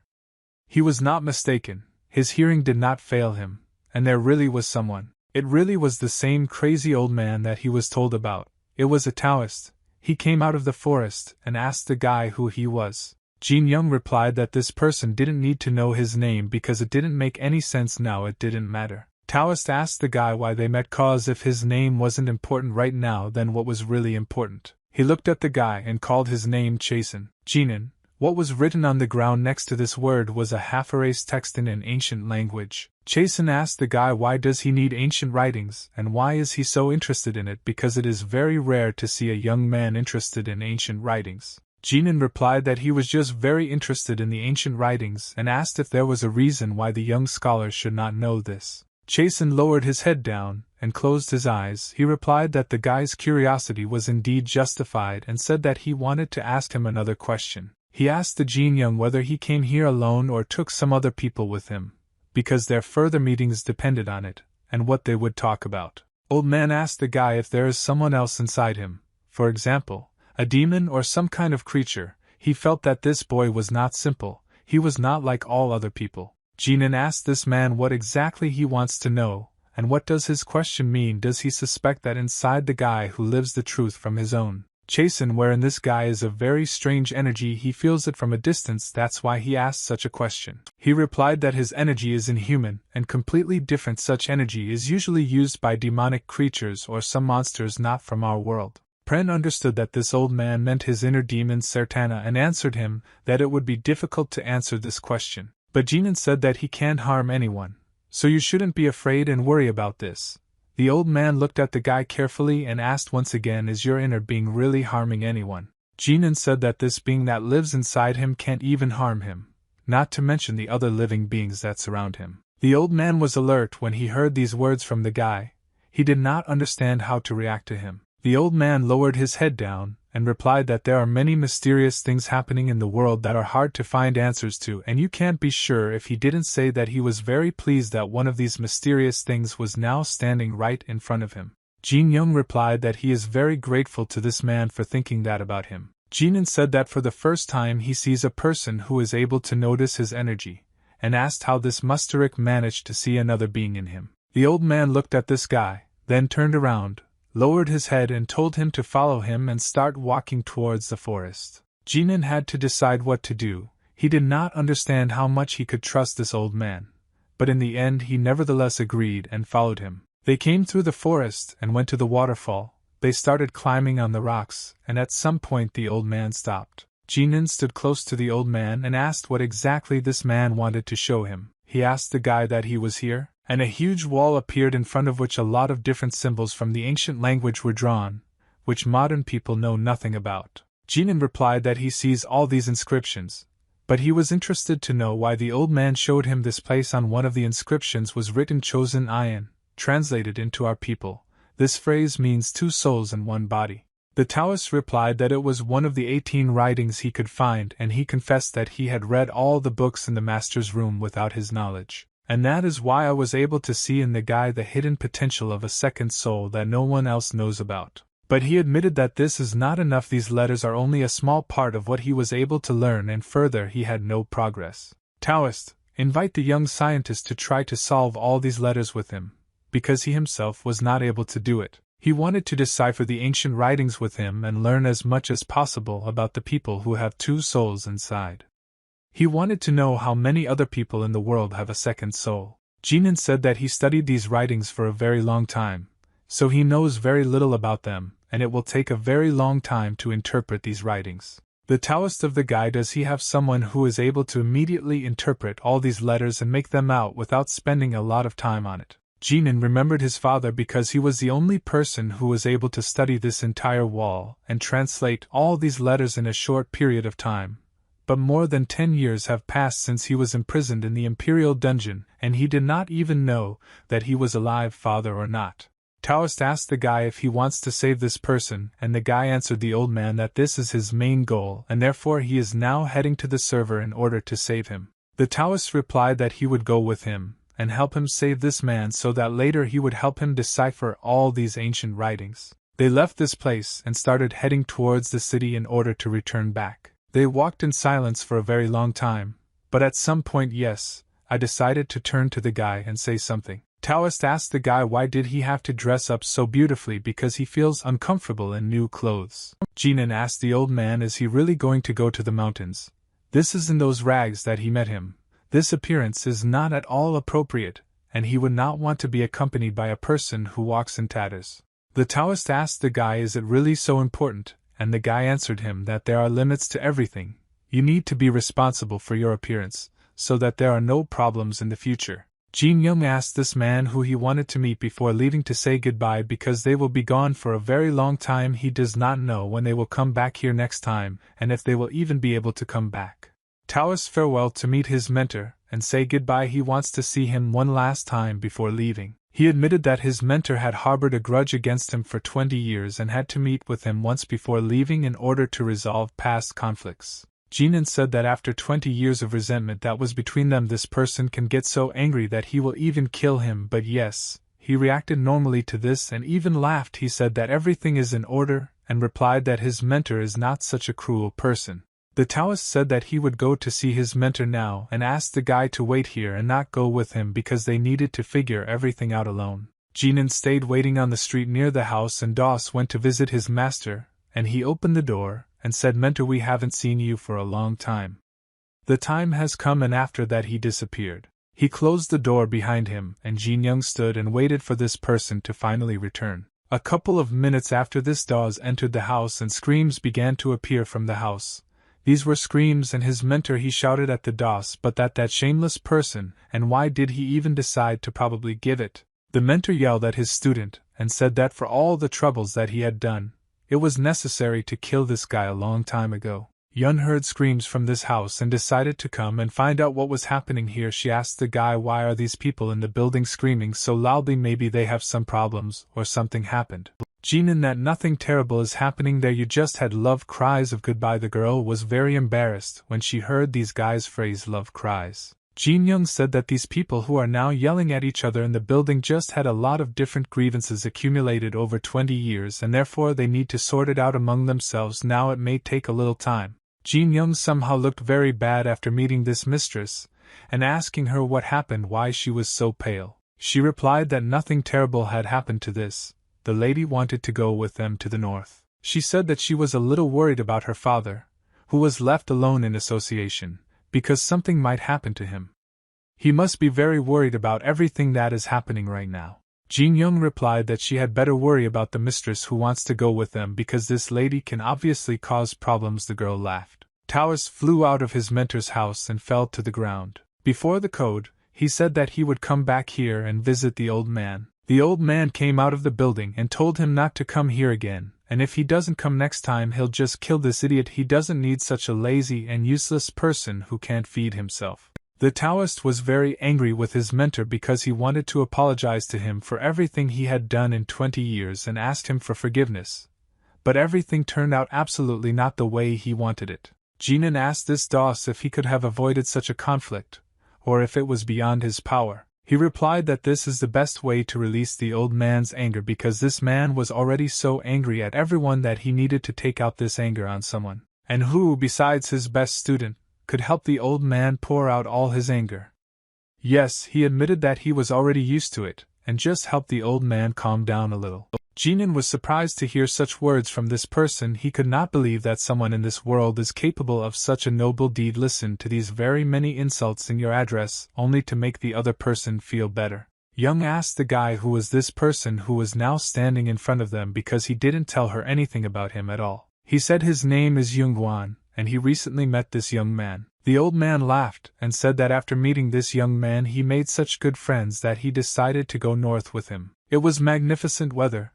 Clouds floated across the sky and the sun shone so brightly that the desire to smile stopped every minute more and more. The carriage set off again and headed north. Yongwan was lying on a bench. The guy was trying to fall asleep all this time. He sat with his arms folded on his chest and also tried to sleep at least a little, but he couldn't. He was constantly disturbed by various thoughts that did not allow him to rest in peace. He thought that Sun was accompanying them on their way north only because Ms. Ha Ju Ryong was with them, and he did not mind that the lady was traveling with them. He did not understand why I needed this, but nevertheless he treated her more or less positively. Most of all, he was worried that the same strange guy went with them, which annoyed him very much, and he could not be in the same space with this man. This man seemed to be the most disgusting guy that Ganan had ever seen. This gentleman.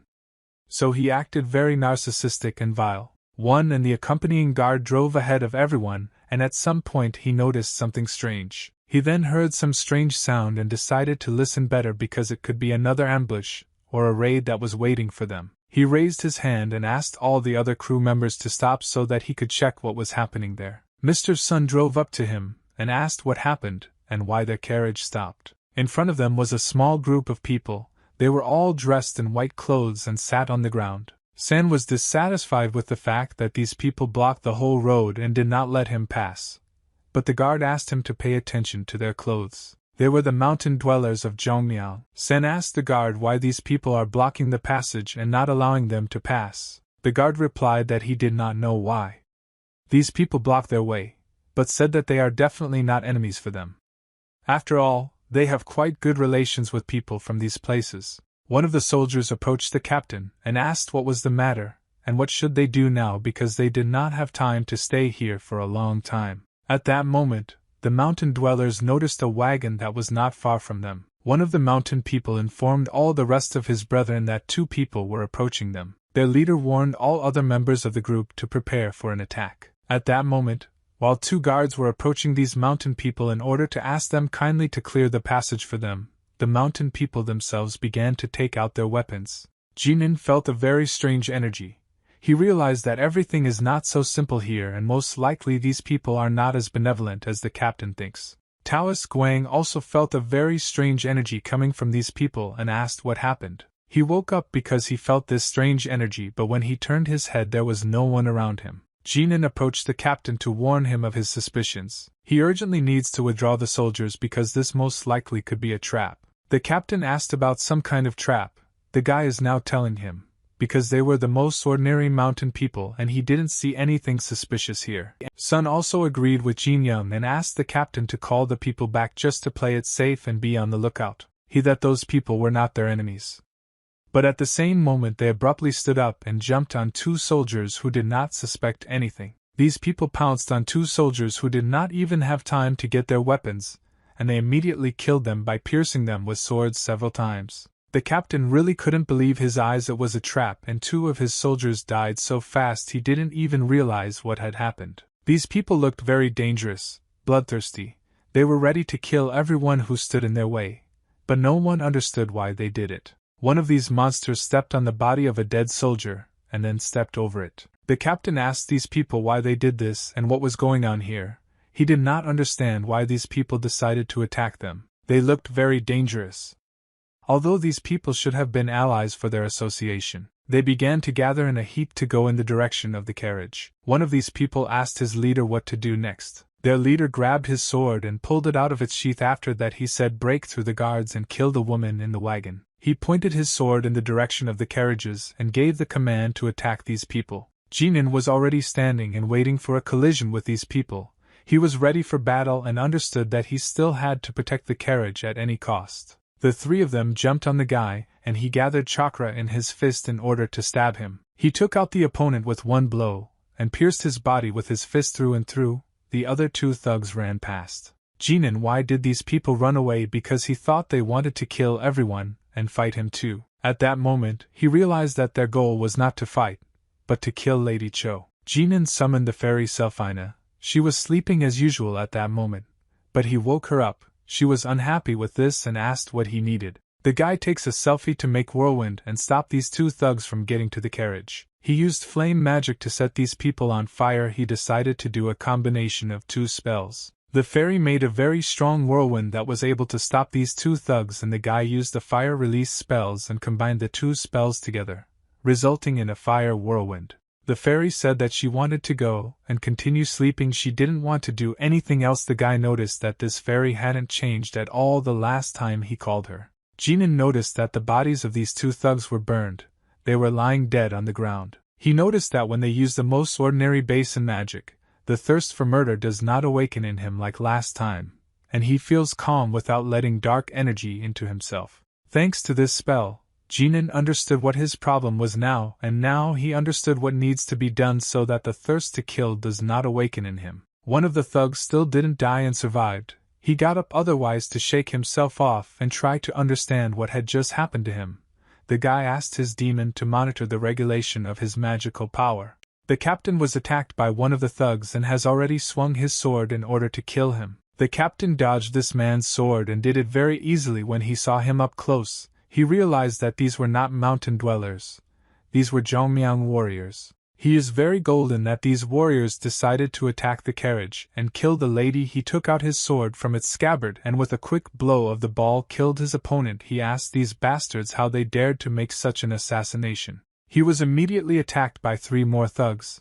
They began to surround him from different sides and try to attack. The captain was a very experienced warrior and went through more than one battle, but he did not know if he could deal with three opponents at once. But he still managed to make a series of quick attacks, and thanks to his fast wind technique, he was able to cut their throats with the blade of his sword. The captain felt that danger was approaching him from behind and he needed to quickly decide what to do with the enemy behind him. Behind him, the enemy was already standing and wanted to strike from the back like a rat, but the captain managed to notice this in time and block this blow. Only thanks to his intuition, he now survived. He flew back after this blow, and was barely able to stay on his feet. When he stopped he was able to see the face of the thugs attacking him from behind. It was Du Chu Moon, the leader of all these thugs. He personally wanted to kill the captain from behind. This man made a leap and swung his sword over his head. He wanted to strike a very strong blow to defeat. During the battle, the captain tried to understand why they decided on them on the pass. he asked this man directly. Why are they doing this? Because they dress like mountain dwellers. It was very mean and few people could do such an act.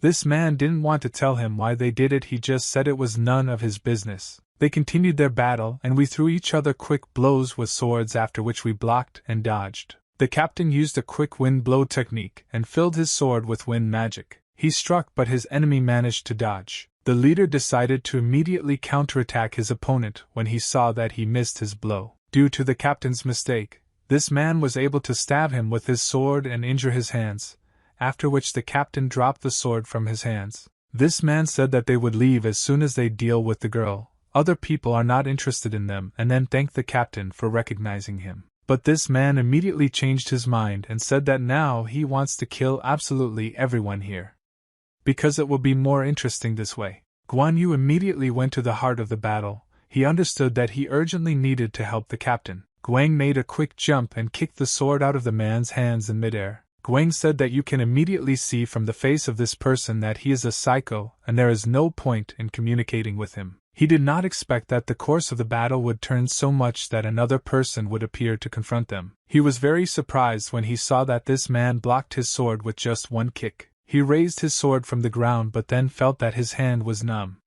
The blow was so strong that he now cannot control his hand. He realized that the person who is now standing in front of him was very strong and he needed to be dealt with as quickly as possible. He immediately decided that he needed to hit his opponent very hard and cut him into two halves. He swung his sword and delivered a very strong blow that was supposed to kill anyone who falls under the blade of the sword. After the blow, he saw something completely different from what he wanted to see because there was no one in front of him. His opponents very quickly ran away, evaded the blow. Only a huge hole remained after this strong blow. Guan was able to disappear at the moment he needed. It was one of those techniques that he mastered very well, and now he teleported over the head of his opponent. The enemy felt that this man was now above his head and he needed to quickly decide how he would fight off this attack. He grabbed his sword and made a quick swing to block the blow. He managed to block the Dawes' blow with his sword but barely, or put the sword in a defensive position. Guan jumped back and landed on the ground,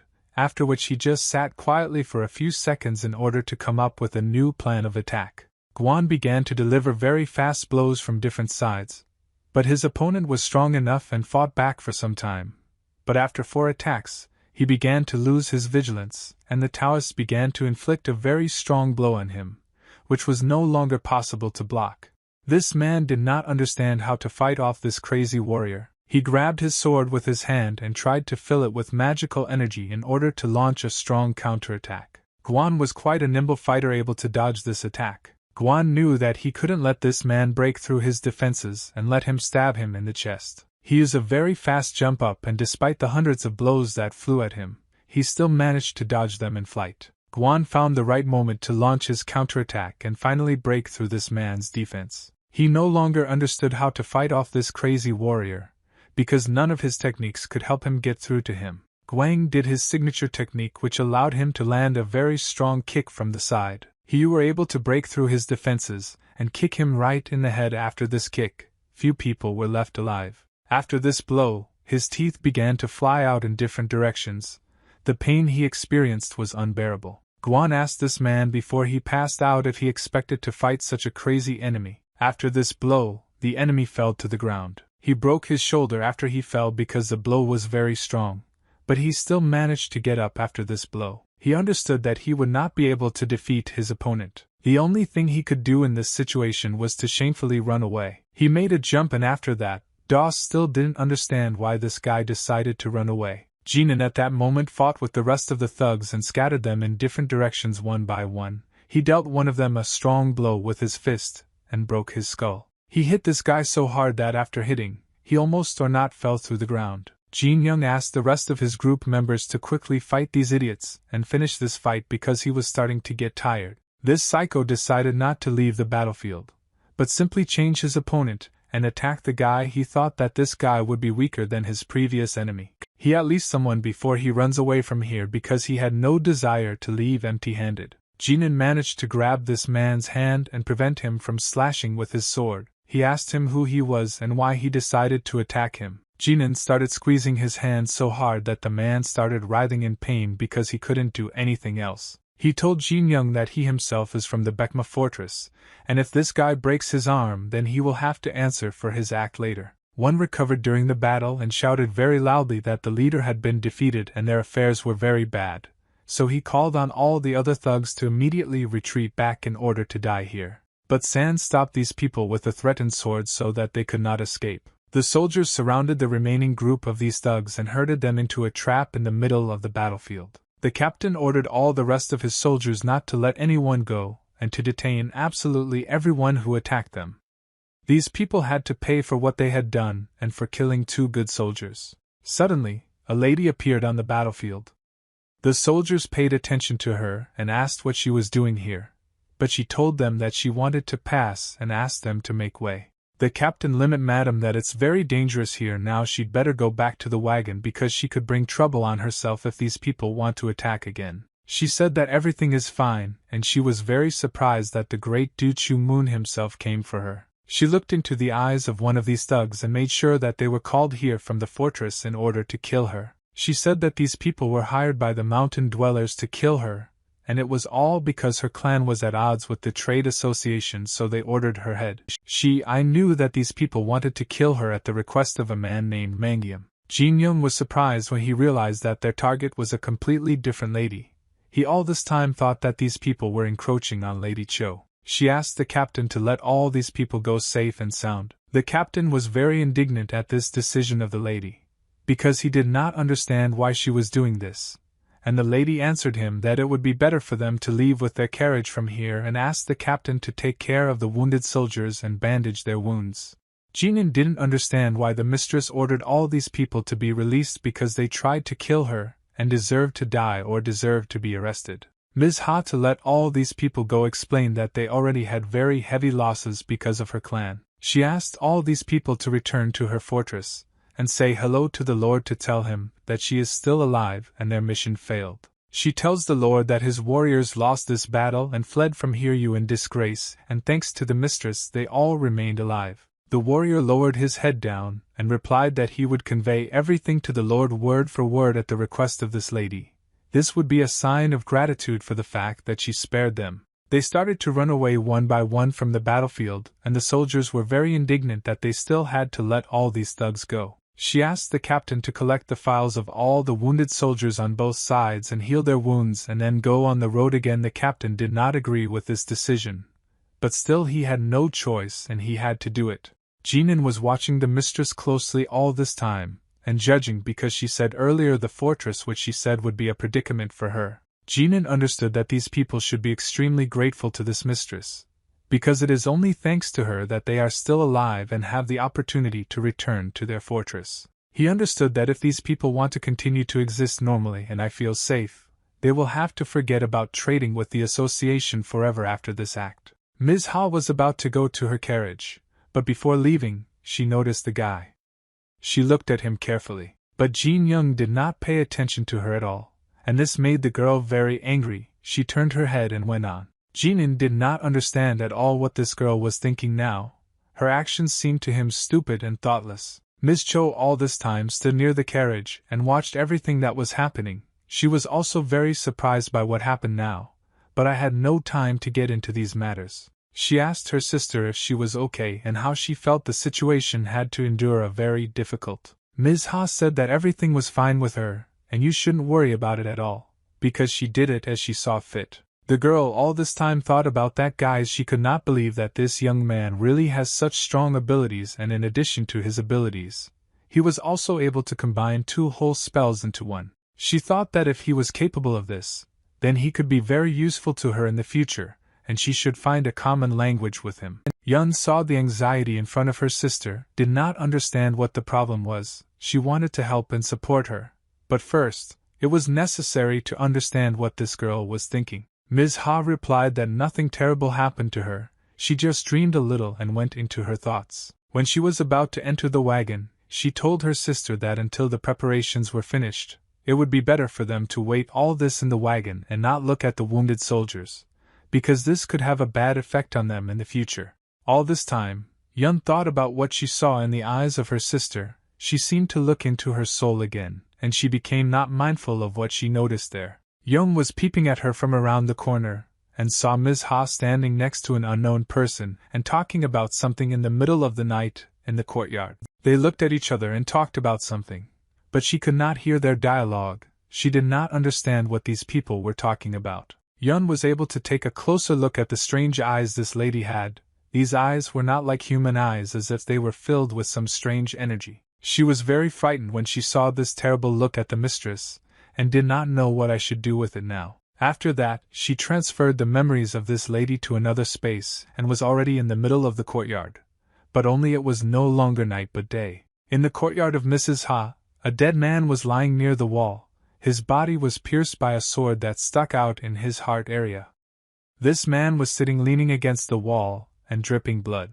Yun saw how people noticed this man and began to approach him. They did not understand what happened to him, no one knew about it, but if she saw it, then it was a memory in the soul of Ms. Ha. Young understood that this man in the yard was killed by the mistress herself, and now she could not even imagine what this girl was capable of next time. The man slammed his fist on the handle of his throne with all his strength. This man was angry. This man on the throne was the same lord from the tower about whom so much was said during the battle. His subjects came to him and told him that they had lost the battle. He was outraged by this and began to shout at his subjects for the fact that instead of killing them the girl was disgraced by the lord. He was very angry with them for dishonoring the name of Bekma Fortress. The lord ordered his subjects to go and find out everything about those people who protect the lady.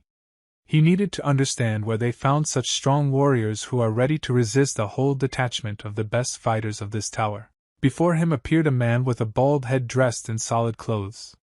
This man most likely holds a very important position in the tower. He did not address the owner. He told the lord that he himself would personally deal with this matter, and would do everything so that the name of the tower would not be defamed. The lord thought about such a proposal, but he had some misgivings about this account. He asked this person who volunteered to do this task himself if he would do something stupid like the last time he went on a task. The man did not understand what kind of nonsense the lord was telling him, because he always performed his tasks perfectly, and there were no questions for him. The lord said that he agreed to let him go on this task.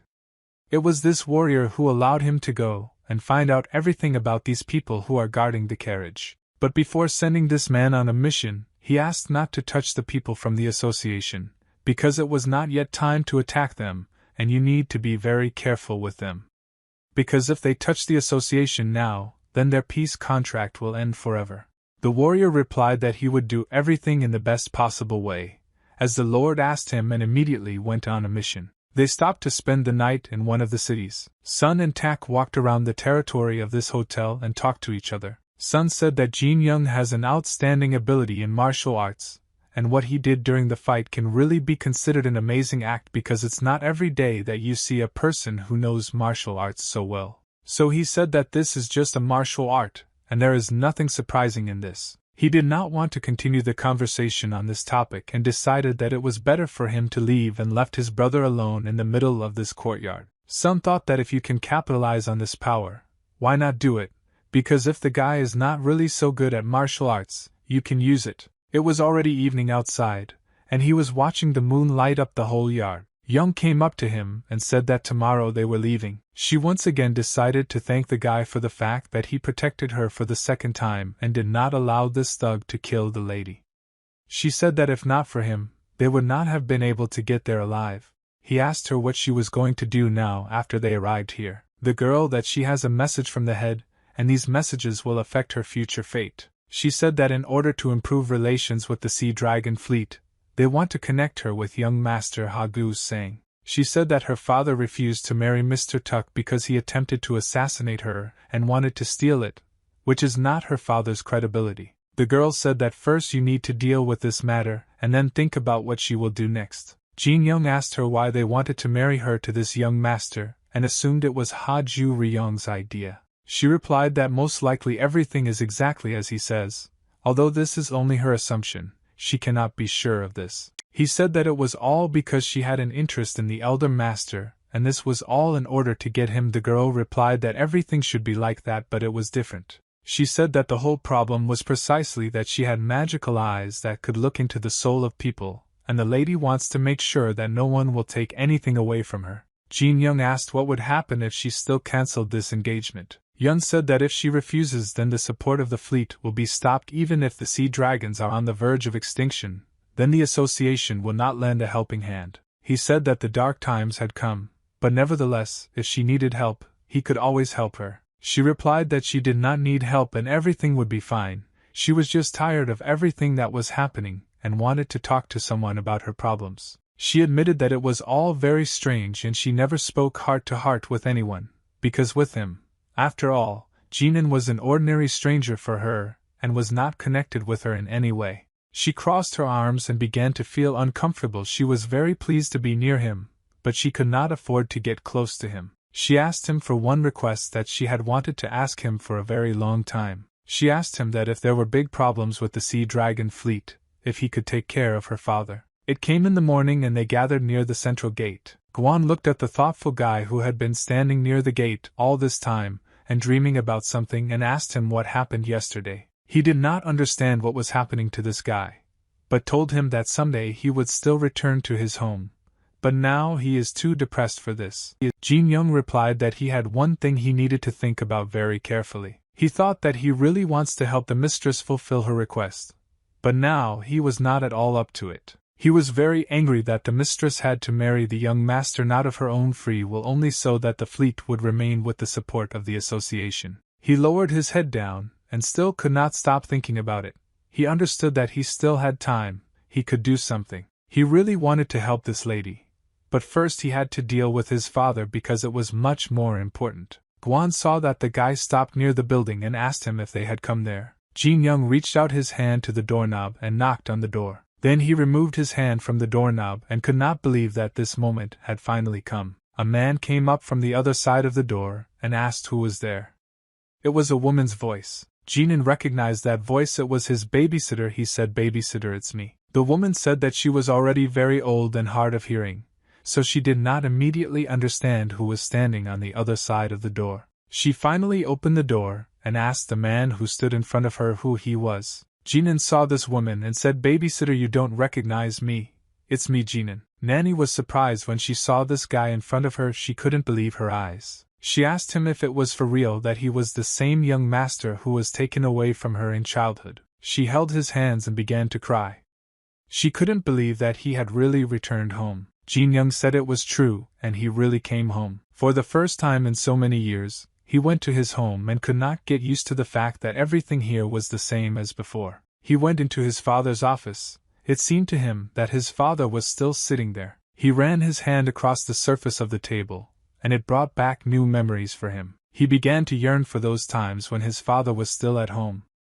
Memories began to wake up in him, and he felt nostalgia. He stood for a long time near this table at which my father constantly worked. He looked around him and remembered all the things that were here. They also remained lying in their places. He saw a picture on the wall and remembered that there was his father's vault. The demon said that he would have to go down there to decipher the ancient writings on the stone slab. Jinan replied to Demon Sertan that he would definitely do it, but only after he saved his father. The nanny went into the room and asked the master if he had been here before, and the guy replied that he had not immediately noticed her presence here. Jinan replied that he was no longer at home and memories flooded over him. He said that he needed to save his father as soon as possible. The nanny did not want to upset him, but nevertheless she understood that she needed to tell him this now. She told them to the guy that his father had been for a very long time and no one knows where he is. Jinan asked what it means and how his father disappeared. She told him that one day General Yuk came and told her that the prison in which his father was imprisoned collapsed, and he disappeared. He asked the nanny about which specific general. She says, "Was it really the same Yuk Dugam?" The nanny answered that it was him. She told the boy that this general came from time to time with news from the master, the only way she could hold on to life and understand what was happening in general. She hoped all this time that his father was alive. Jin Young asked the babysitter where his Uncle Young is now, and she said he was dead. Gina almost fainted when she heard this. The nanny said that 2 years ago, on his way back from the imperial palace, bandits attacked him and killed him. He asked the nanny if these bandits were caught after they killed his uncle. She replied that no, There was a commotion for about a month, then everything calmed down. Some person took the old man's body. Ganan did not understand how to react to all these events, and he wanted to find the offenders who killed his uncle. He tightly clenched his fist and said, "Father, what the hell is going on here? But don't be afraid, I'll find you soon." Jin Young met with his old friend and he treated him to tea. He had not seen this man for a very long time and felt a little embarrassed in his presence. But nevertheless he calmly sat at the table and carefully listened to everything that this man said to him. The man looked at the guy and smiled. He said that he was very glad to see him again. "Jinan too, I was very happy to see this person in front of me." He said that he heard the news that he was promoted to lord after he found the thief of the Golden Temple. General Yuk was sitting in front of him drinking tea. Jin Young at that moment congratulated his friend on his promotion. Jin Young thanked this man for helping the nanny all the time while none of his family was in town. But General Yuk said that there is nothing to thank him for, because all he does is only tell the nanny the location of the prisoner. He admitted that all these years he felt guilty for not being able to save the boy and imprisoned him. Yuk was very surprised that the guy still returned to this city and decided to meet him and wanted to make amends. But he could only do this by telling information about his father. Jin Young was very interested in this because although he knows everything that happened to his father during his absence, he wanted to know what happened to him and where he is now. Yuk said that this case about his father's disappearance has become very strange, and he will try to tell everything that I know. That the chamber in which the scientist Ko was located was in a common building, and it was impossible to open it from the inside. Jin Young made the assumption that his father was kidnapped, but he did not understand how this could be done. Yuk said that it was not a kidnapping and it was not worth worrying about it. But the emperor himself personally observed his father, and the check was carried out very strictly. No one would think about Mr. Ko. But one day a very strange incident happened. Someone decided to blow up the building and the walls of the cell in which his father was sitting were destroyed by a powerful explosion. Jin Young made the assumption that his father escaped from prison by making a huge explosion in the cell and blowing up the walls. Yuk replied that most likely everything was exactly like that, and even the emperor himself was surprised when he found out about this case. He said that after escaping, all the search parties were sent to this mission and they investigated but could not find anything. There were no leads. General Yuk personally searched for his father, but this did not give any results. No one knew where his father had disappeared. Jinan asked the general if he could personally conduct his own investigation in the palace, and the general was not ready to give him an answer to this question right away. He needed to think. Jin Young said that his father often left behind clues that a normal person would not be able to solve, and he made these clues in such a way that only Jin Young could read them. Yuk asked the guy how sure he was that his father could leave clues behind him. The guy confessed to the general that when the soldiers took him from the house for the first time and he had already left clues in his office in which he worked, but only Jinan could solve them. Yuk crossed his arms over his chest and closed his eyes and sighed heavily. He replied that if everything is exactly as the guy says, then he will need to know for sure that Jin Young will share his findings with him. He lowered his head down and sighed heavily. Then the guy said that he would not be able to immediately tell the general about all the finds that he would find in the palace, because this would complicate his search for his father. Yuk was not happy with this answer, but he understood why the guy makes such a decision. He said that it would be difficult to convince him, but he would remember it nonetheless. Yuk said that it would be very difficult for one guy to enter the palace, because now all the people who are on the territory of the palace are constantly being checked. The general suddenly changed the subject and asked how reliable information he had that Jin Young had mastered real martial arts. He told the general a story that there was a grandfather on Chomandong Island with whom he lived in the same cell. This grandfather turned out to be a martial arts master, and he taught the guy all his skills. Yuk asked the boy what the name of this old man was and made the assumption that this old man could be called Ganan. Jin Young was very surprised when the general called out his grandfather's name, and he couldn't believe that this man knew about him. General Yuk said that the island is under the scrutiny of the army, and he heard a lot about this old man. Due to the fact that the imperial services control absolutely everything, you can't even send a letter to this island because it will be read before being handed over to the prisoner. But the general was very reassured by the news that the boy was hooked up to this old man. He took a cup of tea in his hands and took a sip, after which he said that he was very glad to hear that the old man decided to share his knowledge and teach the guy martial arts. The general made a decision and said that he would give Jin Young a high rank so that he could complete this investigation, but Jin Young did not expect such a turn of events. Yuk explained to the guy that the palace would not let him in just like that. No one would give him permission to investigate this case. After all, he is an unknown person and this institution is the pride of other officials responsible for the security of the palace.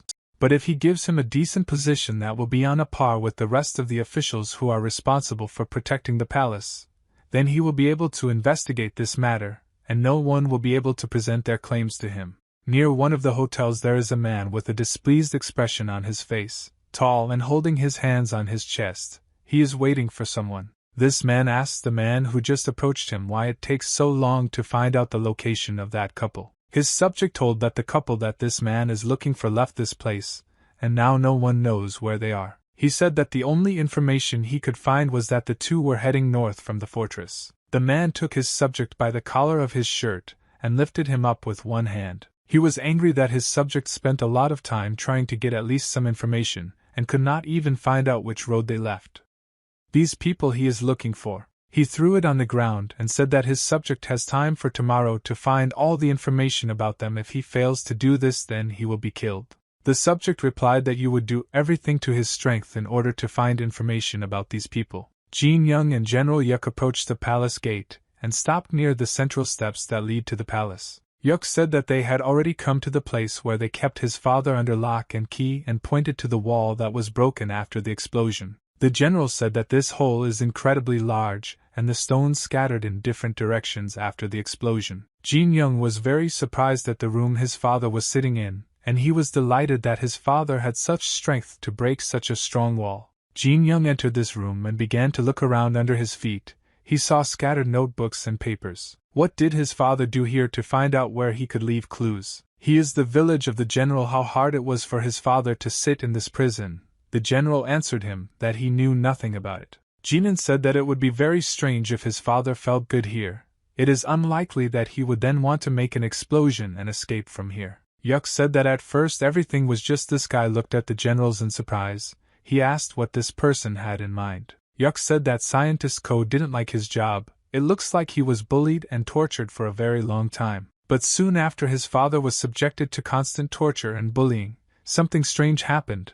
The guide became very interested in the story of the general and listened to him attentively. Yuk often watched his father, and he had the feeling that this man was able to take possession of the emperor and control him. When the Scientist Ko asked the emperor for something, he always did everything for him so that he would not be asked. This caused some suspicions among many people who saw their connection. Scientist Company always had very strange wishes. Sometimes he asked that no one could enter his cell and refused all meetings. Sometimes he asked that his cell should always be clean and that special people always monitor the cleanliness in the cell. Every 3 or 4 days the emperor came up with a new wish, always fulfilling them. Hundreds of rare old books were brought to him. Jin Young saw one of these books on the floor and decided to pick it up in order to take a closer look at what kind of book it was. Jinan asked the general what kind of books were brought to his father, and what exactly he read in his room, because this information can help him move forward in the search for his father. The general asked the guy if his father could write down some clues in books or leave notes there so that they could later find him. Jinan said that this is all quite possible because for some reason he needed so many books. It is unlikely that he could read them all because it would take a long time. For what then he needed these books if he did not leave notes? The general said that when all his books were taken out of the cell, they were checked very carefully. They wanted to make sure the books weren't soiled or damaged after being used by Scientist Ko. Yuk suggested that these people who were checking the books would immediately notice some new entries in them, and would report it to the emperor. Jinan said that this is a very good theory and thought that the emperor himself could constantly personally check. Jin Young closed the book and said that everything is not as simple as it seems at first glance, and he has one more thought about this. He said that there are things that even hundreds of people will not notice if they really want to, just because they don't know anything about it. The man continued his search and tried to find people who defiled the honor of his tower. His subjects returned to him and asked if he could tell him the new news that he had learned. He later said that intelligence had found out the location of these people and now they could no longer follow their trail. The subject told that he lives on the mountain behind the northern gate, and you can get there in the near future. He ordered his one by one to immediately go to this place and find this person, but the subjects were afraid. They were ordered not to attack these people. He decided to warn his master that an attack without the order of the Lord could have a very bad effect on them, and they would be punished for it. He inflicted a strong blow in the chest to his subject for not wanting to follow his orders. He was angry with his subject for something that would take himself inappropriately, and did not listen to his master. He ordered him not to talk nonsense, and immediately showed the way to this place. One by one, there was nothing left but to simply follow the orders of his master. Yuck asked the guy what he's going to do with all the finds he's found here. The general warned the guy that today it's too late to go for books, and even if they go to the library now, it will already be closed by the time they get to it. Jin Young replied that in that case he just wants to look in this office and find some more clues. Yuck said that he would leave him here himself, and he would go to make a report. The general warned the guy that his friend was waiting outside and it would be better for him to hurry up and not linger in this office. The guy replied that he would try to quickly look around here. On the walls of this office there were various inscriptions in the ancient language, and Jinan stood right next to these inscriptions. He drew attention to various things that were in this room and came to the conclusion that an investigation had already been carried out here and many things probably thrown away after the investigation. These things could be important for finding his father. All that was left in this room was of no value. They were ordinary items that his father used them. He looked around the room and could not find a single hiding place here or a place in which he could hide on the secret message. But suddenly, on one of the walls of this house, he noticed something very strange and realized that the hint could be found in this very object. It was a pink painting that hung on the wall of this cell. The painting depicted a black and white tree and strange inscriptions were written. The painting on the wall was unique in that it had the style of Shisawa Habel, which is the trinity of poetry, calligraphy, and fine art. He carefully examines this picture and reads the texts that were written there. One of the texts read, "On your hand the shadow of a bird."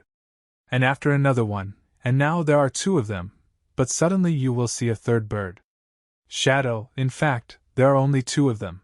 He began to read the poems that were written in this picture or look for clues in them about where his father could be hiding. Jin Young noticed that all of the text in the picture was written by a child as a joke, or was meant to be. But then he began to remember that he had already heard these words somewhere, and they seemed very familiar to him, but he could not understand where. When Jin Young was little, he constantly listened to his father, and his father told him that learning never ends, it is forever. Dad often told him about the Elder Scrolls, about the fact that it is impossible to study them all, but you can study forever in order to learn something new. He showed him one of these scrolls and said that at first glance it looks like bird tracks that the child drew in this letter. But if you look at these lines from the other side, then they hide the real soul of a person. Jinan concludes that if you know one side, then you can understand the other side of these lines.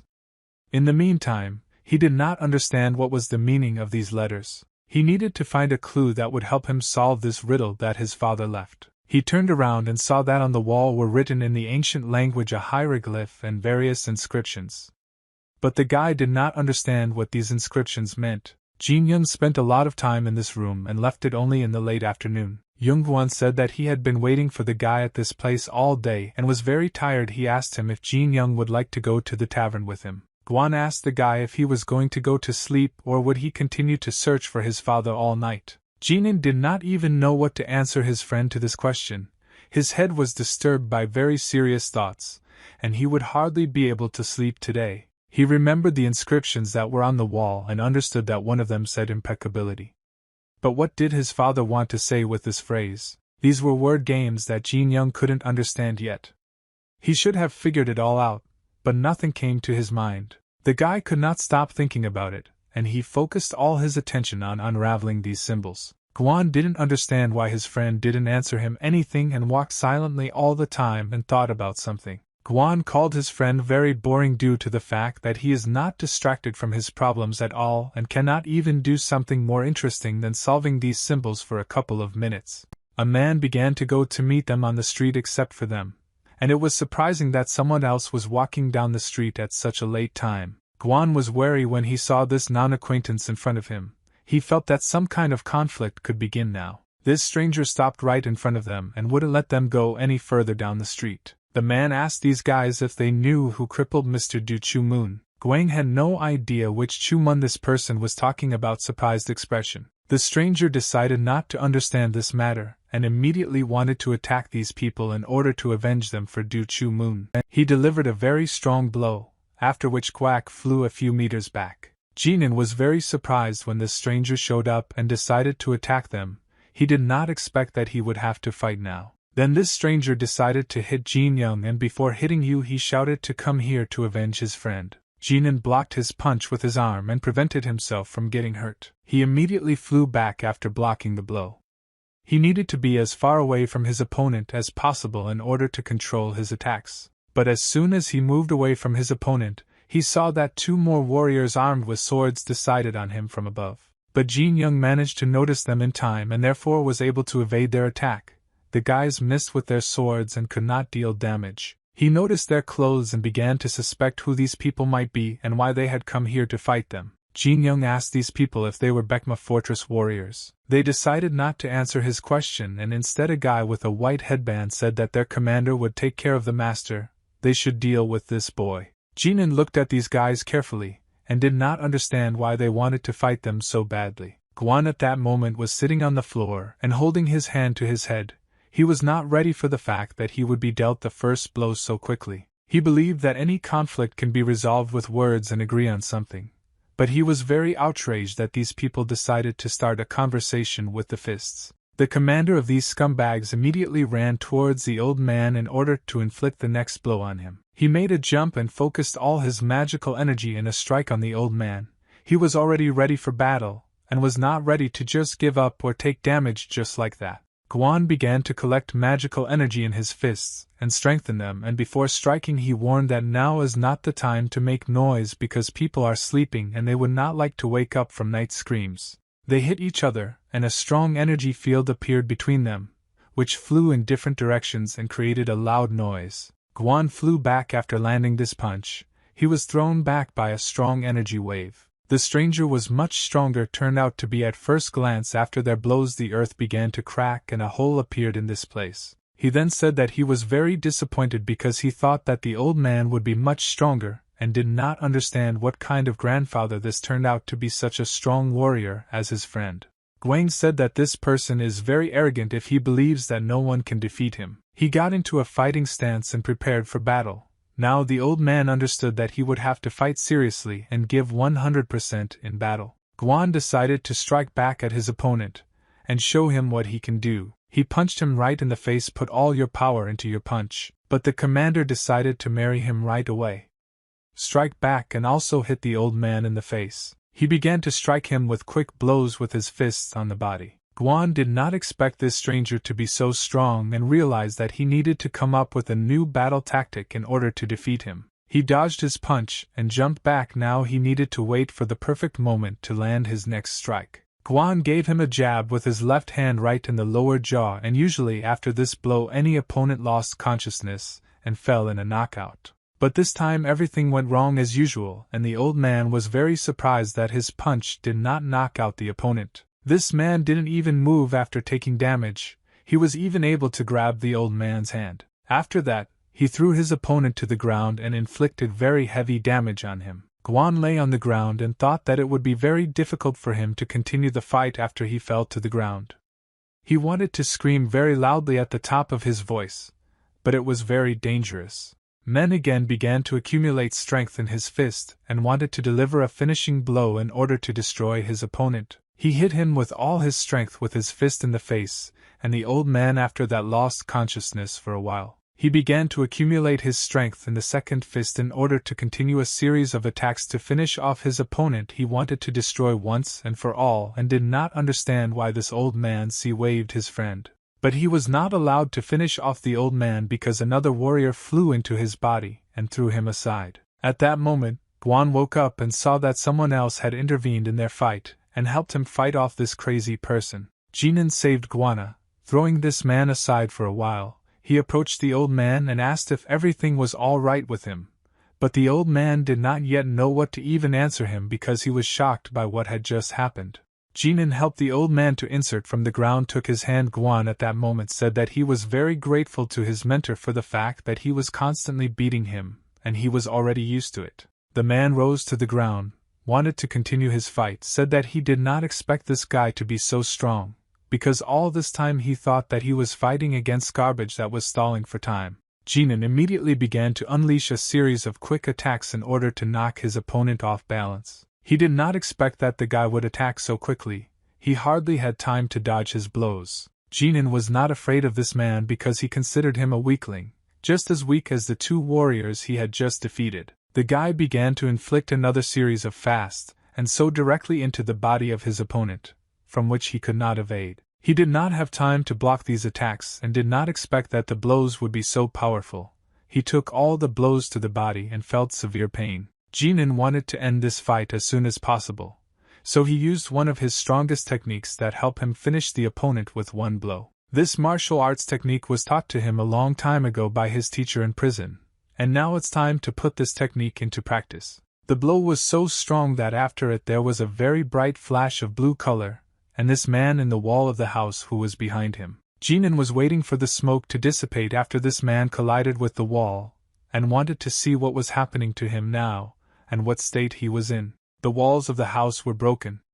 This man was sitting on his knees and blood was dripping from his head. He received very strong damage and could not understand where you came from. In this guy there was such great power. He expected that his opponent would be twice as weak. He was ready to fight to the last drop of blood, because he simply had no other choice, and therefore he again began to collect energy in his fist in order to strike again. But Ganan was much faster than his opponent, and therefore immediately blocked his attack and delivered another strong blow, after which the walls of the house became even more broken. Ganan did not understand why this stranger wanted to fight them so much. He had already received enough damage to surrender to us. He continued to fight anyway. They broke another wall in the house, and now this house resembles an abandoned ruined building, although literally 10 minutes ago it would have been a good beautiful house. Guang noticed that their opponent had disappeared.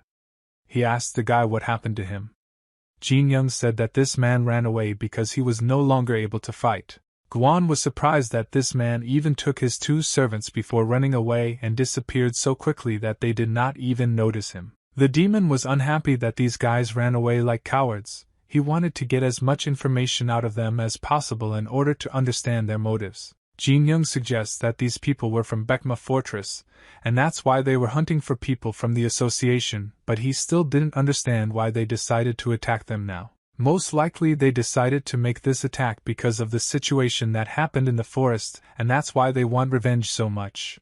But if you don't continue it, you want to attack them, then there will be very big problems and you need to hurry. They went to the library, but there were already people in green kimonos who were constantly studying books. These people were constantly moving books from one place to another looking for some new sources of information. Guang had never been to such places and saw such a large library for the first time. That there are so many books here, made sure that this library is really worthy of the imperial palace. Ganan found the department in this library that they needed and told them to go there. A man in a green kimono with a white hat sat near this dress and wrote something in his notebook. This man was responsible for helping visitors find the right books. Ganan approached this man and decided to ask him how to find one of the books he is looking for. Library worker asked the guy what exactly he is interested in. Zhenyan replied that he arrived on the orders of the Lord. He needs to find out a few things and the Lord should have warned this person about such a visit.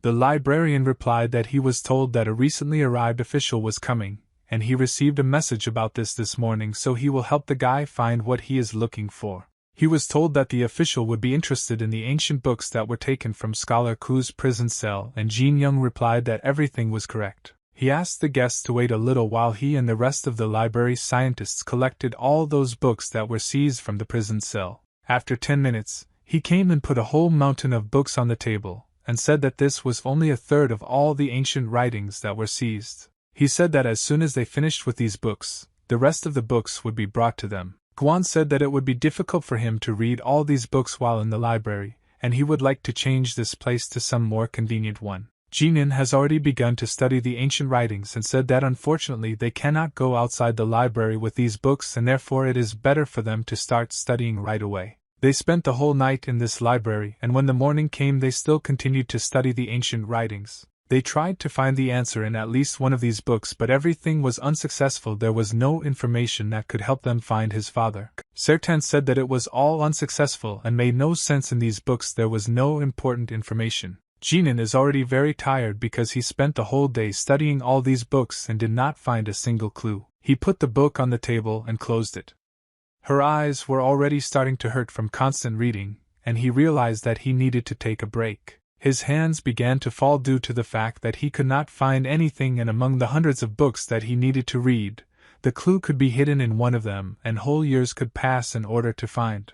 Guang also did not find anything in these books. He believed that this was just a waste of time that would not help in any way. Jinan confessed to the old man that he found a few clues in these books, but it still wasn't enough. In the very contents of these books there was nothing that could be useful to them, or any sign that his father could hide there as a clue. He thought that his father could just hide his message by using the order of the titles of the books he often used. If they manage to get the books in the right order, then he can find out what message his father left, and they will be closer to solving it. Jinan thought that he was waiting for him when the guy came in the yard and wanted to leave a message there that only he could decipher. He began to match the verse that hung on the wall with the hieroglyphs that were drawn by his father.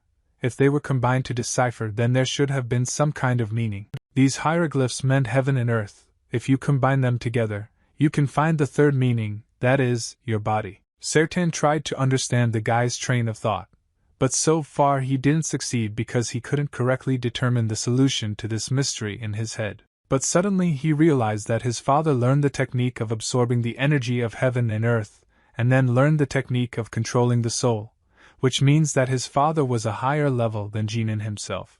Jinan continued to think that his father might well have learned a martial arts technique called absorbing the energy of heaven and earth and manipulating the soul. And if his suspicions were correct, then his father would have studied this technique much deeper than the guy and would have learned the new abilities of this combat technique. Thanks to this technique, he could safely escape from the palace and blow up the wall of his prison cell. But why didn't his father return home to see his nanny and give her a message for Jinan? Most likely, he was simply afraid of the pressure of the emperor and understood that if he met with the nanny, then the imperial army would come to his house and arrest the nanny for complicity in his escapes. But his father would hardly have disappeared and left one nanny. He got up from his chair and decided to walk in order to once again about everything think and find the moment in which he is mistaken. Jinan went outside and was surprised that in this library absolutely no one bothered him to study the books that his father read, and the operator did not interfere in his search. Even though General Yuk gave the guy special privileges, these privileges still make no sense to the emperor, and he could calmly interfere with the investigation. But the emperor for some reason does not interfere in this process and allows them to further investigate this case. Apparently, he just wants him to find his father and then arrest him again. They again returned to the cell in which his father was in order to watch everything carefully again. The general once again asked the guy what he wanted to find here. He didn't understand why they came to this room again. Apparently, it was still possible to find some clues or evidence here. Jinan said that he managed to find out something in the library. He wants to test his knowledge in this room now and make sure that he was not mistaken. But as soon as he entered the prison cell where his father was sitting, he noticed something very strange and did not understand what had happened during his absence. The inscriptions that were all this time on the walls, they disappeared somewhere, and apparently someone erased them while they were not here. In this room, absolutely everything was removed and wiped off, all the inscriptions that his father left on the walls. This was done in order to confuse their investigation. General Yuk said that it was necessary to immediately report the incident to the minister because someone without permission invaded this room and removed all the inscriptions that could help the investigation. They came to the minister and told about everything they saw this morning, and the minister listened to them carefully, after which he was very surprised. Minister asked the guy who he is and made the assumption that he was the same son of the scholar Ko about whom General Yuk spoke so much. The minister said that he called them all. Yes, only because he had something to say to the son of the scientist Ko, but this information was personal. The minister introduced himself and gave his name. His name was Constantine Sun Gak. He was the minister of war and the head of the Golden Guard. Sun Gak turned his attention to Guang, who was sitting to his right. The old man felt uncomfortable with her gaze. Yes, the minister. Sun Gak asked the guys if they have a suspect who could have done this. He suggested that it was probably the work of Wang Hai, who is the leader of the spy squad. Yuk explained that the intelligence corps of the palace, which stands with the Golden Guard, their job is to prevent corruption and uprisings in the government. But in the detention room, Captain Yuk's guards were investigating because it's in their compensation. The minister said that recently there have been many strange behaviors in the intelligence corps. But before he told everything to the guy, he had one more offer that the boy could not refuse. He said he wanted to put Ganan in a senior position so that it would be easier for him to handle this investigation. The minister said that with such a title, no one would interfere with him, and he would be able to calmly engage in this investigation and do not worry about the fact that someone will follow him or constantly interfere. Ganan was very surprised when the minister offered him to take a leadership position and asked if this decision would be correct and whether he would be allowed to do it. The minister replied that he was allowed to do it by the emperor himself. Ganan was very surprised when he heard that the emperor himself had allowed him to do this, and asked what else they had talked about with the emperor. But without waiting for an answer, the guy decided to ask another question and asked how much the minister had heard about him from General Yuk. The minister replied that he knew enough about this young man, but the most important thing he needed to know was that his father was in prison. And the guy himself at a young age, he went to Chonglandong Island. Ganan understood that there was some kind of catch in this whole situation. He decided to ask one more question to the emperor. He wanted to know why the emperor was behaving so strangely because His Majesty sent the boy to prison at a young age, and now the emperor offers him a very important position in the palace, but the guy did not understand how he could allow him to be left unattended in such a leadership position. The minister understood the boy's anxiety about this topic and was aware of the whole situation. So he decided to put everything on the shelves and explain to the guy that everything is not at all like he thinks. The minister explained to the boy that a lot of time had already passed since he was sent to prison, and first he needed to understand that the past emperor, about whom the young man is now talking, is not in his place. Now His Highness the Crown Prince ascended the throne and is responsible for this situation. Ganan asked the minister where is the last emperor now, and what is happening to him now. The minister replied that no one now knows exactly what is happening with the former emperor. They conducted an investigation and there is some information about where he is now. He said that according to rumors, the emperor has now gone to Jianghu. This is the place where all the hermit gurus and monks are. People come to this place to find peace and solitude. Ganan said that she did not believe in this place. She told him all her life that this is just a fictional place that only happens in fairy tales. But the emperor explained to him that this place really exists. No one in the empire understood how this man could deceive the imperial family and disappear without a trace. No one is even sure that he is still alive, and all that is known about him is just rumors and conjectures.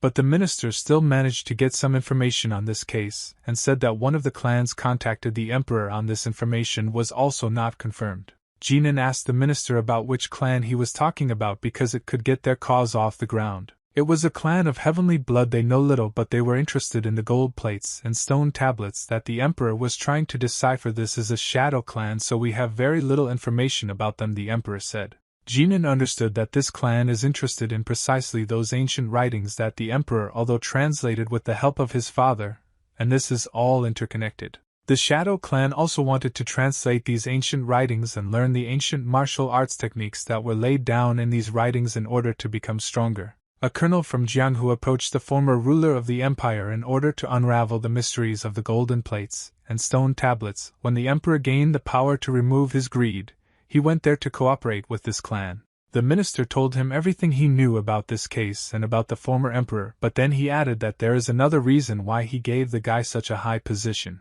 He asked him to go to Jianghu to find out what intelligence corps is for you because this could cause problems for the empire, and no one except Jin Young could cope with this task. Ganan was surprised that the minister asks him to be a scout and learn all about the secret plans of this clan of their intelligence corps. The minister admitted that he was putting the guy at very great risks, but only in this way, at the cost of the life of one guardsman.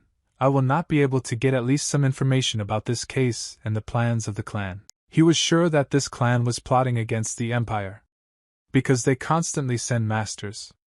Under the pretext of watching Jianghu, this raises certain suspicions. The minister is sure that these people have discovered the secret and are afraid that someone else will find out, so he is trying to bury her in this place and not let anyone know about her. The minister could not allow this to happen and leave everything as it is because these people will cause real chaos in the ruling dynasty. And besides the problems of the empire itself, this case is directly related to the guy, so he should be interested in this. But Jin Young asked, how is this directly related to him? The minister said that these people are very afraid of everything that his father knows, and therefore his son will be the best way to scare them. General Yuk said it was time for them to leave, and the minister calmly allowed them to do so, said that they had already been here for a long time, and he told them everything he knew. Guan began to suspect something was wrong here, and before leaving, he wanted to ask the minister for something. Guang said that the minister's face was very familiar to him, and asked if they could see each other before. The minister was furious at such a question and said that this was the highest impudence, because all this time he thought that Guan was just pretending not to know him, but in fact he really did not remember him. Guan was really very surprised when he realized that they really knew each other, and the minister knew him personally. The minister at that moment was ready to explode with anger. He said that you need to be a real fool not to recognize your relative. Guan began to feel very uncomfortable, and realized that he had heard the minister's name before, and it was really very familiar to him. The minister asked the general to leave the room with the boy and leave them alone because they needed to talk in person. Jinan bowed to the minister and said that in this case they would already go and leave and chat together. Guan did not want to be alone with this person in the room, but it was already late. The minister said that they had a very serious conversation, and this conversation would take a long time. Jin Young left the two of them in the room, closed the door on the street.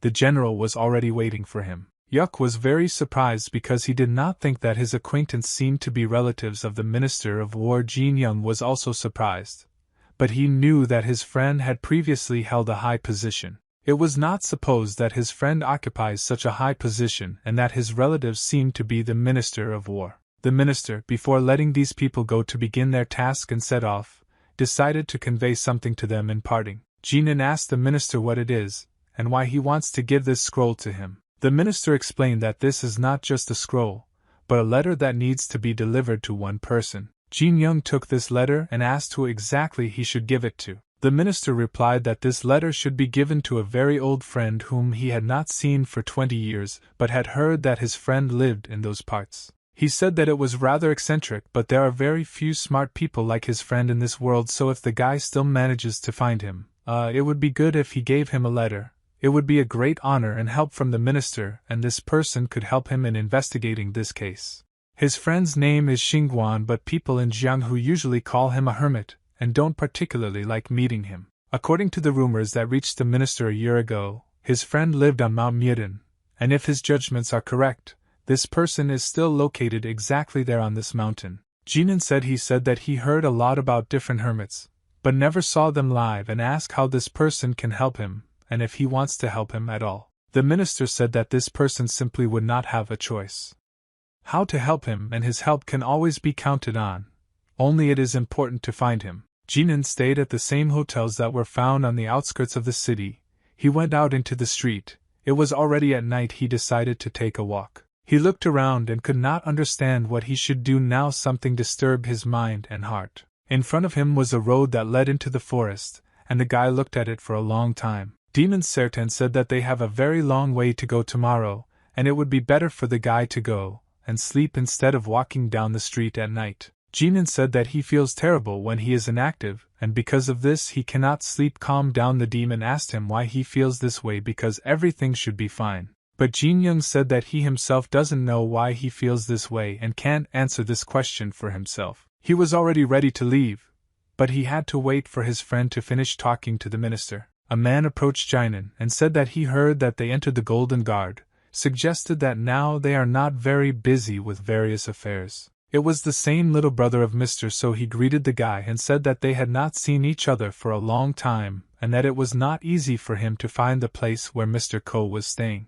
Jin Young greeted Mr. Ha and asked why this man was looking for him. Ha told him not to be afraid of him, and he didn't want to do anything wrong. He confessed that he came here because he had a very important conversation with Jin Young-san. Ha admitted that he did not even tell his sister that he came here, and no one knows about his absence. Jin Young admitted that the man was not even close with this man, and did not understand why he came here, and at least talked to him.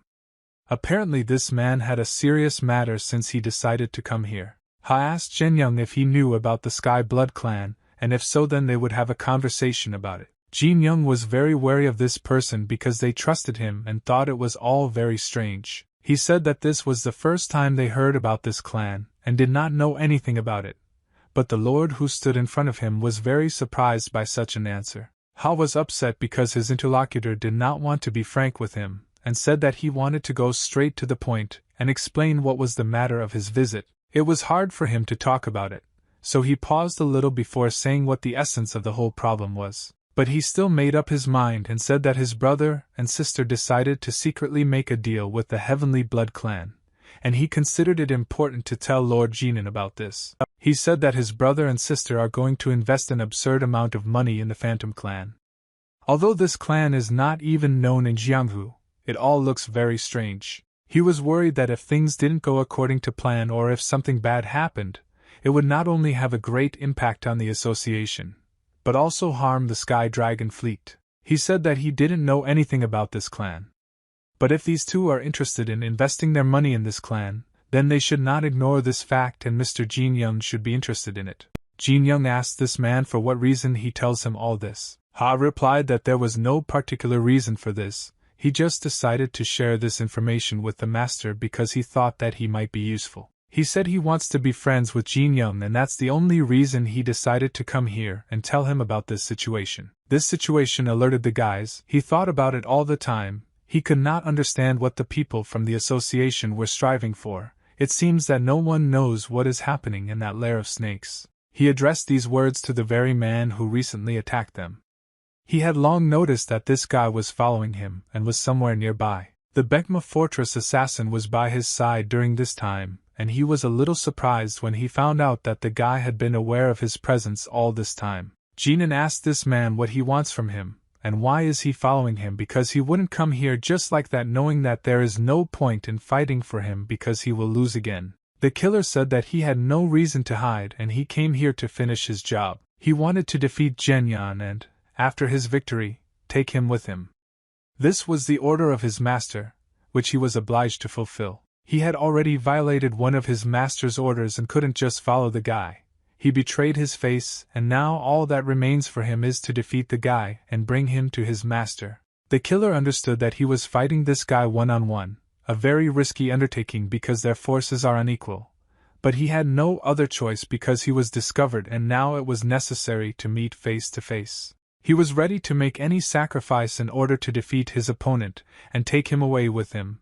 He simply had no other choice. Jin Young admitted that he was very surprised at such persistence, because last time he beat him to a pulp and the guy could not understand why such people can never stop. The killer started gathering all the energy and channeling it into his fists in order to start the fight. He was serious about fighting this guy. When he had accumulated enough strength, he made a sharp dash towards his opponent to deliver the first blow. He was sure that this time it would be completely different, but nevertheless, he still couldn't hit the target because the guy dodged in time and didn't put much effort into his dodge. His punch had incredible power, but still he couldn't hit his target, and all that power was directed to the wrong place, and he wasted his energy. The killer put a lot of energy into his punches, but it was pointless because he didn't hit his target. Jin Young constantly dodged all of his punches. Jinan made his counterattack, but this man managed to block it in time with his palm, and he still managed to land his blow right on the guy's chest, and this blow was very painful.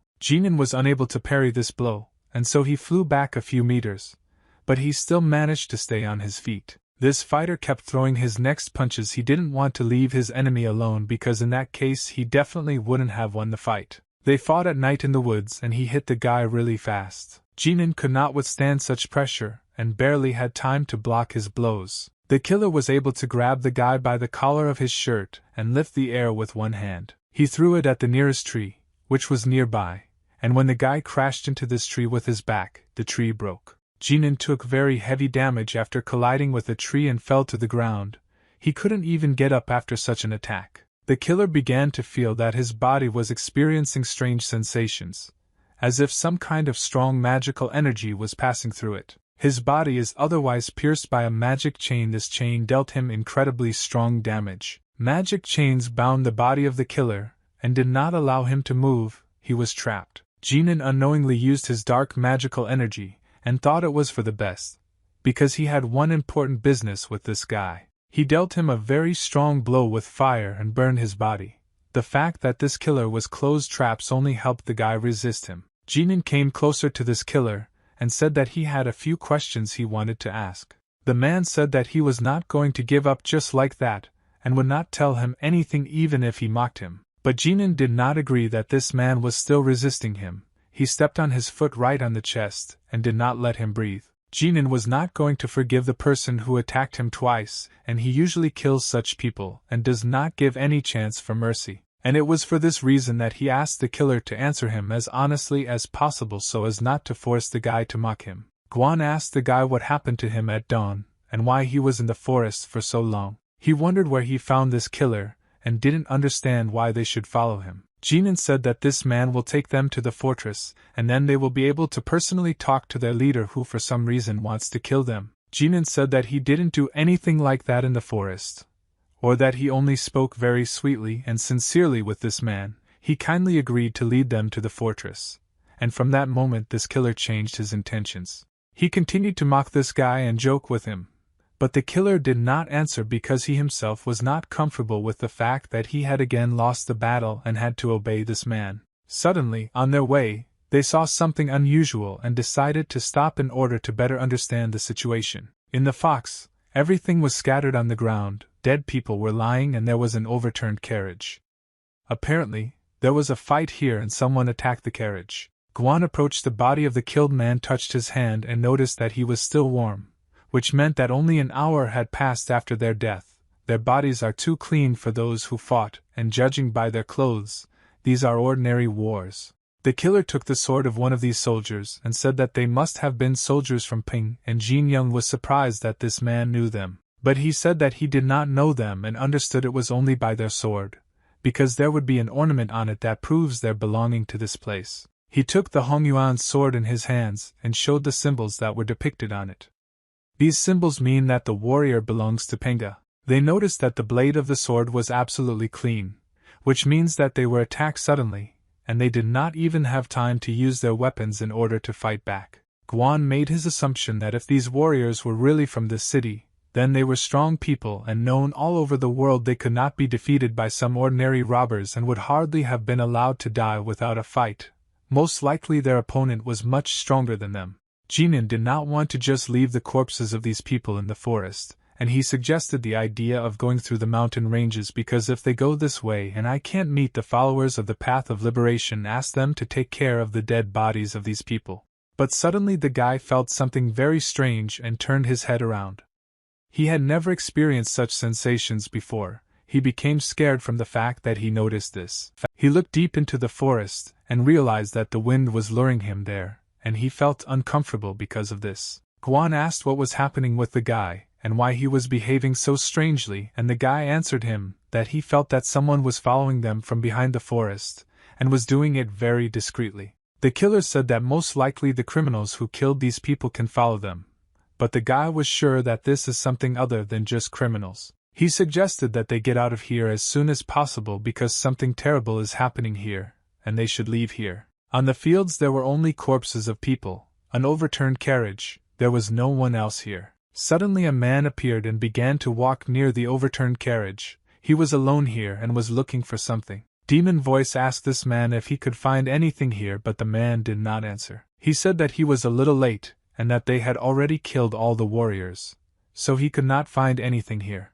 This man had to come up with a new plan in order to figure everything out, but for now he said that everything should be reported to his lord. He was looking for a man named Yoma and had to find him at all costs, but so far he has lost his track and cannot do anything. He had incredible powers, was surprised when that guy was able to spot him from such a long distance. It was the first time he had seen someone with such incredible power. He wanted to drag this guy into his business, and asked him to help him find the person he was looking for. The master was furious when he heard that his people were killed in the forest. He wanted to know absolutely everything, how it happened, and why they lie dead in the forest. He wanted to know who killed them. The people who told him the information said that little is known about this and about the death of people in the forest.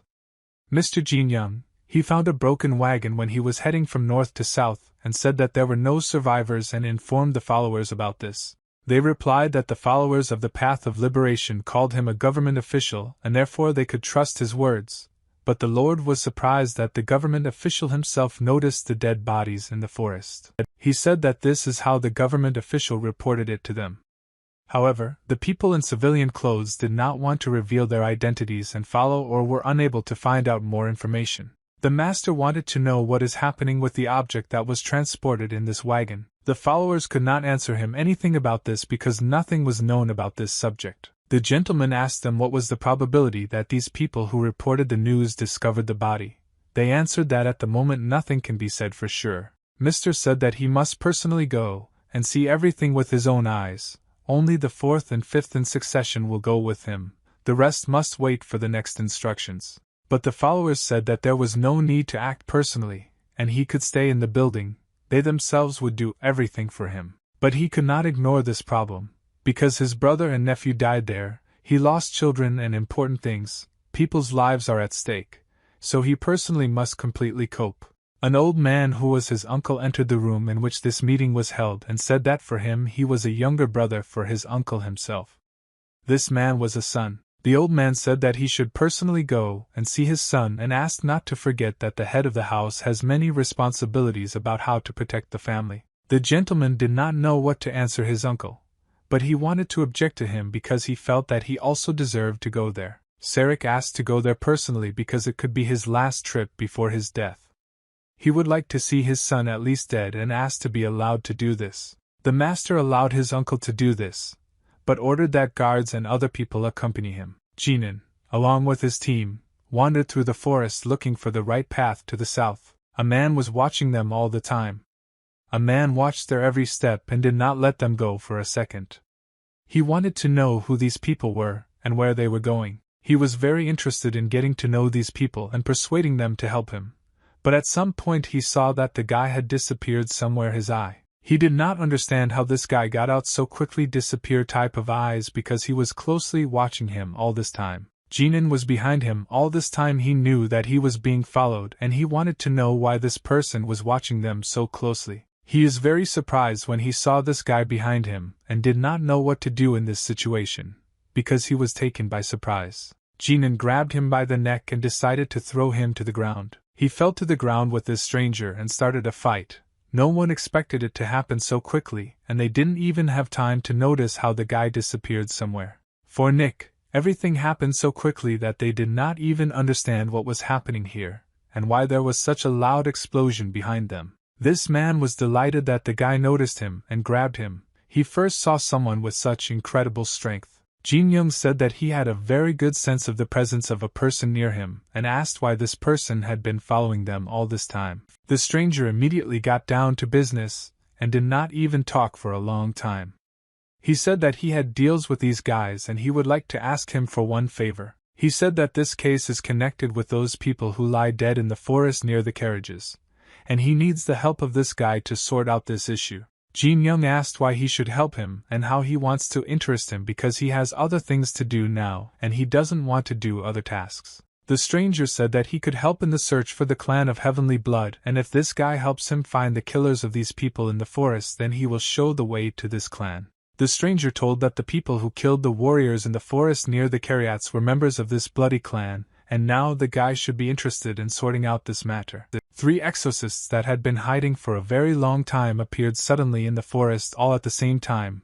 This alerted him. He said that he needs to find one of these guys and he will help him pursue the Sky Blood clan. Therefore, he once again asked the guy if he would fulfill his request. The stranger still won the favor of this guy and said that his name was Wijahan. Jin Young said that they urgently need to look in one place. It won't take long, so if this person is willing to wait, then help him in finding these people. Wijahan replied that he would be happy to go along with them and wait until they had completed all their business. It was important for him that this guy helped him in investigating this case. In the rooms sat an old man, and around him were warriors in red robes. One of them went up to the old man and said, "Uncle, we found the man you were talking about 2 hours ago. He was walking with the commander through the forest." The old man was very glad to hear this news and said that if everything is as this man says and not the fortresses are being built, They now need to hurry in order to come to this place as soon as possible. Ganan and his team were stopped in a tavern located near the forest. Wijihan said that in Jianghu he is usually called Sword Black Knitted You. This nickname is his calling card, thanks to which everyone will recognize him. Jin Young and Guang said that they heard this nickname for the first time and did not know anything about this person. Wijihan began to feel very uncomfortable, and was very surprised that these guys had never heard of him. The big guy was the only person who heard about this guy. He knew that the Abyssal Black Sword was a member of the 8 main stars. An old man suddenly entered the tavern with his soldiers and interrupted the work of the guys at the table. He carefully examined all the guys who were sitting at the table and wanted to find a guy named Jinan. They turned on him and began to look at this old man. Jinan did not understand why this stranger came here with guards and what he wants from them. One of the soldiers turned to the old man and said that these were the guys they were looking for, and the old man smiled when he realized that they still managed to find them. Wijihan immediately recognized this old man. But in order to make sure he is not this old man, Master Peng Jiaihan of the Peng family, Wijihan did not wait for an answer from the old man and immediately realized that it was he who was the guy. Was very surprised that such a significant person personally came to meet them. Jiaihan looked at Wijihan with contempt and asked the young man who he was and why he spoke so boldly with the master. Wijihan introduced himself to the master and gave his name. Then he called his nickname the Black Sword of the Abyss, and the big man looked at the guy very surprised. Jiaihan opened his eyes and carefully looked at this guy. He said that he heard about the master of the 8 main stars and said that these masters are not inferior to people from major factions in their skills, and then he asked the guy why he came here. Wijihan did not tell the reason why he came here but said that he had business in this place, so he ended up here, and then asked what brought the master to this place because the way here was hard. Jiaihan said that he had a business with a man in blue clothes, and he had been looking for him for a very long time. Jiaihan asked the boy if he was a human named Jinan. The guy at that moment was very surprised. He did not expect that such a respected person would look for him in order to offer cooperation. Jiaihan bowed to the guy and said that for starters, he wants to express his gratitude to him for conveying the news of the death of his family in the forest, and now, thanks to him, I can't quickly start an investigation. Jiaihan very quickly ended with words of gratitude and wanted to quickly come where he said that he had come here for a reason and he needed to find out the information that Jinan owns. Jiaihan sat on a chair right in front of them and started asking the guys if they saw the criminal who killed his family in the forest, or maybe they noticed any traces. Jinan said that he saw absolutely nothing but corpses. They tried to look around the crime scene but couldn't find anything. Jiaihan was not very pleased with this answer, but he could not blame this guy. The old man talked about how he knows that Jin Young is a government official. Jinan did not understand what this old man was leading him to.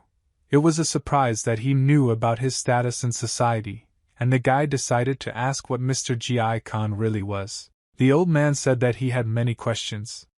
He once again asked the guy if he saw anything at the crime scene, then asked why the official was heading towards Bekma Fortress. The old man wanted to know why the official was accompanied by Wijihan. Jin Young said that it would be very difficult for him to answer all these questions and would not want to do it.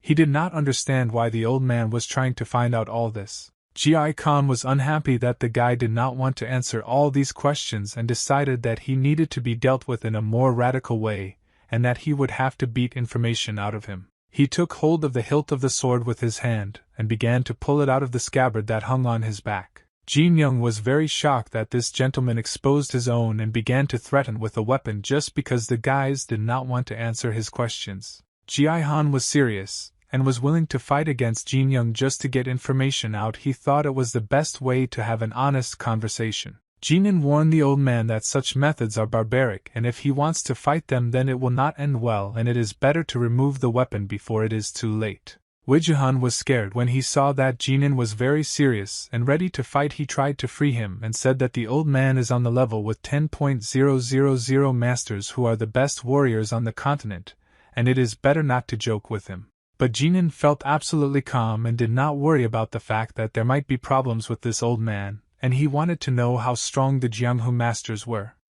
so the guy could test his strength and understand how strong he is. Jiaihan smiled and realized that the battle would still begin. Jiaihan decided to immediately strike with his sword from above and attack the guy first, but Jinan quickly reacted and managed to accumulate energy in her fist in order to block this blow. Jinan turned his fist into steel, and thanks to this, he was able to calmly repel the blow of the sword without taking any damage in return. Jinan was very surprised that his body can be so strong, and even a sharp sword is not able to damage him if he correctly controls his chi energy and calmly manages it. They started their fight.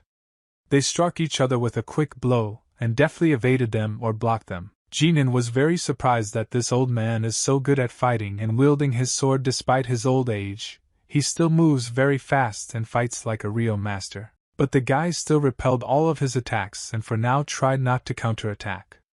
He wanted to tire his opponent as much as possible by blocking his attacks and dodging them so that he would spend all his energy on attacks. His Gi-Kon was insanely surprised that this boy was able to block all of his techniques with his bare hands and not spend a lot of energy on it. Gi-Kon accumulated a huge amount of electrical energy in his sword and wanted to deliver a very powerful blow, after which few people managed to survive. Jinan was very surprised when he saw that the old man had such incredible power, and he needed to dodge this blow in time. The old man struck with his sword, and after that lightning began to fly in different directions in the tavern. Jinan made noise in time to dodge this blow and did not receive damage, but nevertheless he understood that it was so.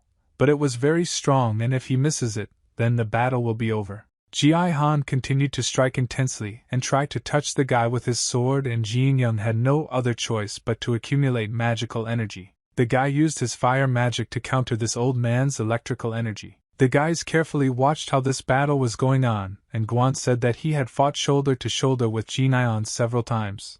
But for the first time he saw that he fought so skillfully, and showed all his abilities in battle.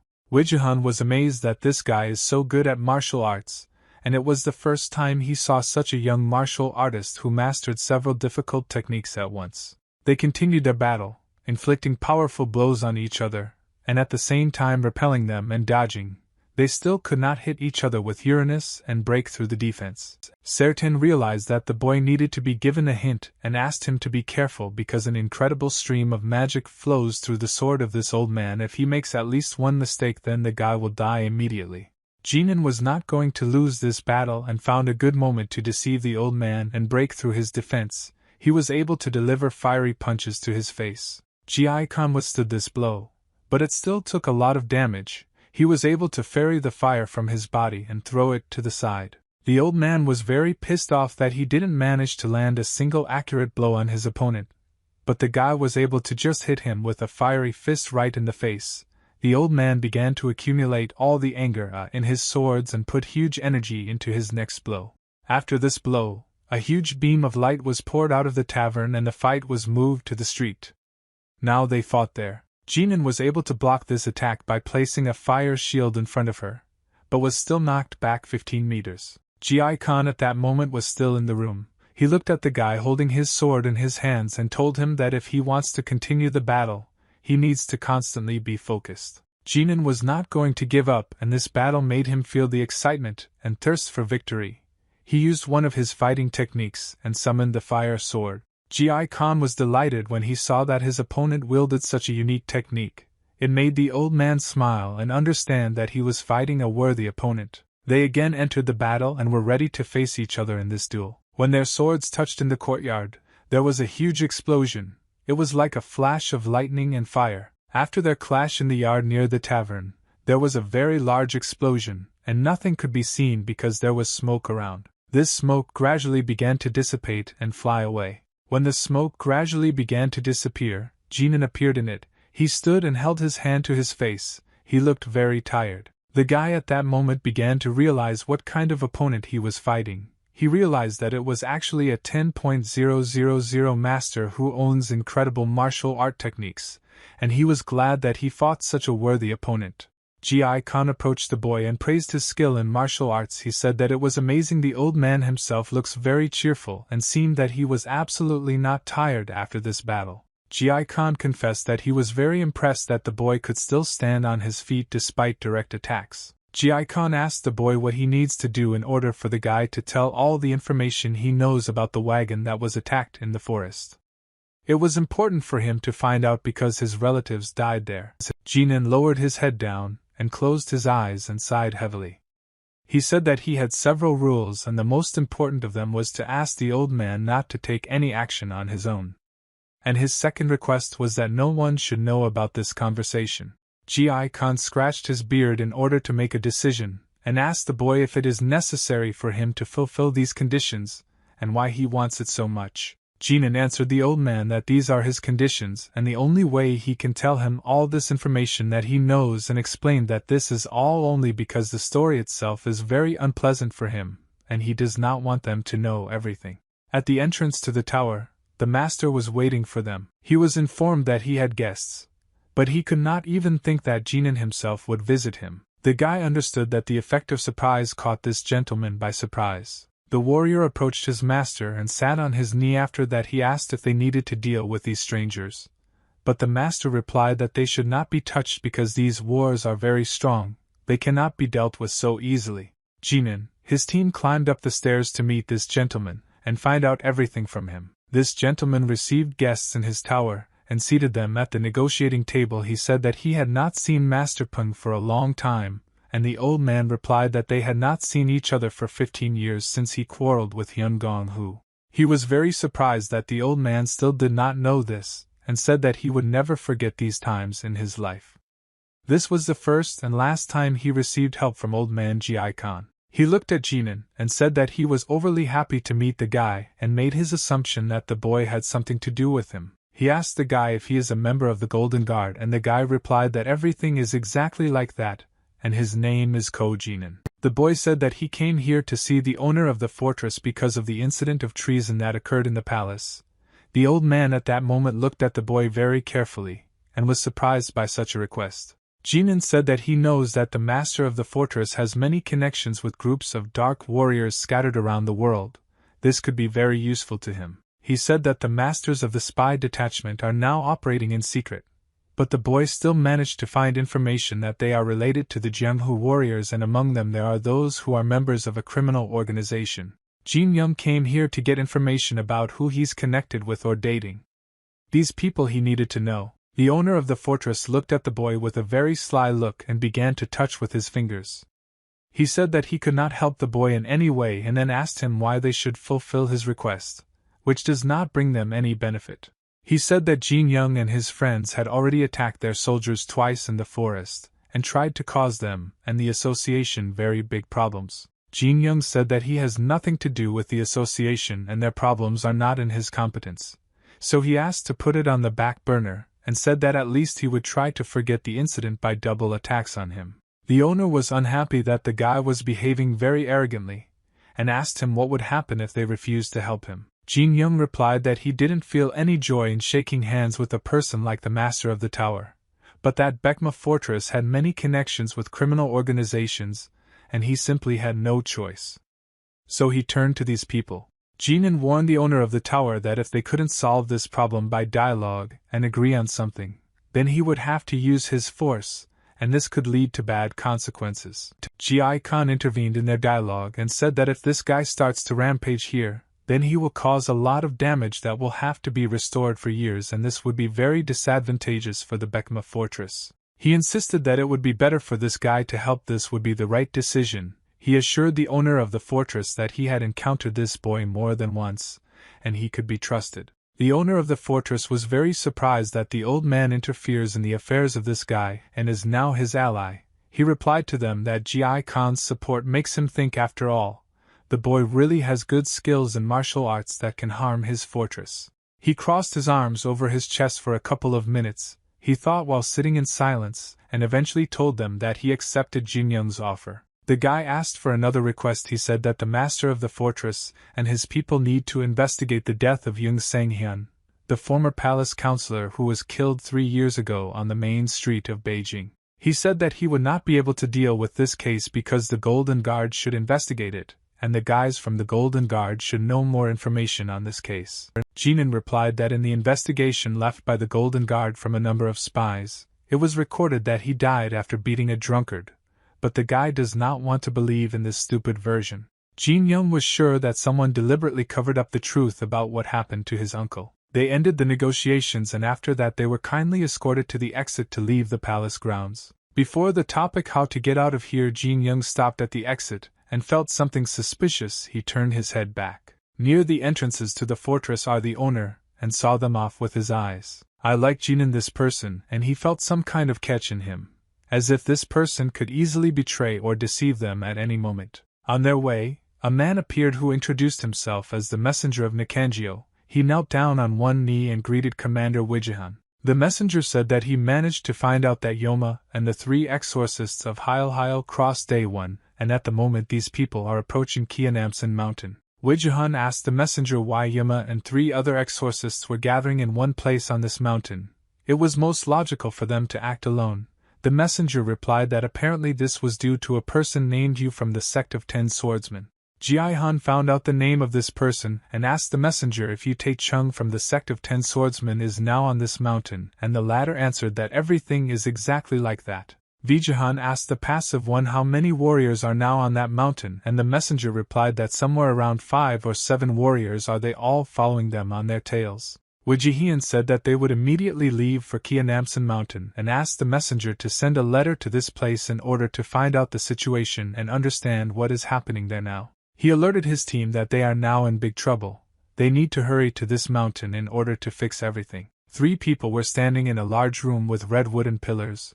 They were discussing that Young Jae-sung was moving secretly from everyone. A man in red clothes crossed his arms over his chest and asked in a displeased voice why these people act mystery and pretend that they are engaged in noble deeds. The old man replied that they were chasing the exorcist Hyalhul. Guyang Mugyang now finally understood what the essence of the matter was, and he found out that they were hunting for exorcists but did not understand why they needed it.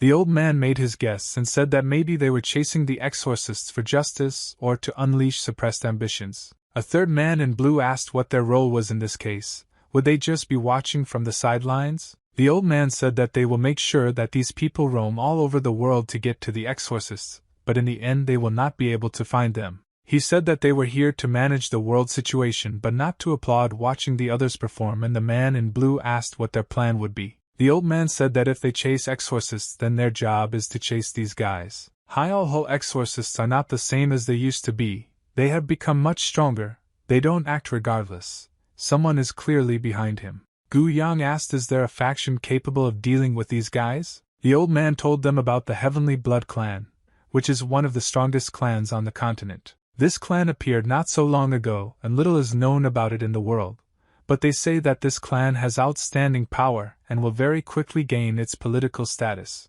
He said that the best options are to go right behind this clan and collect fruits from the trees they will grow. The man made a conclusion from their meeting and said that their plan is to get rid of the exorcists who are now the headache of the whole Jianghu. The old man supplemented this plan with the fact that the position of Young Jae-sung will also be weakened. And if they manage to get benefits from there, then their plan will be ingenious. The men listened to this plan and decided that they agreed. But there was one question. Who exactly are they going to send there to carry out this task? The old man suggested that it is for this case that they use their secret weapon and try it out in practice. They were surprised that he wanted to use this weapon right now. They thought it was too early. But the old man tried to convince them that if they hold this weapon for too long, then they cannot miss the right moment to use it. It was the perfect opportunity to try the weapon in real combat and see what it can do, and the old man said to send a support squad after the main weapon so no one has to worry about what might happen. To begin with, they decided that they need to send at least one squad to see what he can do. When they didn't finish their negotiations, the last thing the old man said was that they needed to go to Shangxi. A huge staircase led up the mountain. Jin Young and his group of assistants climbed this staircase. But when they nevertheless climbed the mountain, all they saw here was the dead bodies of soldiers. They realized that they had come too late, and had already dealt with the soldiers. Wijihian couldn't believe that they were too late. His whole squad of fighters was killed. He understood that it was all because of the exorcists and Yoma. Jinan sensed a very dangerous black energy. It was in the air. He immediately paid attention to it. He summoned a fairy and asked Selfina to look for some people in the mountains, and said that there must be someone there. The fairy was dissatisfied with the fact that she was again forced to work and asked the owner if she did this task, she could then do nothing. He replied that she would then be able to rest. Ganan asked the demon Sertan to search the area for energy that he does not feel because the demon could do this with ease, and Sertan said that he would look for something now. Wijahan said that unfortunately the person who could take them all to the mountains died. Guang replied that the situation was not easy for them to still be able to cross these mountains, and old man Ji Khan replied that people would die, but first you need to start moving. First, Jin Young said that if there is a dangerous path ahead, then he will go first in order to protect everyone in case of danger. When Jinan and his team climbed up the mountain, they saw that a fierce battle was going on the mountain. A man in red clothes professionally destroyed warriors from the Wijihan detachment. This man was armed with 2 daisho swords. He killed a whole detachment of opponents alone. This killer cut off the heads of all the opponents that came across in his path.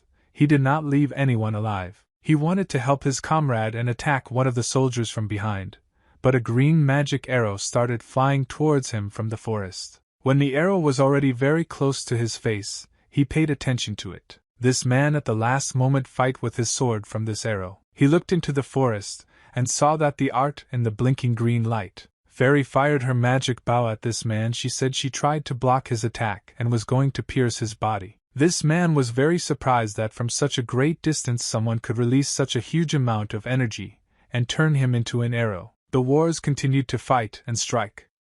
They understood that their forces were not enough to resist these bloodthirsty killers, but nevertheless they did not fight to the last drop of blood. They delivered quick sword strikes to test the enemy's defenses, but they didn't succeed. Old man Ji Khan suddenly appeared from the forest. He accumulated the magical energy of electricity in his ball, and wanted to help the soldier cope with the enemy. He struck a strong blow with his sword at the enemy, and the enemy came with a jump back. He did not understand where the man with the lightning strike came from here, and this began to frighten the killer. The old man began to fight this guy and strike him with his sword, but the doctor skillfully defended himself from his attacks. After another attack, the enemy was able to defend himself by placing a block and then inflicting a counterattack, due to which the old man flew back. Ji Khan was very surprised that this man repelled his attack and still survived. He did not understand how this man had the strength to withstand such strong attacks. The assassin took a fighting stance from which it was easy to launch any attack and carefully began to examine his opponent, holding 2 sharp blades in his hands. Ji Khan threw his sword over his shoulder and said that the rumors that had reached him about the fact that the Hyalhul exorcists lost their power and are no longer as strong as they used to be. The exorcist assassin made a swift dash forward as he kicked off the ground and prepared to unleash his next attack. Ji Khan was able to block it there in time and prevented this person from harming himself. They baptized their swords and stood opposite each other, trying to endure the tension. The old man said that killing the people of Yung Jae Sung is a very immoral act, and he will not be forgiven for this. Ji Khan started again accumulating lightning energy in his ball, and the opponent had already ceased to withstand such a strong voltage. The exorcist felt that his energy was much weaker than the energy of the old man. His black magic runes began to disappear and lose the energy of lightning. He understood that he did not have enough strength to resist this old man. Jin Young and Guan were fighting with steel opponents at that moment, and the guy stopped for a moment to see how strong this old man was. He was amazed at his energy, ready to watch how Ji Khan uses his lightning technique every time. Jinan thought about the fact that the old man was only close in strength to the 10,000 masters, and he imagined how strong the true representatives of the 10,000 could be. The soldiers turned to their commander Widzihan, asking him to help them deal with these opponents as soon as possible so that they could move further. The soldier said that they need to find Elder Yu because he is now all alone without the support of the rest of the soldiers, fighting most of the Yuma group alone. Jinan thought about the fact that he constantly feels a strange aura around him, and he realized that there is a master and the sex of 10 swordsmen not far from them, and Yuma. He made the assumption that this black aura belongs to one of these 2 guys. Jin Young said that he would have to be the first to clear the way, and the guy told him that he was not against such a plan, and asked Jen Young to take care of everything. Jinan turned to Master Ping in order to understand whether he would go further with them or not, and the old man replied that they should go without him. Ji Khan wanted to finish the fight and one-on-one deal with his opponent. His enemy was wounded after the last blow that the old man dealt to him. One of his swords was broken, but he was very angry and ready to fight on. The old man could not let this man go alive, and he wanted to finish his job, so he asked Jin Young to go without him. He said that he would catch up with them soon. Guan took the guy by the shoulder and said that this old man is quite enough here to fight off these enemy units, so he offered to go along with Jin Young. There was a fierce fight on the top of the mountain near the water. Master Yu single-handedly fought against a whole crowd of opponents. But there were only more enemies all the time, and he felt that it was becoming difficult for him to resist them. He was a real master of martial arts, and was well versed in combat techniques. So he could fight off several opponents at once. He cut his throat to one of them. As soon as one of the enemies fell to the ground, a new enemy immediately appeared in his place. Master Yu during the fight thought that if this battle had been before when he was still young, then this would not have presented him with huge problems. But now he was already very old, he had to spend a lot of energy fighting this and the fighters. He decided to take on 5 opponents at once, and tried his hand. He had not fought for a very long time. It was a good occasion. Remember all your martial arts in practice. He delivered precision strikes to his opponents, and immediately killed them. From the crowd and enemies, Yoma appeared with a very strong black energy. His energy was black and green in color, and he accumulated it in his fist. He struck the old man with a very strong blow, but Master Yu still managed to block the blow with his sword in time, and did not receive any damage. Yoma looked Master Yu Taichung straight in the eyes and said that today he would take his head with him. Master Yu laughed in the face of his opponent when he heard it.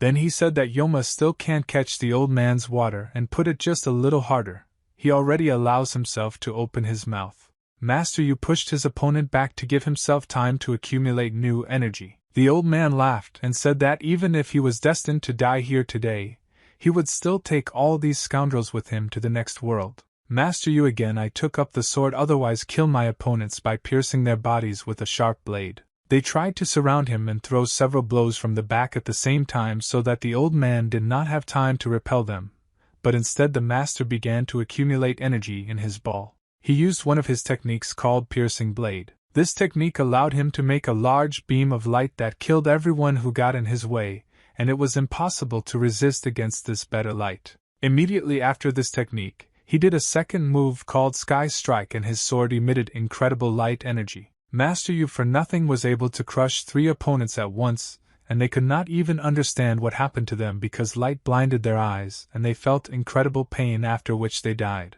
After applying this technique, a large amount of smoke appeared on the top of the mountain after the explosion. When the smoke dissipated, Master Yuan appeared from him. He was very tired after using such energy-consuming techniques. Suddenly, Yoma appeared in front of him and wanted to hit him with his green fist.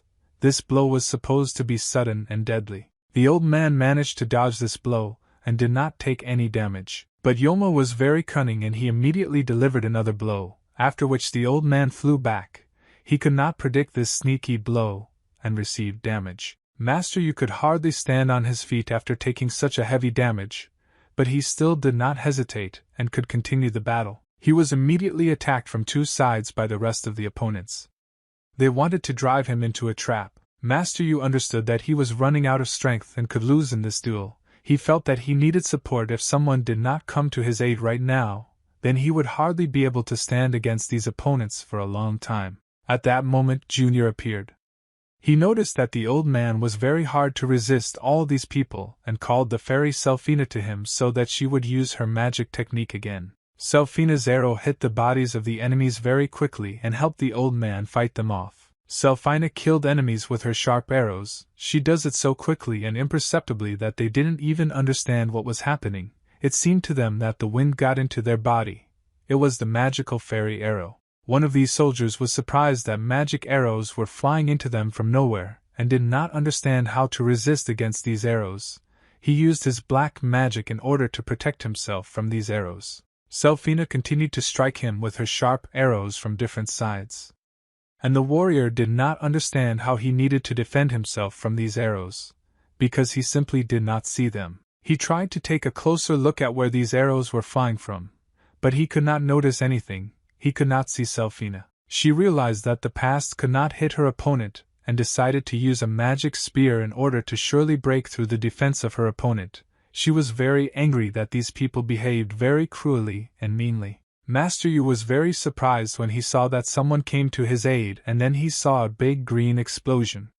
It was a surge of strong magic. Jinan approached the master from behind and asked him if he was Master Yu Taechung of the Ten Swordsmen sect. The guy came closer and said that they were sent here by Commander Wijihian so that they could help the old man deal with opponents. Jinan saw Yuma and asked the master not to interfere in the battle. He said that this person, and they want to deal with it personally. Yuma was very surprised when he saw that help had come to the old man. He did not expect that someone would get here and did not understand why this guy did not want to deal with him personally in battle. They were at a great distance from each other, and felt that a battle would soon begin in which only one would survive. Yoma felt that there were internal injuries in his body that prevented him from using all his strength, and he was afraid that he would not be able to dodge a blow to his opponent. Yoma was very disappointed that he again failed to kill the old man, even though he was very tired and it seemed that he would be able to kill him today. Well, everything did not go according to plan when these people intervened.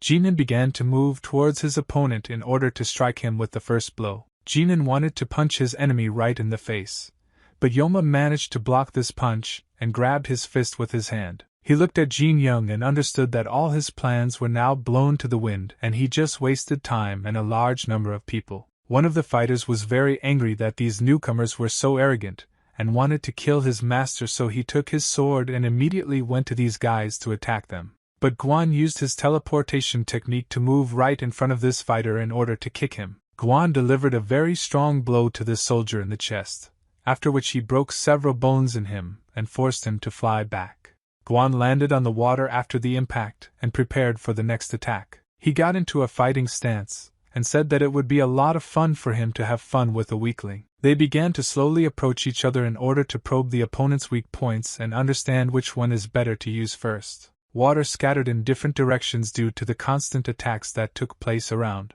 The soldier still did not understand where he was flying into the magic arrows.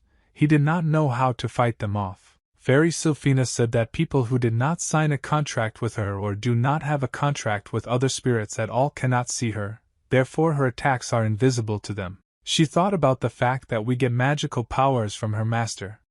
She definitely won't get tired and therefore she should properly warm up in this fight using her magic blows against these opponents. She hadn't had so much fun for a long time, and therefore today she was ready to use the master's magic in order to fight these scum. Jinan was distracted from the fight with his opponent Yuma for a few seconds because he noticed that Sylphina suddenly decided to use so much profound energy. In such a state it would be very difficult for him to maintain his technique. He was very surprised that the fairy, who on normal days all she does is complain that she is tired and does not want to follow orders, now she decided to use a lot of magical power in order to fight. This is not like her. He was reassured by the fact that his opponent was already very battered and tired.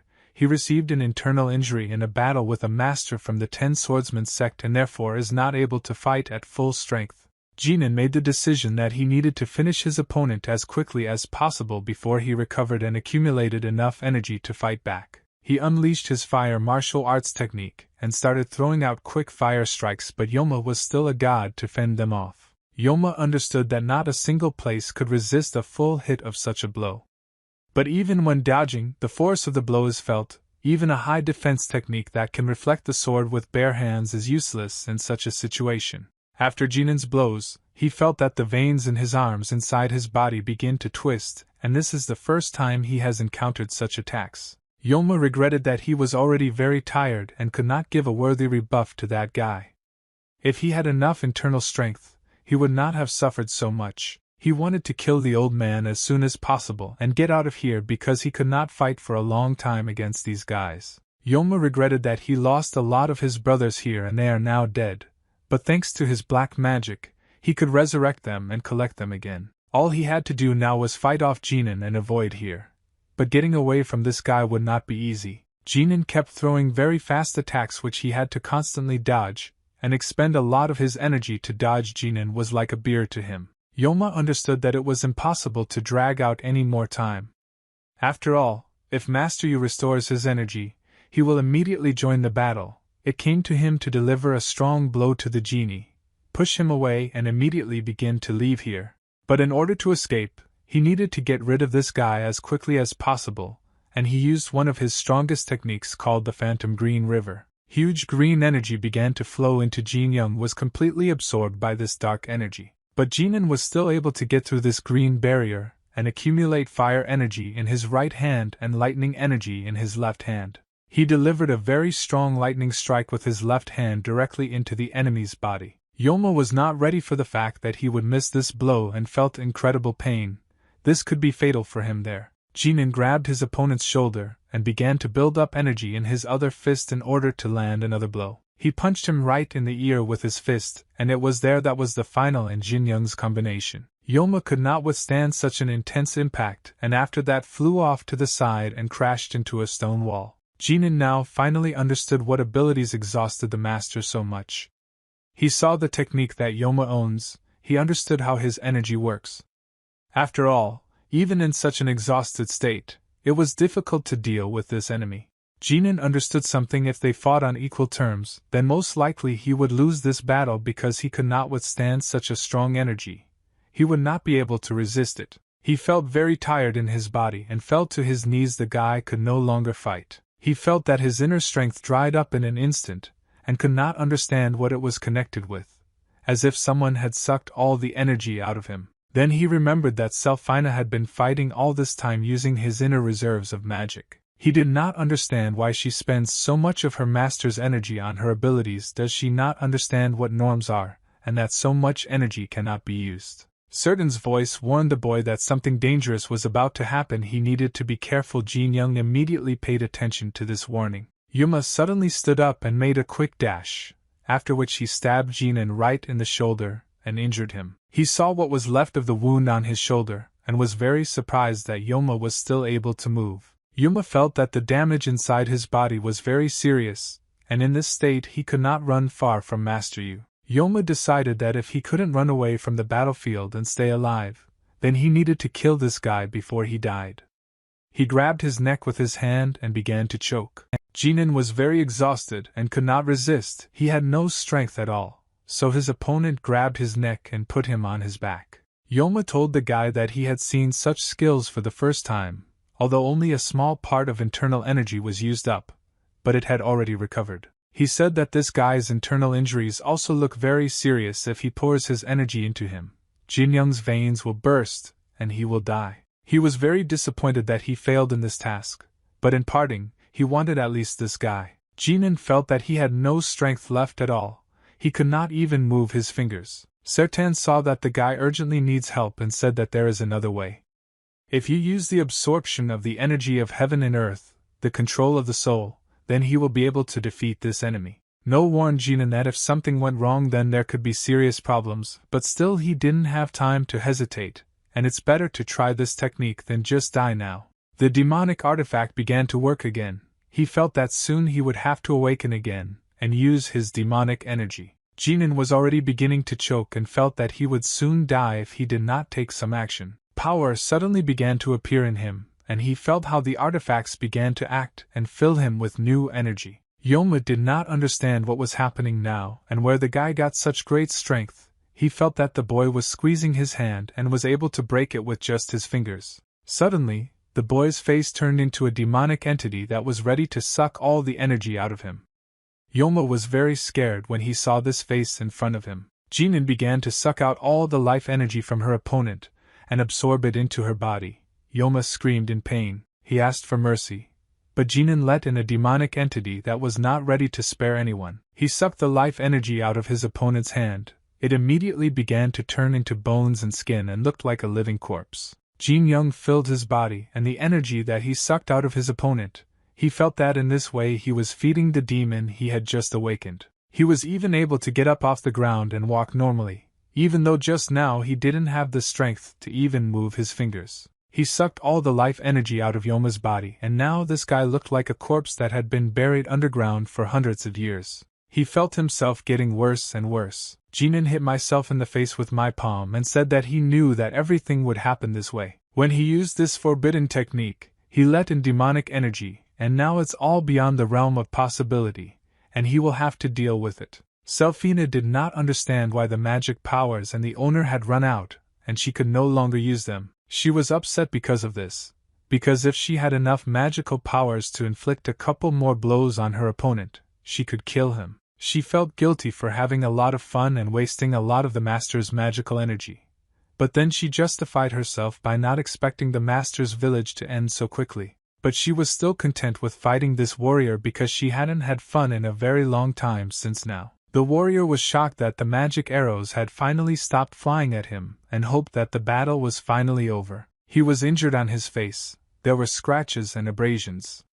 He was trying to understand what it was that had just happened to him. As soon as he realized that the danger had finally passed, he immediately fell into the water and felt that he no longer had the strength to lose consciousness. Ganan began to feel a very strong black energy inside him that made him fight the rest of the wars that were still alive. He killed all the opponents who were still alive until that moment. Enemies bled and begged for mercy, but it was useless because Genyan could no longer be stopped. The guy jumped on the rocks looking for new opponents, wanted to kill everyone who harmed him and his ally. Master Yu was on the sidelines all this time and was watching the guy. He was surprised that this boy is still able to fight and feel so active. He began to suspect that something had happened here because the guy needed to take a break to rest and gain strength in order to enter the next battle, but for some reason he could fight on. Ganan brutally killed all his opponents and black energy began to stand out from him. It seems as if he was just fighting using internal forces.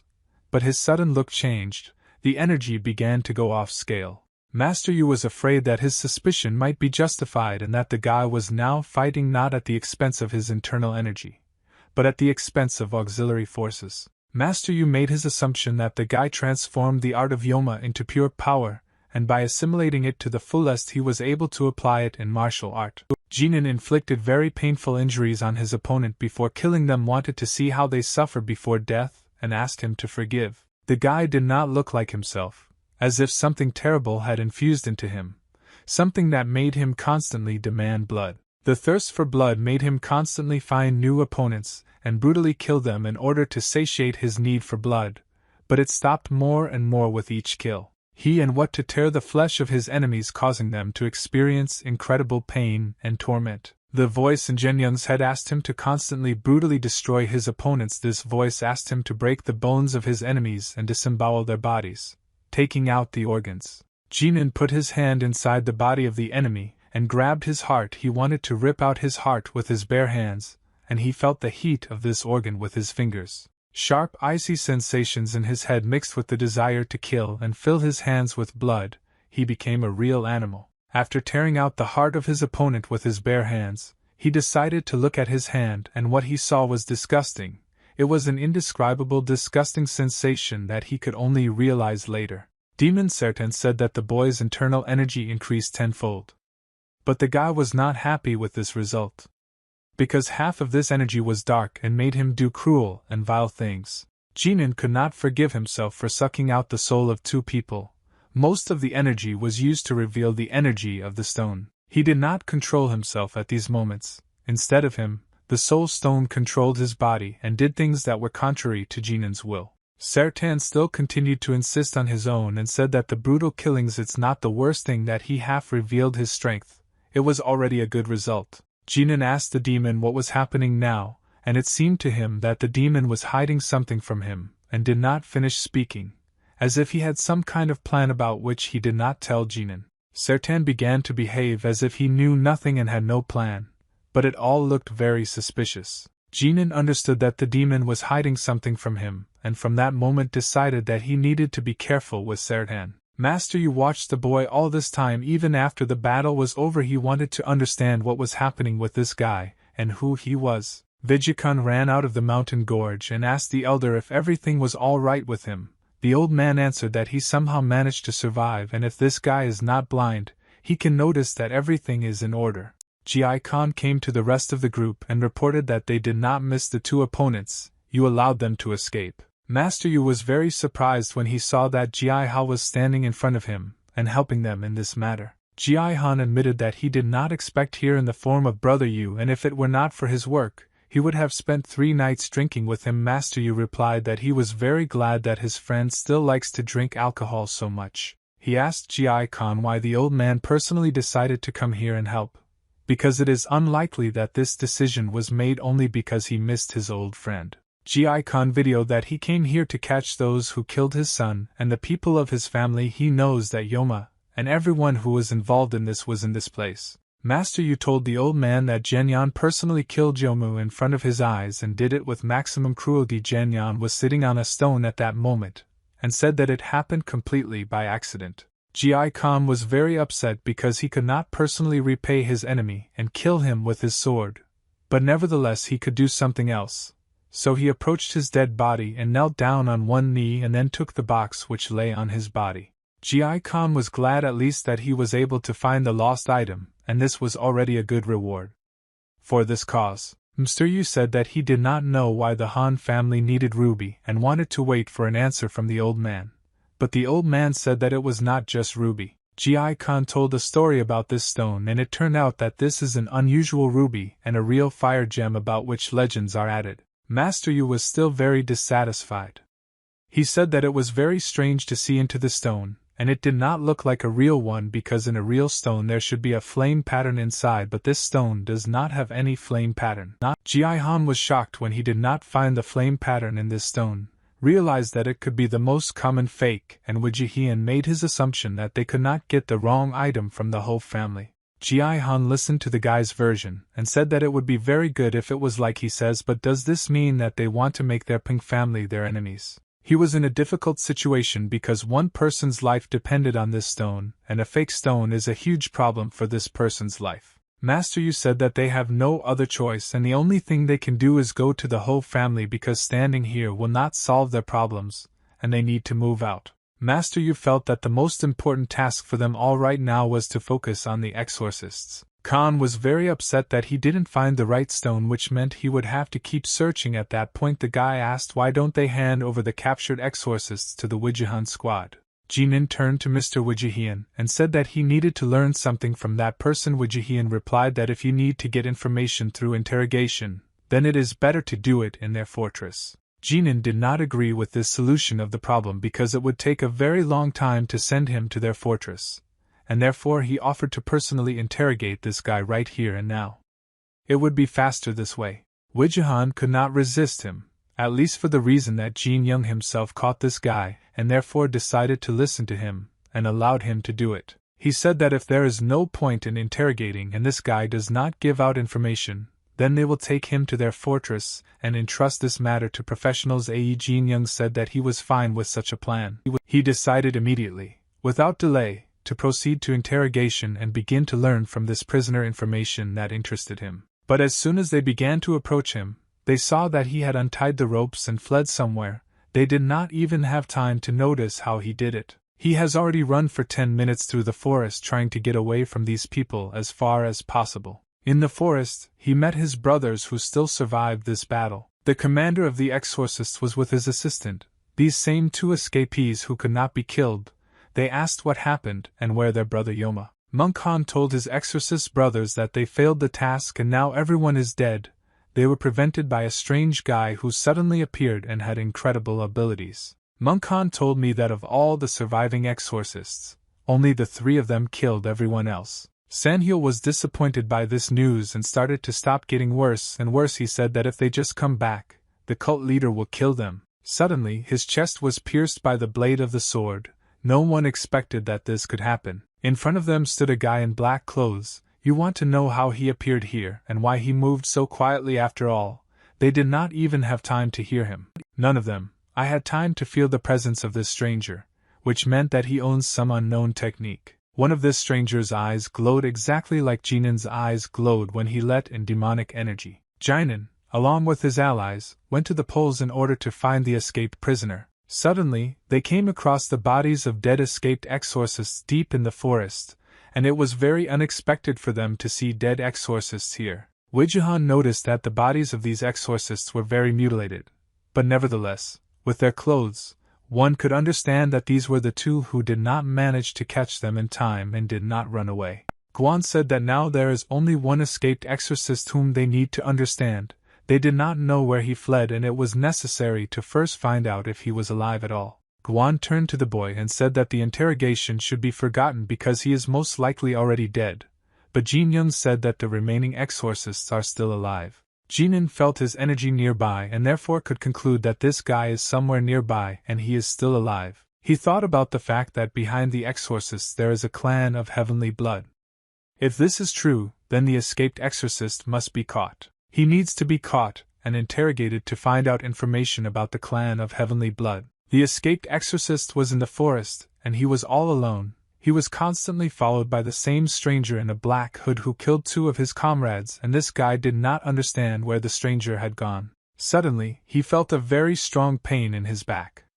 The stranger thrust the blade of his blade into his body. He pierced the exorcist's shoulder with the blade of his blade, and tried to inflict a lot of pain on him. The exorcist managed to launch a counterattack and throw the stranger aside. He managed to jump back and dodge the blow without taking any damage. The stranger decided to hide in the silence of the night, and fall to me in order to deliver an unexpected blow to his opponent from the darkness. The exorcist began to examine his wound and realized that it was today that he was faced with the fact that the invisible eye is the second enemy in a day that has the ability to disappear. The stranger teleported behind him and was ready to strike again from the dark, but the exorcist managed to feel him before he struck. He waved his sword and wanted to hit his enemy faster than he could hit him, but when he nevertheless struck his blow, the enemy was no longer there, and he did not hit him, so the energy for the blow was wasted. The stranger decided to plunge a sharp blade into his leg while his opponent was distracted. The exorcist felt a very strong pain in his leg and realized that he now had to fight with 2 deep wounds in his body. He was not ready to give up so easily and decided to strike again using his black magic technique.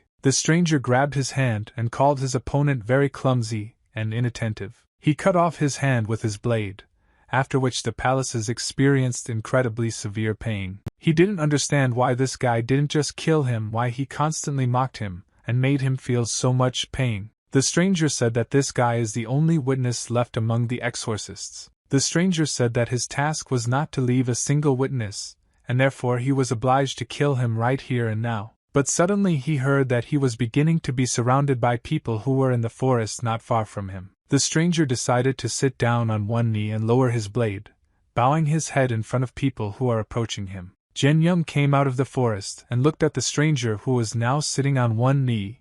He approached the wounded exorcist and examined him. Ganan said that he had business with this exorcist, and asked the stranger not to interfere in this matter out of turn. The rest of the group began to emerge from the forest and surround the stranger. He understood that he was at a disadvantage for himself, and was unlikely to be able to fight them. Wijahan looked at the clothes of this man and noticed that he was clearly not from these parts, and was unlikely to belong to one of his fighters. Wijahan apologized to this stranger for breaking in here and taking his prey from him. But they needed to analyze the situation and asked him to walk with them. He stood silently and did not answer anything. It seemed to them that this man was simply deciding what to do next. Suddenly, this stranger disappeared somewhere. He turned into black smoke and evaporated. No one even managed to catch him. The whole group attacked the place where this stranger had just been, but they didn't succeed because he evaporated very quickly. They could not even imagine who this person was and how he got such teleportation capabilities. Ganan summoned the fairy Selfina again and ordered her to find this man in the forest, because he could not run far. Selfina was unhappy that she was again forced to work, and she said that spirits cannot work so much in one day. Ganan reminded her that she sucked all the energy out of him while fighting with one opponent, and ordered her to immediately take care of this matter and find that guy because he did not run far. She lowered her head down, closed her eyes and apologized to the owner. She said that she would do everything now. Selfine used her magical vision to feel the footprints of this man and find him. Thanks to their power, the spirits of the forest told her where this person is now. The fairy said that there are a lot of people around him now. Ganan realized that this man was not alone all this time and had comrades with him, and asked the fairy to take him to this man. Ganan warned all members of his group that he will go after this killer, and asked the others to look into this first, while he will chase him. Guang tried to stop the boy and asked him to wait. He wanted to go with him. The stranger returned to the rest of his squad. They were also dressed in black robes. He saw that many people had gathered here and was pleased that everyone was gathered in this forest. One of the fighters said that he would like to hear a report on the situation of the immortal heavenly host. The stranger replied that 2 members of the exorcists and all the remaining people from the Zhongzhei fortress were killed in the process, 2 warriors died and the other 2 were very badly injured.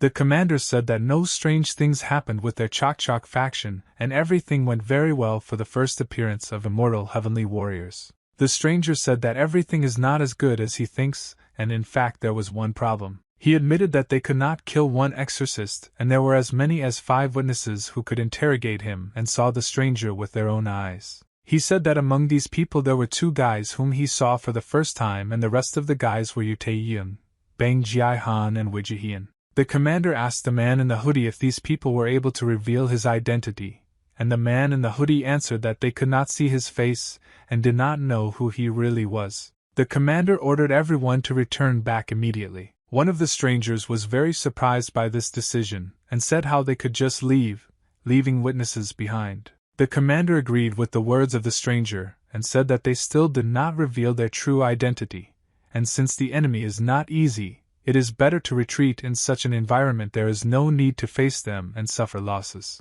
The stranger raised his head up and said that in any case, their opponents remained at the same level of strength, but they were able to grow in their strength, and this is a good reason to play with them a little and try yourself in battle. The soldiers had to choose whose decision to support. On the one hand, they could not support the words of Captain Vera, but on the other hand there was the Chok group. The Chok group continued to insist on their own, and they wanted to kill these 5 people who were witnesses in the forest. The captain said that he still had the right to command and his word is law here. He said that if they make even one mistake, it will damage the reputation of the great lord. Jinan stood near the tree all this time and eavesdropped on all their dialogues. Guang noticed that all these people are very similar to real martial artists. It seems they do not want to reveal their identities. But he did not understand why they want to retreat with such power. Guang asked the boy what they would do next. Because maybe with the help of the old people and Oni they won't be able to resist these people in 2, they definitely won't be able to cope against the crowd. Jinan said that unfortunately, and we really will come out to defeat all these people, so they better retreat from here right now and should be content with the information that they did not receive. Now they have clues. Guan agreed with the boy's decision and was ready to retreat with him right now. But due to his negligence, he stepped on a branch and accidentally crushed it, and made a very loud sound. After he stepped on this branch, he began to justify himself to the guy, and says that it happened completely by accident. Jinan knew it was a mistake. Could cost them their lives, but nonetheless. There is no other choice. And now they still have to confront all these people. After a couple of seconds they were surrounded by these wars, they were everywhere to hide from them. It would not have been possible to hide from them, and the only way out that remained for them was to fight. Jinan and Guan realized that it was a very stupid idea to engage in battle with this clan and decided that the best solution for them would be to simply run away. The killers began to hunt for the guys and surround them from different sides. One of the killers jumped off the branch in order to attack Guan. Jinan managed to notice the killer and pushed his friend aside, thereby saving his life. Jinan did not expect these assassins to be so fast and able to attack suddenly. He said that you need to be very vigilant in order not to miss their attacks. Jinan used his new lightning strike technique and fired a strong stream of lightning at his opponent. Assassin did not expect that this guy has such a strong technique and therefore could not block this blow in any way and received all the damage in himself. Assassin fell to the ground and passed out. Jinan was able to deal with one assassin, but there were still a lot of them. He said that they are starting to catch up with them. They need to get out of here quickly. They ran between the trees for a very long time and tried to get out of the forest. But they did not succeed because the killers were constantly chasing them. Li and Guang ran very fast and the boy said that he was very tired. His body was tired now, the constant struggle, he needed to rest. But they couldn't stop even for 1 minute because the assassins were constantly chasing them and they were getting closer and closer to them. One assassin suddenly teleported in front of the guy and wanted to strike him with a stealth blow with his blade. Jinan dodged this blow, but he understood that if he had reacted late, he would have been killed now. Jinan made a counterattack with his fist and although to neutralize his opponent, but at the moment he struck, the assassin turned into a shadow and disappeared. Jinan got angry because those assassins had a very annoying ability and were hard to fight. Assassin teleported behind the guy and decided to strike him inconspicuously from behind, but Jin Young felt it. This time, Guan decided to save Jin Young and thank him for helping him avoid the injury that Assassin wanted to inflict last time. Assassin again turned into shadows and now but this time he received damage,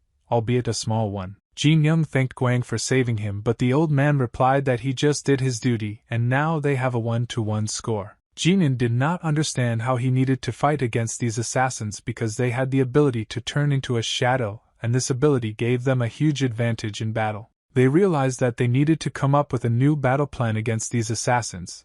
They cannot be fought like normal opponents because the usual techniques do not work on them because they constantly turn into a shadow. Jinin did not yet know how he would fight against these assassins. But one thing he knew for sure is that these assassins are very problematic guys. The assassins began to attack them and surround them from all sides. Jin Young and Guan constantly fought off their attacks and evaded them. The leader of these assassins was very surprised that these two guys resisted for so long, and were still able to fight. He decided that he needed to tire out his opponents, and play with them until they completely ran out of energy, and when he did this they could be killed. New opponents appeared in the Fox who also wanted to join this battle. It was the clan leader who was allied with the assassin clan. He came to the aid of the shadow assassin in order to kill Jin Young and Guang. The clan leader used his magical power and dealt a very strong blow, after which an explosion occurred in the forest and lightning began to fly in different directions. Jin Young and Guan were thrown back because they were thrown back by the blast, but they still managed to stay on their feet. The clan leader ordered his soldiers to attack these two guys and his soldiers immediately entered the battle. The leader of the assassins approached the leader of the clan and asked him why he was doing this because no one asked him for help. The man said that they don't have time to play with these two guys and they need to deal with them as quickly as possible and asked the assassins to take this matter seriously. The leader of the assassins was very unhappy that this man allowed himself to communicate with him like that and gave him orders, but he did not answer anything and simply remained silent. Jinin had to fight the assassins and soldiers. He repelled all their attacks, but the guy understood that he was running out of strength and could not continue like this anymore. He would weaken very soon and he would have to surrender and lose the battle. Jinin understood that he should not waste his strength and energy in vain, and the only way he had left was to use the demonic stone again, and risk letting demonic energy into himself. The demon Sertan said that you can't use the demonic stone so often because the energy that is inside the stone is equal to the energy that is currently inside Jin Young. If he uses it, it can be very dangerous. Sertan said that this time he can help the guy and take the demonic energy upon himself, and thanks to this the guy won't have the same problems as last time. They had no other choice and had to take a risk. Jinin had to make a decision. He didn't want to let demonic energy into himself again. But he really had no choice and it was dangerous to trust Sertan because last time the demon did not control this energy, and the guy did terrible things. Jinin agreed with the demon's suggestion and decided to infuse himself with demonic energy from the magic demon stone. He hoped that Sertan would take care of everything and this time he could handle this black energy. Jinin told Guan that at some point he would give him a signal, and when the old man saw this signal, he would have to run away from here and not look back. Guan said that I don't know what plan this guy came up with, but he's ready to take the risk. He asked at what point will Jin Young give him a signal? Jin Young said that this signal is now, and ordered the old man to run away. Sertan felt a demonic force that endowed him with new capabilities and he was able to turn into black energy, and, like a flash, he flew into the sky. There was an explosion of black energy in the sky that covered a huge part of the forest. The killer was shocked by such magic. He saw something like this for the first time and did not understand how he should now fight with such an opponent. Sertan created a black hole in the sky from demonic energy, and demonic rain began to appear from this hole. This rain began to cause massive damage in the area of the battle and the assassins could not dodge these blows and many of them were injured. The clan leader tried to dodge the demonic rain by constantly jumping to different points and fighting them off with his sword, but it was useless because the rain did not stop. When a drop of demonic rain fell on the clothes of the opponents, and their clothes began to burn with black fire. The clan leader had a terrible feeling when he looked at a person whose body was burned by black fire. He was afraid to look at this assassin. Sertan said that this is not the end and he is just warming up before the start of the battle. The demonic stone has endowed him with enormous capabilities. Jinin trusted the demon with his body and magic and simply watched everything from the side. The clan leader saw a black hole begin to appear in the air. It was a clot of black energy that appeared out of nowhere. When the clot of black energy gained enough strength, it made a very large explosion that caused great damage to everyone who came under its influence. The leader of the clan miraculously survived after such a strong explosion. He did not understand how it was even possible, and where this guy got such strength. He couldn't believe that someone in this world could wield such power and deal with black magic so well. The battlefield turned into a black dome of demonic energy. No one could believe that such power could come from one person. The leader of the clan saw that the assassins were standing behind him and asked them to pay attention to the strength of this guy. He said that for the first time he saw a person from whom such strength emanated. The leader of the assassins was unhappy that this man was going to retreat and surrender. He ordered him to go ahead and fight against this guy in order to kill him. The man said that the black flame turned into a wall and completely blocked their path. He tried to get around this flame, but he did not succeed. Assassin said that this guy heard their story and now he can't be let out of here alive. The clan leader was very angry that the assassin was acting very arrogant towards him. He said that this guy should have been killed at the very beginning and not played with him, but the assassins were very relaxed and missed the opportunity to kill him. All this could not have happened if they obeyed the clan leader and retreated in time. The leader of the clan ordered the assassin to take all the wounded and killed soldiers and retreat from here immediately, while it can still be done, because if this guy gets angry then it will be too late to retreat. Guang saw that Jin Young was very tired after throwing out such a large amount of black energy, and decided to help him sit down. He put the guy near the tree so that he could rest in peace.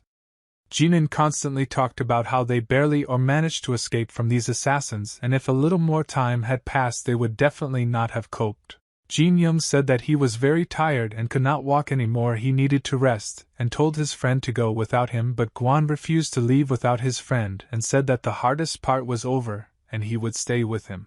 Jinan saw a man in front of him and looked at him attentively. Guang asked this man why he went so far to Elias and what he was doing here. Master Yu replied that the meeting place had changed and that's why he came here to help the guys, because he felt that they needed help. Guang asked the master in surprise how he managed to find them in such a large forest. Master Yu said that he decided to trust his intuition and go where it would lead him.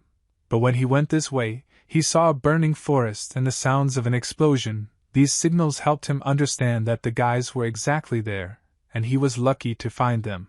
Jin Young was very surprised when he learned that the master managed to find them completely by accident. Mr. Yu said that he was also very surprised that these two could survive the battle against the Blood Clan and stay alive. When Jin Young returned back to the village, very unpleasant news awaited him. Wijahan told the guys that during their absence one person was killed here. Wijahan said that he left one of his soldiers here so he could guard the building, but when he came back he had already been killed. This guy's corpse was mutilated, so they covered it with a white cloth so as not to scare passers-by. Attacking one of the members of his squad is a very brave act, and he does not understand what kind of person could afford to touch the Qianjizong samurai. Wijahan promised that he would definitely find the killer. I would take revenge on him. Jin Young remembered that he had overheard the conversation of the assassins in the forest, and did not tell the story that all the members of Qianjizong were killed. He made his assumption that the Blood Clan could be involved in this murder. Jinan told Wijahan about this in order to help him figure out this case and find the criminals. Jinan said that those assassins who attacked them in the forest were killing samurai in that area so they could have killed Wijahan's colleague. Wijahan asked the guy if he had any information about these people in order to find out their personalities and in the future to understand where to find them. Jinan said that he only heard 2 names of people from this clan, and thanks to these names it will be possible to trace them. Wijahan said that he knows one of these names, but he does not understand where he heard this name. Wijahan remembered that one of these people is Danja's boss, and somehow he is involved in this matter. Wijahan said that he would be able to find this person. Master Yu intervened in their dialogue and said that Boss Danju is a very important person and he is constantly guarded.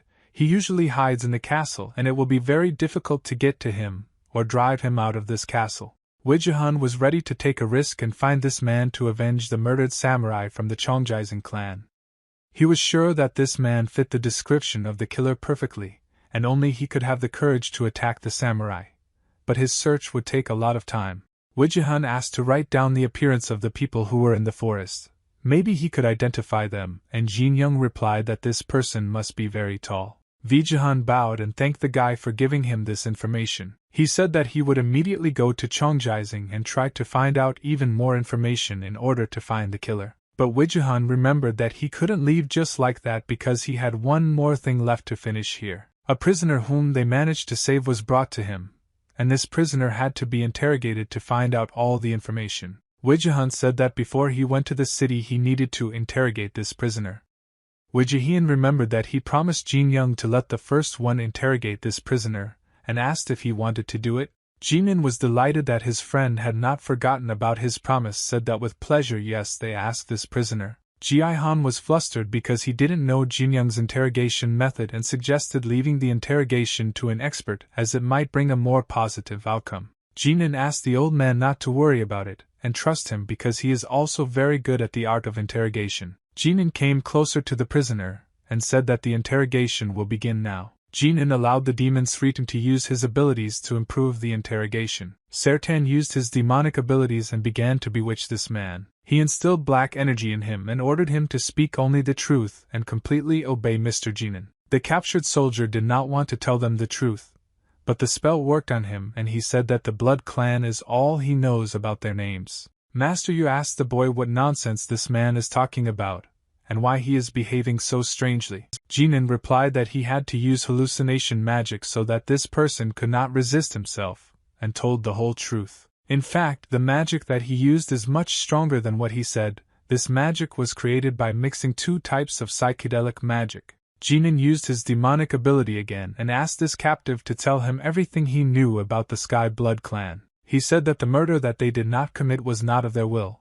They were given an order that they were not obliged to carry out by any means. The prisoner said that 3 years ago he was beaten on the street and hidden in a large cave along with other people who got to this place in the same way. In one day, he appeared in front of them, the same person who did not let them out of this cave. This man was called the Golden Curator. He was the head of the heavenly bloody religion and gathered people in this place in order to subjugate them and create his own army. He was a very cruel man and there were many legends about him.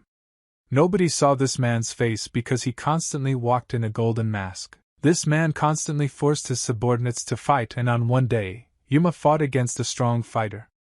The Golden Curator said that he saw this fight, and it was disgusting. Yuma was very weak, and the master was sorry to look at him. Yuma was very angry that this man allows himself to criticize his martial techniques and fighting style. He said that he was not afraid to fight even as a Gold Curator, and he was not afraid of death. The Golden Curator said that if this guy constantly throws around his words and disrespects the master, then I will kill him. And after that he laughed because Yoma was very impudent. Yoma was very angry with the master for such disrespect for himself, and used his magic to start fighting him. The Golden Curator asked Yuma not to start a fight and stop. He said that this guy is very impatient and constantly wants battles. He put his index finger to his lips and asked everyone to be quiet. After that he wanted to make one sentence. He offered the guy 2 options. The first option was to fight him right now, but most likely the boy would not stand it and lose the battle. And after that he died, and the second option was that he would become the Deputy Gold Curator, and be able to be his arms and legs.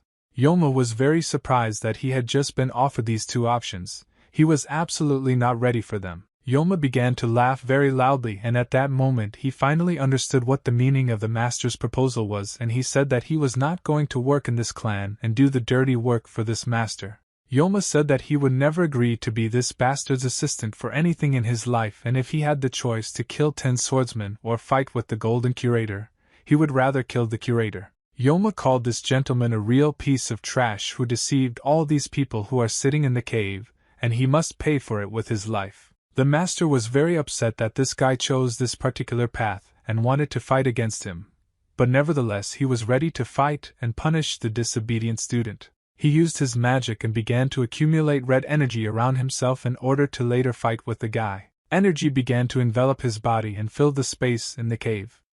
He was a very strong man with great power, and was ready to teach an unsuccessful student a lesson. Before they started fighting, the master said that if he wants to teach his students something, he constantly has to use his strength and hurt them.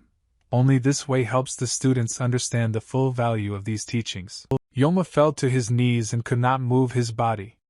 He was very tired and injured. Blood flowed from his mouth, received a lot of damage, and now he could not continue the battle. He understood that his strength was weaker than that of his opponent. The Golden Curator killed all the people who were in this cave and left only one Yomu alive. This man was a real monster. It cost nothing to kill other people. He was very cruel and bloodthirsty, and did not allow anyone to contradict him. Everyone who disagreed with him, he killed them. The gentleman began to take steps towards the guy and said that the boy was very weak, and with such abilities he could not even protect himself from a street drunk. The master invited Yoma to obey him and become his disciple. The gentleman in the golden mask said that he would teach the boy his fighting techniques and enhance his abilities, and then he would finally be able to fight with the great swordsmen and kill them. After that his name would be known all over the world. But he needed to find out if the guy agrees to accept such conditions and submit to him. Is he ready to become his student? Yoma lowered his head down and said that he would do everything as the director told him, accepts this proposal and obeys him. The director threw him a round ball and told the guy to take it. The Golden Curator said that this ball is a drug that can increase his endurance. The principal ordered the boy to return home and increase his stamina until they hear from the main school. The captured soldier told Ganan and his friends the whole story he knew. He said that it all ended with the fact that they received a letter in which it was said that all members of the Heavenly Blood clans, on the orders of their master and the head of this religion, should attack swordsman 10 jewels. The prisoner said that they failed to carry out their plan and they lost the battle, but their master is still at large. He was able to escape. His master had the same martial arts techniques as Jin Young, but they were still different, filled with fear and danger. He said that one day he managed to see the master during his work, and then he was horrified by the magic that his master owned. Such magic is very hard to forget. He possessed very terrible magic, as if a demon possessed him and he controlled this demon. Few people are able to wield such abilities. Demonic shadows seemed to jump out of his hands. The bloody red devil accompanied this gentleman all the time. Jin Young has the same devil but only black. They listened carefully to everything this prisoner told them, and now they had to figure out what to do next. Ji Han said that the work of the Heavenly Blood clan has been completed to some extent, and now go and be so active. But he still wanted to find the home of this dangerous cult, and believed that they could not be ignored. Ji Kun said that he would really like to go along with the rest of the guys on a trip and help them, but now he had to deal with things here because it is more urgent for him. He took out the box in which the firestone was located and began to examine it. The old man understood that he needed to find a real stone that should be in this box. Master Yu made his assumption that Mr. Penhwa may be possessed by a demon due to the fact that his daughter is now sick. Ji Han agreed with this judgment because this situation was very strange. His daughter had always been healthy and suddenly fell ill. She had a very rare disease that developed. There was not much left to live in a weak body, so every day of her life was valuable in a situation where there were no signs of improvement even after the use of numerous drugs, and day by day only her condition worsened. Ji Kun hoped to find this stone, because his ability could help this girl, but the stone turned out to be a fake. Ji Kun said he couldn't sit still and he had to go and find out what was going on here. He couldn't just give up and leave it like this. The situation had to be brought to an end. He handed over the prisoner to Widzehan, and the guy said that everything would be all right and he would take this prisoner to the fortress. He was glad that they managed to interrogate him and find out a lot of information. Jinan watched the old man all this time and tried to understand how he could help him or calm him down. Ji Han told the boy that everything is fine, and thanks to Jin Young, they were able to find out valuable information that will be of great help to them in finding out who is behind all this. The old man said that he was very happy to meet Jin Young and fight on the same battlefield with this boy. He would be very happy if fate helped them meet again. They started to leave and took with them the wounded prisoner Jin Young, and his team remained standing still. Jinan asked Master Yu what this old man was going to do now. He needed to understand where he was going next. Master Yu said that he intended to accompany the boy and his friends on their further journey. He was ready to go with them and help them. Jin Young felt very awkward. He didn't understand why this person would go with him and accompany him. Master Yu answered the boy's question and instead simply put his hand on his shoulder. Jinan did not understand the motives of this man, and he seemed very suspicious to him. The boy wanted to find out what was the matter. He thought that the master saw his demonic abilities, and because of this now you want to be next to the guy in order to help him figure it out, or control him. He lowered his head down, and realized that he didn't want to think about it anymore. Thoughts about his demonic abilities upset the guy. He clenched his fist and thought that the endless murderous intentions and bloodlust were spoiling him. The terrible feeling of this story was still in him, and was not going to disappear from him. Any person who feels such power near him will not want to let it go, especially the master, the man who is called the great swordsman of the 10,000. He clearly shows interest in this demonic ability. Master Yu wants to accompany the boy in order to control his power so that it does not harm the civilians of Kangho. The master will keep his sword at the ready all the time in order to kill the boy without hesitation at the moment, when he loses control of himself. This makes Ganan think and constantly feel the danger next to him. He had to make a decision to let this man follow him, or still refuse him, and say that he would go on traveling without him. Master Yu suddenly told the boy that when they go on a journey along the road, they will definitely need to stop by for a while in Jianju. He will definitely need to meet one person in the city of Pengrimjiang. Large spacious room with 2 paintings on the wall. In the center is a gentleman on his knees. Behind him sits his subordinate. The master listened to the report of his subordinate, and learned that his fighters were killed and 2 of them were injured. He was very upset that one of his best troops was defeated and had to be rescued by disaster. He did not understand how it was possible that they were defeated by 2 guys. The man said that this guy was very strong, he had incredible power against which it was impossible to fight, but he was not alone there, he had assistants who helped him fight. The master said that Najit's ceremonial group is now on a new special mission and maybe this person will be there too.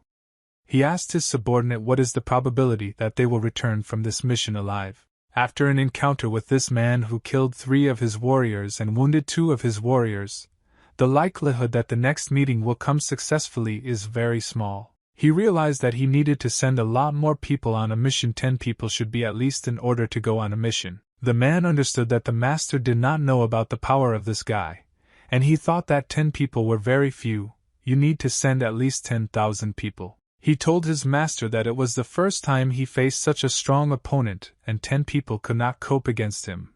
It was simply impossible. The master said that these problems might not have happened if they had been attentive, and not distracted from the task.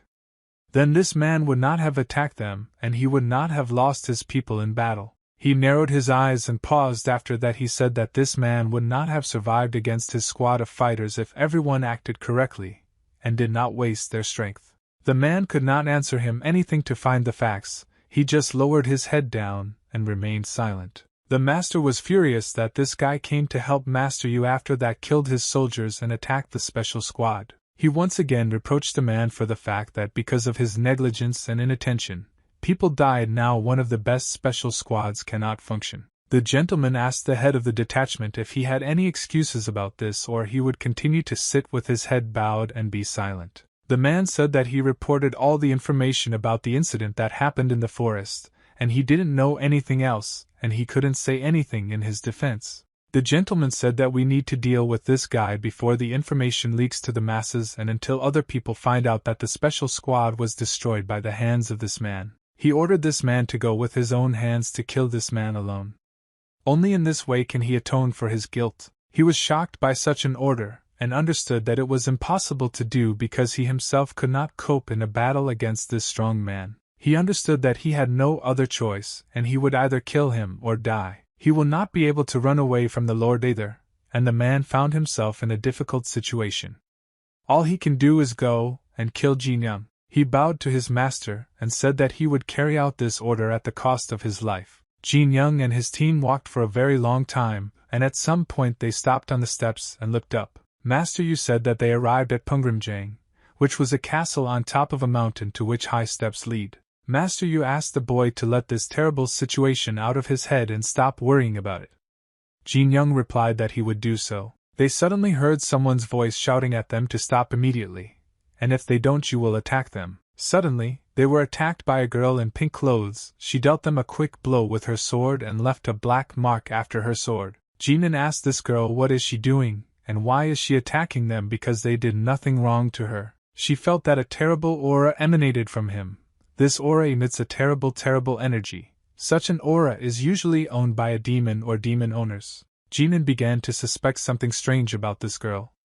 He needed to figure out who she was and why they were attacked. The girl said that she could not let a person into the castle who possesses such a terrible aura as a demon because it is very dangerous. She once again decided to attack him and stab him with her sword. She warned him that he would not fall into this fortress, and said that he might not even dream about it because she would not let him through. She hit him with a black energy strike on Ganan, managed to block this blow in time and did not receive any damage. She continued to accumulate energy in her blade in order to strike the next blow. She was very serious, and did not want to let this guy into the fortress. She dealt him a lot of quick blows, but the guy did not return her blows. He only blocked all her attacks. He did not want to harm her. Ganan tried to fix the situation and calm this girl down. He said she got it all wrong and she shouldn't be so aggressive because he's not going to hurt her or this fortress. Ganan pointed his finger at Master Yu and said that he came here with him and all he wants to do here is to meet people from this fortress under the guidance of Master. She said that she could not just believe a person with such an evil aura,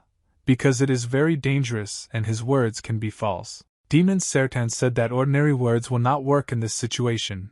This girl will never believe him in her life and it would be better to still use force to convince her. He did not want to attack her for anger began to awaken in him, and he could not do anything about it. All he tried to do was calm down, but evil energy awakened in him because the girl made him angry. A man was sitting in the office and writing something in a notebook with a brush. He dipped his brush into the inkwell and began to write something again. Suddenly, he heard very loud sounds that came from the street and decided to find out why it was so noisy outside. At this moment, the girl Jin Young fought against each other on a huge staircase. They inflicted quick blows on each other, and each of them tried to achieve his. She stabbed him and broke through his defenses. After that she asked what happened to him. Is he still not willing to give up? Ganan was very serious about fighting this girl and so he began to accumulate magical power in his fist in order to strike back at her. He stabbed her with his fist, and the girl tried to block his attack with her sword. She was able to repel his attack and not take damage, but for such a block, she had to spend a lot of energy. She did not understand why this guy is so persistent, and continues to fight her. Why doesn't he just give up and leave here because he is not welcome here? Guang asked the master why this girl attacked and decided to clarify if they needed to help the guy cope with this girl. But the master did not answer anything and just silently continued to stand and watch the battle. A man came out of the building and decided to see what was happening here. The master said that there was no need to help these two fight because nothing bad would happen to him. The men started down the stairs and decided to ask these two people what is going on here, and why is it so noisy here. But when he went down a little lower and approached Master Yu, he was very surprised to see this man. He called Master Yu his uncle. Master Yu said that it had been a long time since their last meeting and asked this man how he was doing. He came here for a reason and admitted that he had one question for his nephew. But first, he wanted to see how this battle would end and who would win in the end, Jin Young or the girl. She heard the voice of her father who asked her to stop this fight and stop attacking this young man who came to visit them. Her father told her that this guy she fights is their guest, and he is an acquaintance of her uncle. Therefore, he must be treated with respect. She stopped the fight and decided to take another look at this guy. She became very embarrassed because she attacked him. She bowed to him and asked for forgiveness for attacking the guy with hasty judgments without fact-checking and said that they would meet inside. Ganan smiled at this girl and said that they would definitely meet inside him. It was very funny to fight her, and she seemed very cute to him. They went into the house and this man put them all at the table and tried to listen to what they want. As far as he understood, these people needed advice from him. He said that he did not know for what specific purpose these people arrived and what they want to know. Ganan asked the owner of this house if he knew anything about the case when the scientist of the Show clan was locked up in a prison for dangerous criminals. He replied that he knew one case about a scientist who was imprisoned by order of the emperor, but he was absolutely innocent. He remembered that the incident took place several months ago when the prison was destroyed and the scientists disappeared from it. Jin Young said that this is exactly the story that he did not want to know, and the man imprisoned in this secret prison is his father. He said that he had information that the emperor was hiding in one of the settlements. Near this settlement there is a clan of heavenly blood and he wanted to know more about it. He assumes that his father may be in this place called Jiangandong. He heard that some of his classmates are moving to this place. Ganan wanted to find out from this gentleman everything he knows about this place, and about the history of his father in order to somehow find him, or his traces. The man said that in this place, which the boy tells him about, is a very inferior organization. But he did not know that there was some kind of organization in Jiangandong. He said that he knew that there was more than one such place, and there was one more place besides this, which could be useful for the boy in his search. Jinyoung immediately realized that this second location could be under Jiangandong's organization, and most likely they are in different places. He asked the man to find out about this place. The owner of the house told the boy that this place is connected with the Black Island, so this place is very dangerous and hard to find. It will take a long time to find it. Jinan said that everything is fine and he has enough time. He does not worry about this. Besides, if this Black Island exists, then it can be found. Jinan made his assumption that it would be very difficult to get to this place because not everyone will be able to enter there. After that he asked the owner of the house if he had heard anything about his father. Maybe he knows some story that could be for him useful. Master Yu said that they need to find out as much information as possible about Jinyoung's father, and it would be useful to learn something new. Jinan said that if now the master does not know anything about this, then in the future he can try to find out some information, and asked him to contact the boy if he can get some information. The man said that he would be happy to help the boy in search of his father, and as soon as he finds out something, he will immediately notify him about it. He said that in Korea he has no equal in the search for information. He is number one. The gentleman was standing near a large stone statue. It was a statue of a warrior the size of a house. He heard that someone came into his room and asked this man why he came here, and what he was doing here. The master suggested that his subject came to him, and in order to tell him new information, he asked, is it really someone who is now constantly looking for information in the city of Kanho? A man stopped at the front door. His face is not visible because his face is covered by a shadow. He reported the information that the admiral wants to borrow the power of the great lord. The master asked what happened to a person who can contain the strength of several people at once. The man did not answer his question but said that the lord needs to secretly kidnap this person, and this method will be the most correct way to solve the problem. The lord did not understand why he needs to kidnap a person, for what purpose to do this, and what results you will bring him. He replied that he would kidnap him, the best option, but it would be difficult to do this because it would be much more difficult to kill him. He said that if they manage to kidnap this person, it will bring positive results and their work will move on. No one will stand in the way. The Lord thought it was worth it because these people are very powerful and don't look down on other people too much. This is starting to piss off the Lord. The Lord said that he was a very good person and such an act would not be in his style, but nevertheless he could not do otherwise. The man said that he is the only person on the Golden Throne and he is also a person who is treated in the Golden Council very special, so stealing him is a must. The Lord imagined himself on a golden throne and then realized that it would be very difficult to steal someone from the imperial palace. He did not understand what this man was up to, but the man continued to explain to the Lord that this act would be very useful for them. But everything must be done so that no one knows that this is their work. He said that the Golden Guard is closely monitoring their movements, and it is very difficult to move now. Besides, this person who does not want to be kidnapped, Grand Master. The Lord said that if the Admiral thought so, he would not be an ordinary person. The man convinced the Lord that he has a lot of power, and he can manage other people and not take personal part in this matter. He just needs to correctly direct people so that they go unnoticed. If he manages to find the right person to handle this case in secret and discreetly, then there is a good chance that they will succeed. The Lord said that there are a lot of people here, he does not know how to choose one of them to complete this task. Then he continued his thought, and said that in any case he would have asked the Admiral's favor, and everything went well, so this person can be trusted. He thanked the Lord for the fact that the great Lord thinks so, and can trust him. The Lord looked at his subordinate, and asked him why he felt anxious and worried so much. The man said that it's all about Go Jin-young because this guy is very strong and they don't care if they can't handle him. The Lord did not answer his interlocutor. Instead, he turned his back to him and began to look thoughtfully at the statue. He waited until this man left the room, and after that he called a shadow to him. This day turned into a man and asked what the master required of her. The Lord ordered this shadow to send someone to a city called Sanwook. After the shadow received its order, it immediately evaporated and disappeared from the room. the master was left alone again. He felt that someone appeared in the room again, and the Lord said that this guy stands like a bone in his throat, and if he wants to take the golden throne, they won't let them do it. The man who was given the order to kill Jin Young appeared in the room behind Lord's back and said that even if he failed to kill this guy, at least they could kidnap him. The Lord said that he has not yet made a final decision to kill this person or still kidnap him. But in any case, a guy named Jin Young needs to be finished because he causes so many problems. He used to say his name Jinan all the time. The Lord said that at such a young age this boy lives such a difficult life. Is he still coping with these problems that fall on his shoulders? It was very quiet in the palace where Jin Young and his team were. Master Yu walked around the palace grounds and pondered what to expect on their next journey. He heard that a girl named Ion was watching him. He wondered if she responded to the name of the great swordsman, or still called him her grandfather. The girl bowed to her grandfather and said that it was very reckless to watch him, but she did not do it on purpose.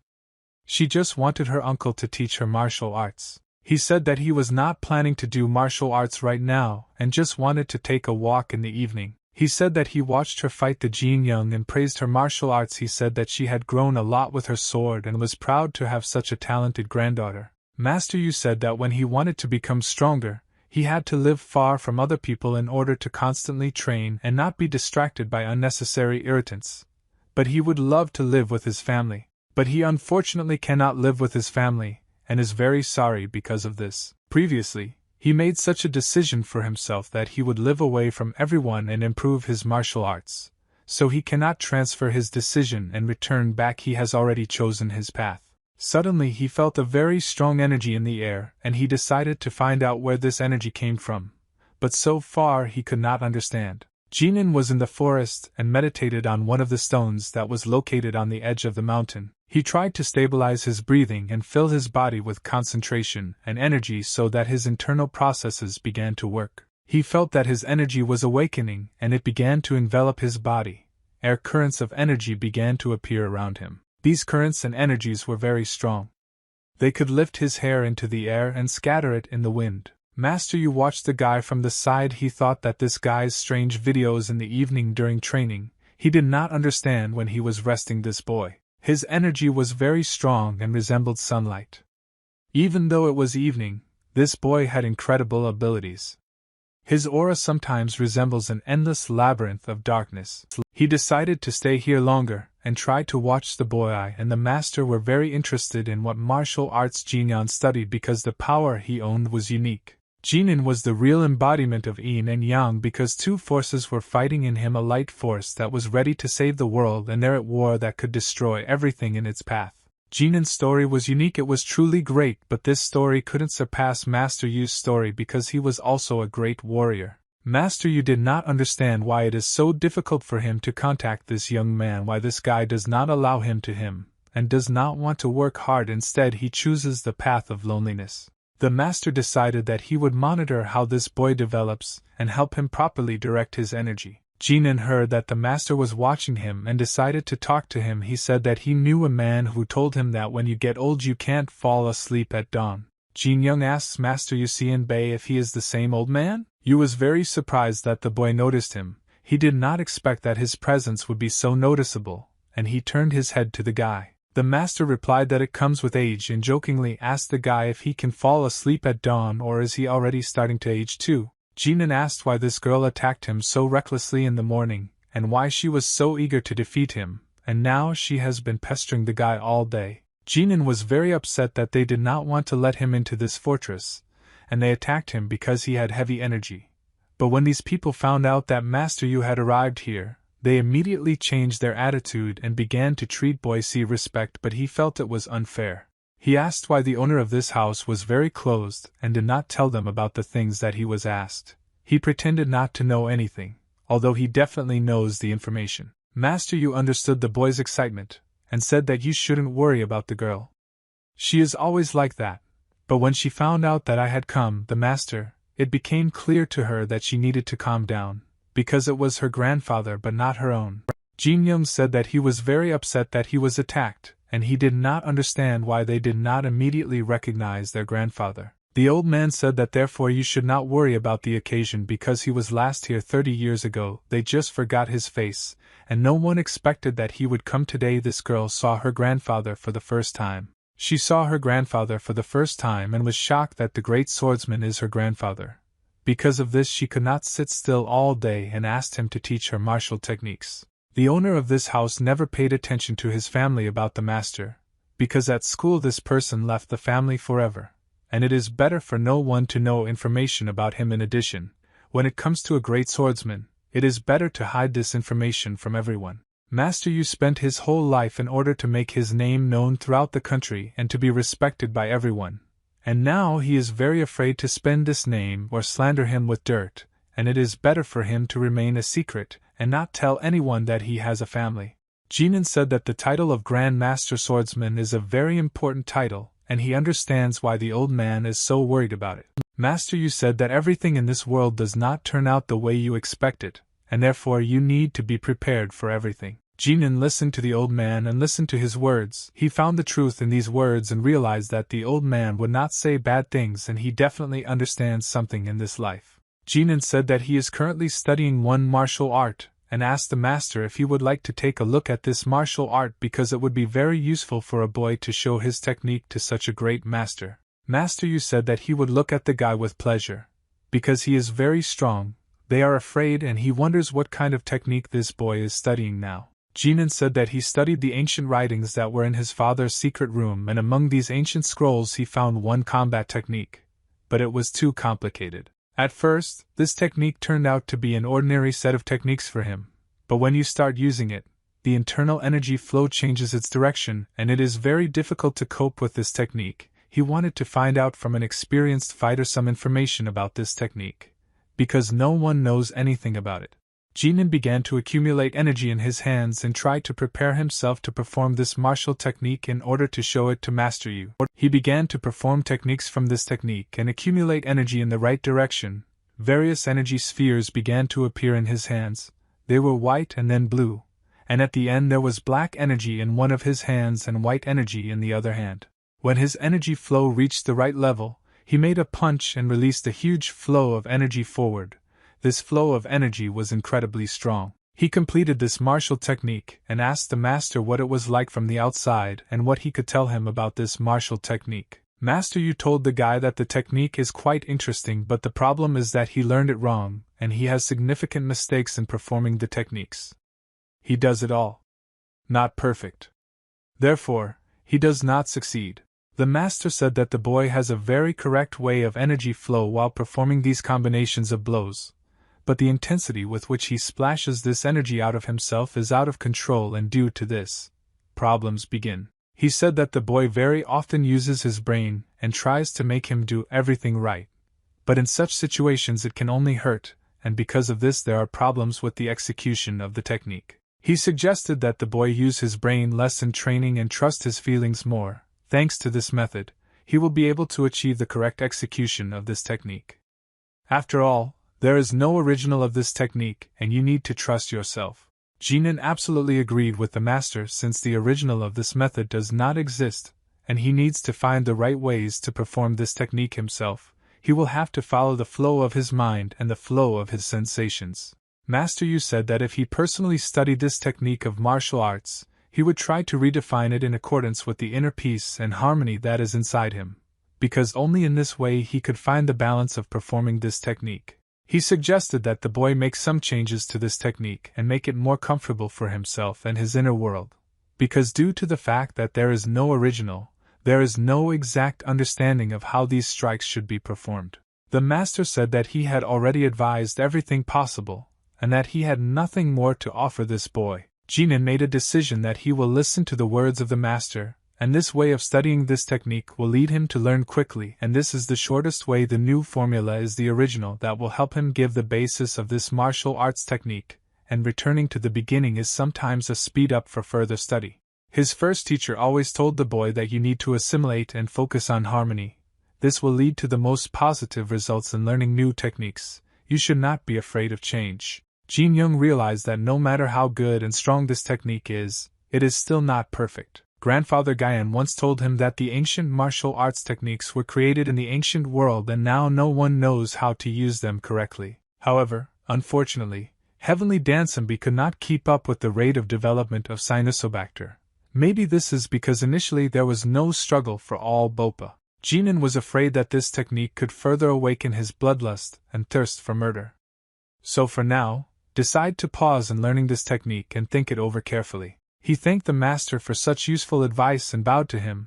He said that my new knowledge would be very useful to him in studying. Master Yu said that there is nothing to thank him for, because he did not help in any way, and these were just basic tips. Jinan came to the palace grounds, to a place where there was no one, and where there was a lot of free space. He couldn't calm down, and decided to continue learning this technique because he felt that when he learned this technique it would be the pinnacle of melee combat and long-range attacks. He will be able to combine the calmness and peacefulness of a herbivore and compensate for his weakness with the strength of a predator. Jinan understood that if he could combine melee attacks with ranged attacks, and one strike would be able to do a double attack, then this would lay the foundation for a new change in the law of the divine mind. Based on other martial art techniques, what is the biggest advantage? He will be able to learn a new technique, and during the ceremony of initiation into this technique, he will be one of the strongest fighters because he will not have flaws. The only reason that frightened the Jin Young and made him stop was that the demonic energy could move into him and awaken the bloodlust in him again.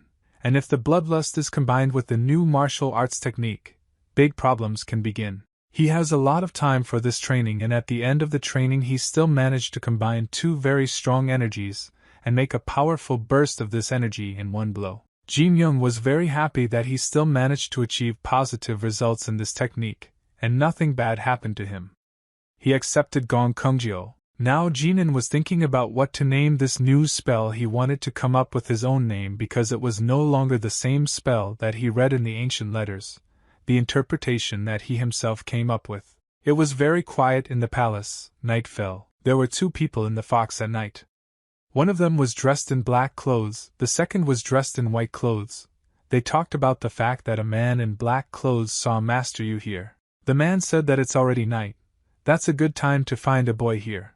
But still, it's not the ideal time to attack. The man in black said it was the perfect time to attack, but there is an old man next to the boy that could interfere with their plans. He said that he could go first and find the boy, but his accomplice in white clothes should complete this business. He said that he would do everything himself as usual and did not even doubt that the man in black clothes did not want to help him much. He took his weapon with his hand and said that I drank no this order at any cost, despite the fact that he can even die in battle. A man in black clothes is called Cancer, and he reminded his comrade that this request was given by the Great Master, and this mission must be completed at the cost of one's life. It is better to die with honor than to die without honor. But he was ready to die during this task. He had already prepared himself for the fact that everything might not go according to plan. Cancer did not understand why this person is still standing here and not going to complete the task. The Cancer rose from the ground and began to walk. He said that it was time to leave. They had very little time and needed to immediately go in search of Jin Young. They quietly and imperceptibly walked through the forest,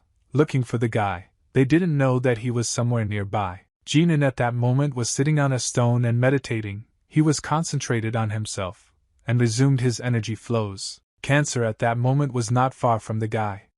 He hid behind one of the trees and watched the boy. He began to run between the trees very quietly and imperceptibly, and tried to get as close as possible to the guy. Jinan felt the presence of other people not far from him, and sighed heavily. He was tired of the fact that someone is constantly hunting for him. Sertan asked his master if he had noticed that someone was approaching them, and the boy replied that they were not very loud and this spy had already given himself away a long time ago. Jinan was tired of the fact that no one can leave him alone and everyone wants something from him. He couldn't just let go of this matter and understood that he now had to deal with these guys. He noticed this spy a kilometer before he got here. To deal with this spy will take a little time that he could spend on meditation. Jin Young asked the demon if he would go with him to fight these. Sertan said that their presence is very well felt, and blocking their attacks gives him a headache, but leaving one Jin Young to fight against them would be meanness of his side, and therefore he will help him. Jin Young said that they need to immediately start monitoring these spies, because if they wait a little, then it will be too late. These spies will simply disappear. It was important for him to find out who was behind these spies. Why they started hunting him again. Ganan ran through the forest after these spies. Cancer tried to escape from the boy and constantly turned into a shadow in order to confuse the guy and not give himself away. Ganan could not find this spy, but he felt his energy next to him. He understood that this guy was hiding somewhere not far from Mimo and find him. Sertan said that these spies are real professionals because they have been running after them for quite some time, and it is still hard to notice them. Ganan said that they were already somewhere close and asked the demon not to relax and be on the alert all the time because they could appear at any moment. Rak took out 4 kunai and took them between his fingers. He wanted to suddenly throw them at the guy. The kunai started flying straight at him, and were already very close. If they hit, they would have caused a lot of damage because there were a lot of them. Ganan called upon Selphine to help him fight off these attacks. The fairy used her magical green arrows to fight off all the kunai that flew at the master. Ganan finally found out where this spy was hiding, and now he could safely attack him because this person gave away his location. Ganan wanted to return the kunai he had just lost to this man, and thanks to an ability called Green Onion, he redirected those kunai in the other direction. Iron knives began to fly at their own owner. Now he could take damage from his own weapon. Cancer was not afraid of this attack and behaved very calmly in this situation. He even caught with 2 fingers and one of the kunais who flew into him. He said that he was very surprised that Jin Young had such strange techniques, and saw something like this for the first time.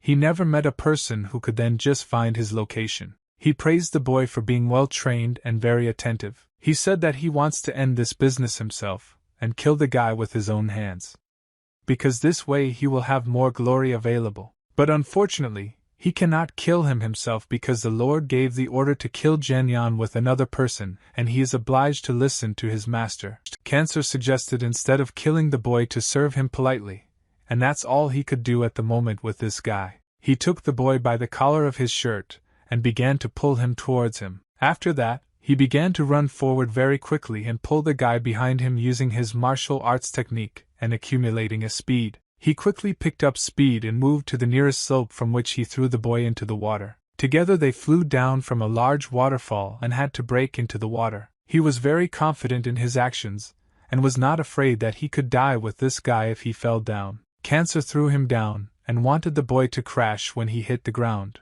but Jin Young managed to create a green energy flow near him in time, which saved him from falling. He spent a lot of magic in order to save his life and not crash into the water, but now he could safely levitate in the air. Jinan said that there is absolutely no courtesy in these people, and at that moment he realized that instead of where he was thrown off there were a lot of such assassins. These assassins were on the walls that were near the water. They were all waiting to be brought here.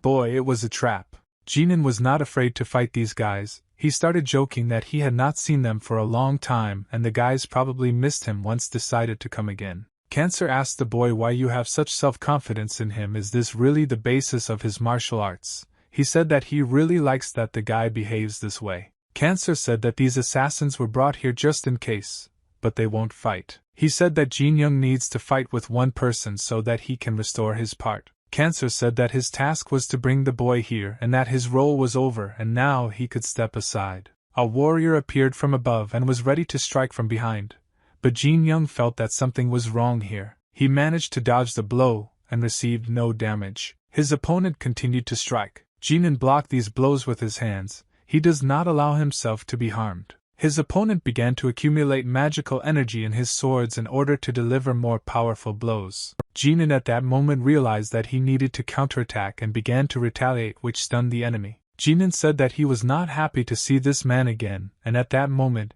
he used his new technique in martial arts in order to try it out in practice. He began inflicting long-range attacks on his enemy in order to break through to him through his defenses. His subscribers said that he was also not happy to meet, but there was no other way out.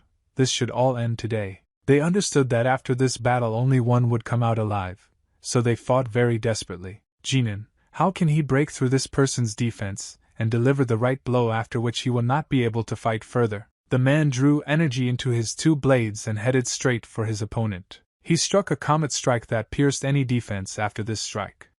Few could survive. He said that today would be the last day for one of them, and now is the time to show their best. The warrior began to fill his swords with blue energy in order to deliver a very powerful blow to his opponent. When he struck this blow, The water scattered in different directions and a water corridor was formed. Ganan said that his opponent had a very interesting attack technique, and he had never seen anything like it before. This technique was like a loud scream, which does a lot of damage. The warrior saw that Ganan blocked his attack, and because of this he began to get angry because he put a lot of energy into this blow. He immediately began to attack the guy and inflict very fast attacks on him, trying to break through his defense. He was very fast and was able to quietly close the distance between them. Ganan was not afraid of this opponent, and struck him with his fist right in the stomach. He said that this man is very strong in his own way, but it will not be difficult to deal with him. But Ganan was worried about what he would do with this man later. He didn't want to kill him. But in the battle there, only one person could survive. Black assassins who had been walking on the rocks all this time and watching him. He noticed that among them there were several unusual people. He watched a man who sat separately from everyone. He looked like the captain of all these black assassins. Sertan said that fighting the commander of the black assassins would be very dangerous due to the fact that his assistants are here. The situation could be very difficult for them. Ganan struck at his opponent in order to destroy him as quickly as possible. This warrior was a very weak opponent, and killing him was not difficult, and the guy did not want to spend a lot of energy on him. He punched him directly in the face, and used his energy, which doubled his punching power. His opponent was unable to stay on his feet after receiving such damage and flew back. Now the most important thing for him was to deal with these opponents who were next to him. They were the main threat of blue lightning appeared in front of his face, and he did not expect to see it. Assassins appeared and held a blade in his hand. The guy's body was bound by lightning. He sat on his knees and moved his body a little. Cancer said that the warrior was defeated in the battle and his master disgraced him again, for which he will have to die. Ganan was trapped. Black assassins began to surround him, and they appeared in different directions. There were a lot of them. Cancer said that his assistant could not cope with this guy and now he will have to finish this case again, and ordered his henchmen to kill the guy. Ganan was able to break the shackles and get out of the trap, but it was too late because he was attacked by black assassins. But suddenly another person appeared on the battlefield, and with quick movements of his sword was able to kill these assassins and save the couple. Cancer didn't understand what was happening. He wanted to find out who intervened in this battle and helped the guy. It was the guy's mentor. He felt that something terrible was happening here and decided to help the boy so that he would not be killed. The master asked the guy why he came here alone, and said that if they fight together in the future, it will be much easier. No, Jin Young replied that he could handle it himself. Cancer began to smile when he saw that his old mentor came to the aid of this guy, and said that he had made a big mistake. He regretted that he allowed this warrior to fight the guy one-on-one and spent a lot of time on it. The master attacked the captain of the black assassins, and at that moment all Cancer was thinking about was that he had to kill the guy back in the forest. The master was unable to inflict damage on this black assassin because as soon as he touched his body with his sword, the assassin immediately disappeared at that moment. Cancer said that this master is a very strong warrior because he just cut off his head and he hardly managed to escape from there using teleportation. He said that they have no other choice. I can't just retreat, but first they need to take care of the fallen guy. The assassins turned into black fogs and began to quickly move in space, flying between the guys. Ganan used his fairy magic to shoot magic arrows at them. He did not want to release these opponents. His green arrows began to fly forward trying to catch up with the fleeing assassins. The green arrows tried to tie up the assassins and prevent them from leaving. The black assassins began to use their teleportation magic to escape from these arrows and avoid falling into a trap. Cancer understood that he needed to save his henchmen and began cutting green arrows.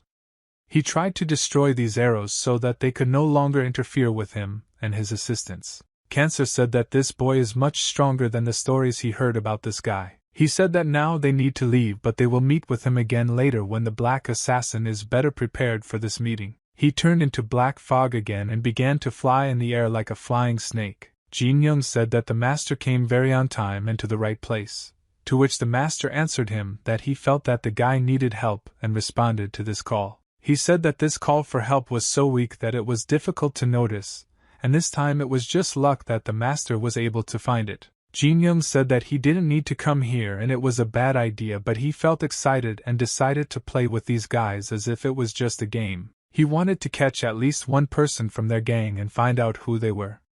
And why they came here. In the end, he didn't catch anyone and just disgraced himself. It was already night outside and the moon was shining very brightly. The servant came to his master and reported the news that all the iron blood demons were already dead. The gentleman in the golden mask was very upset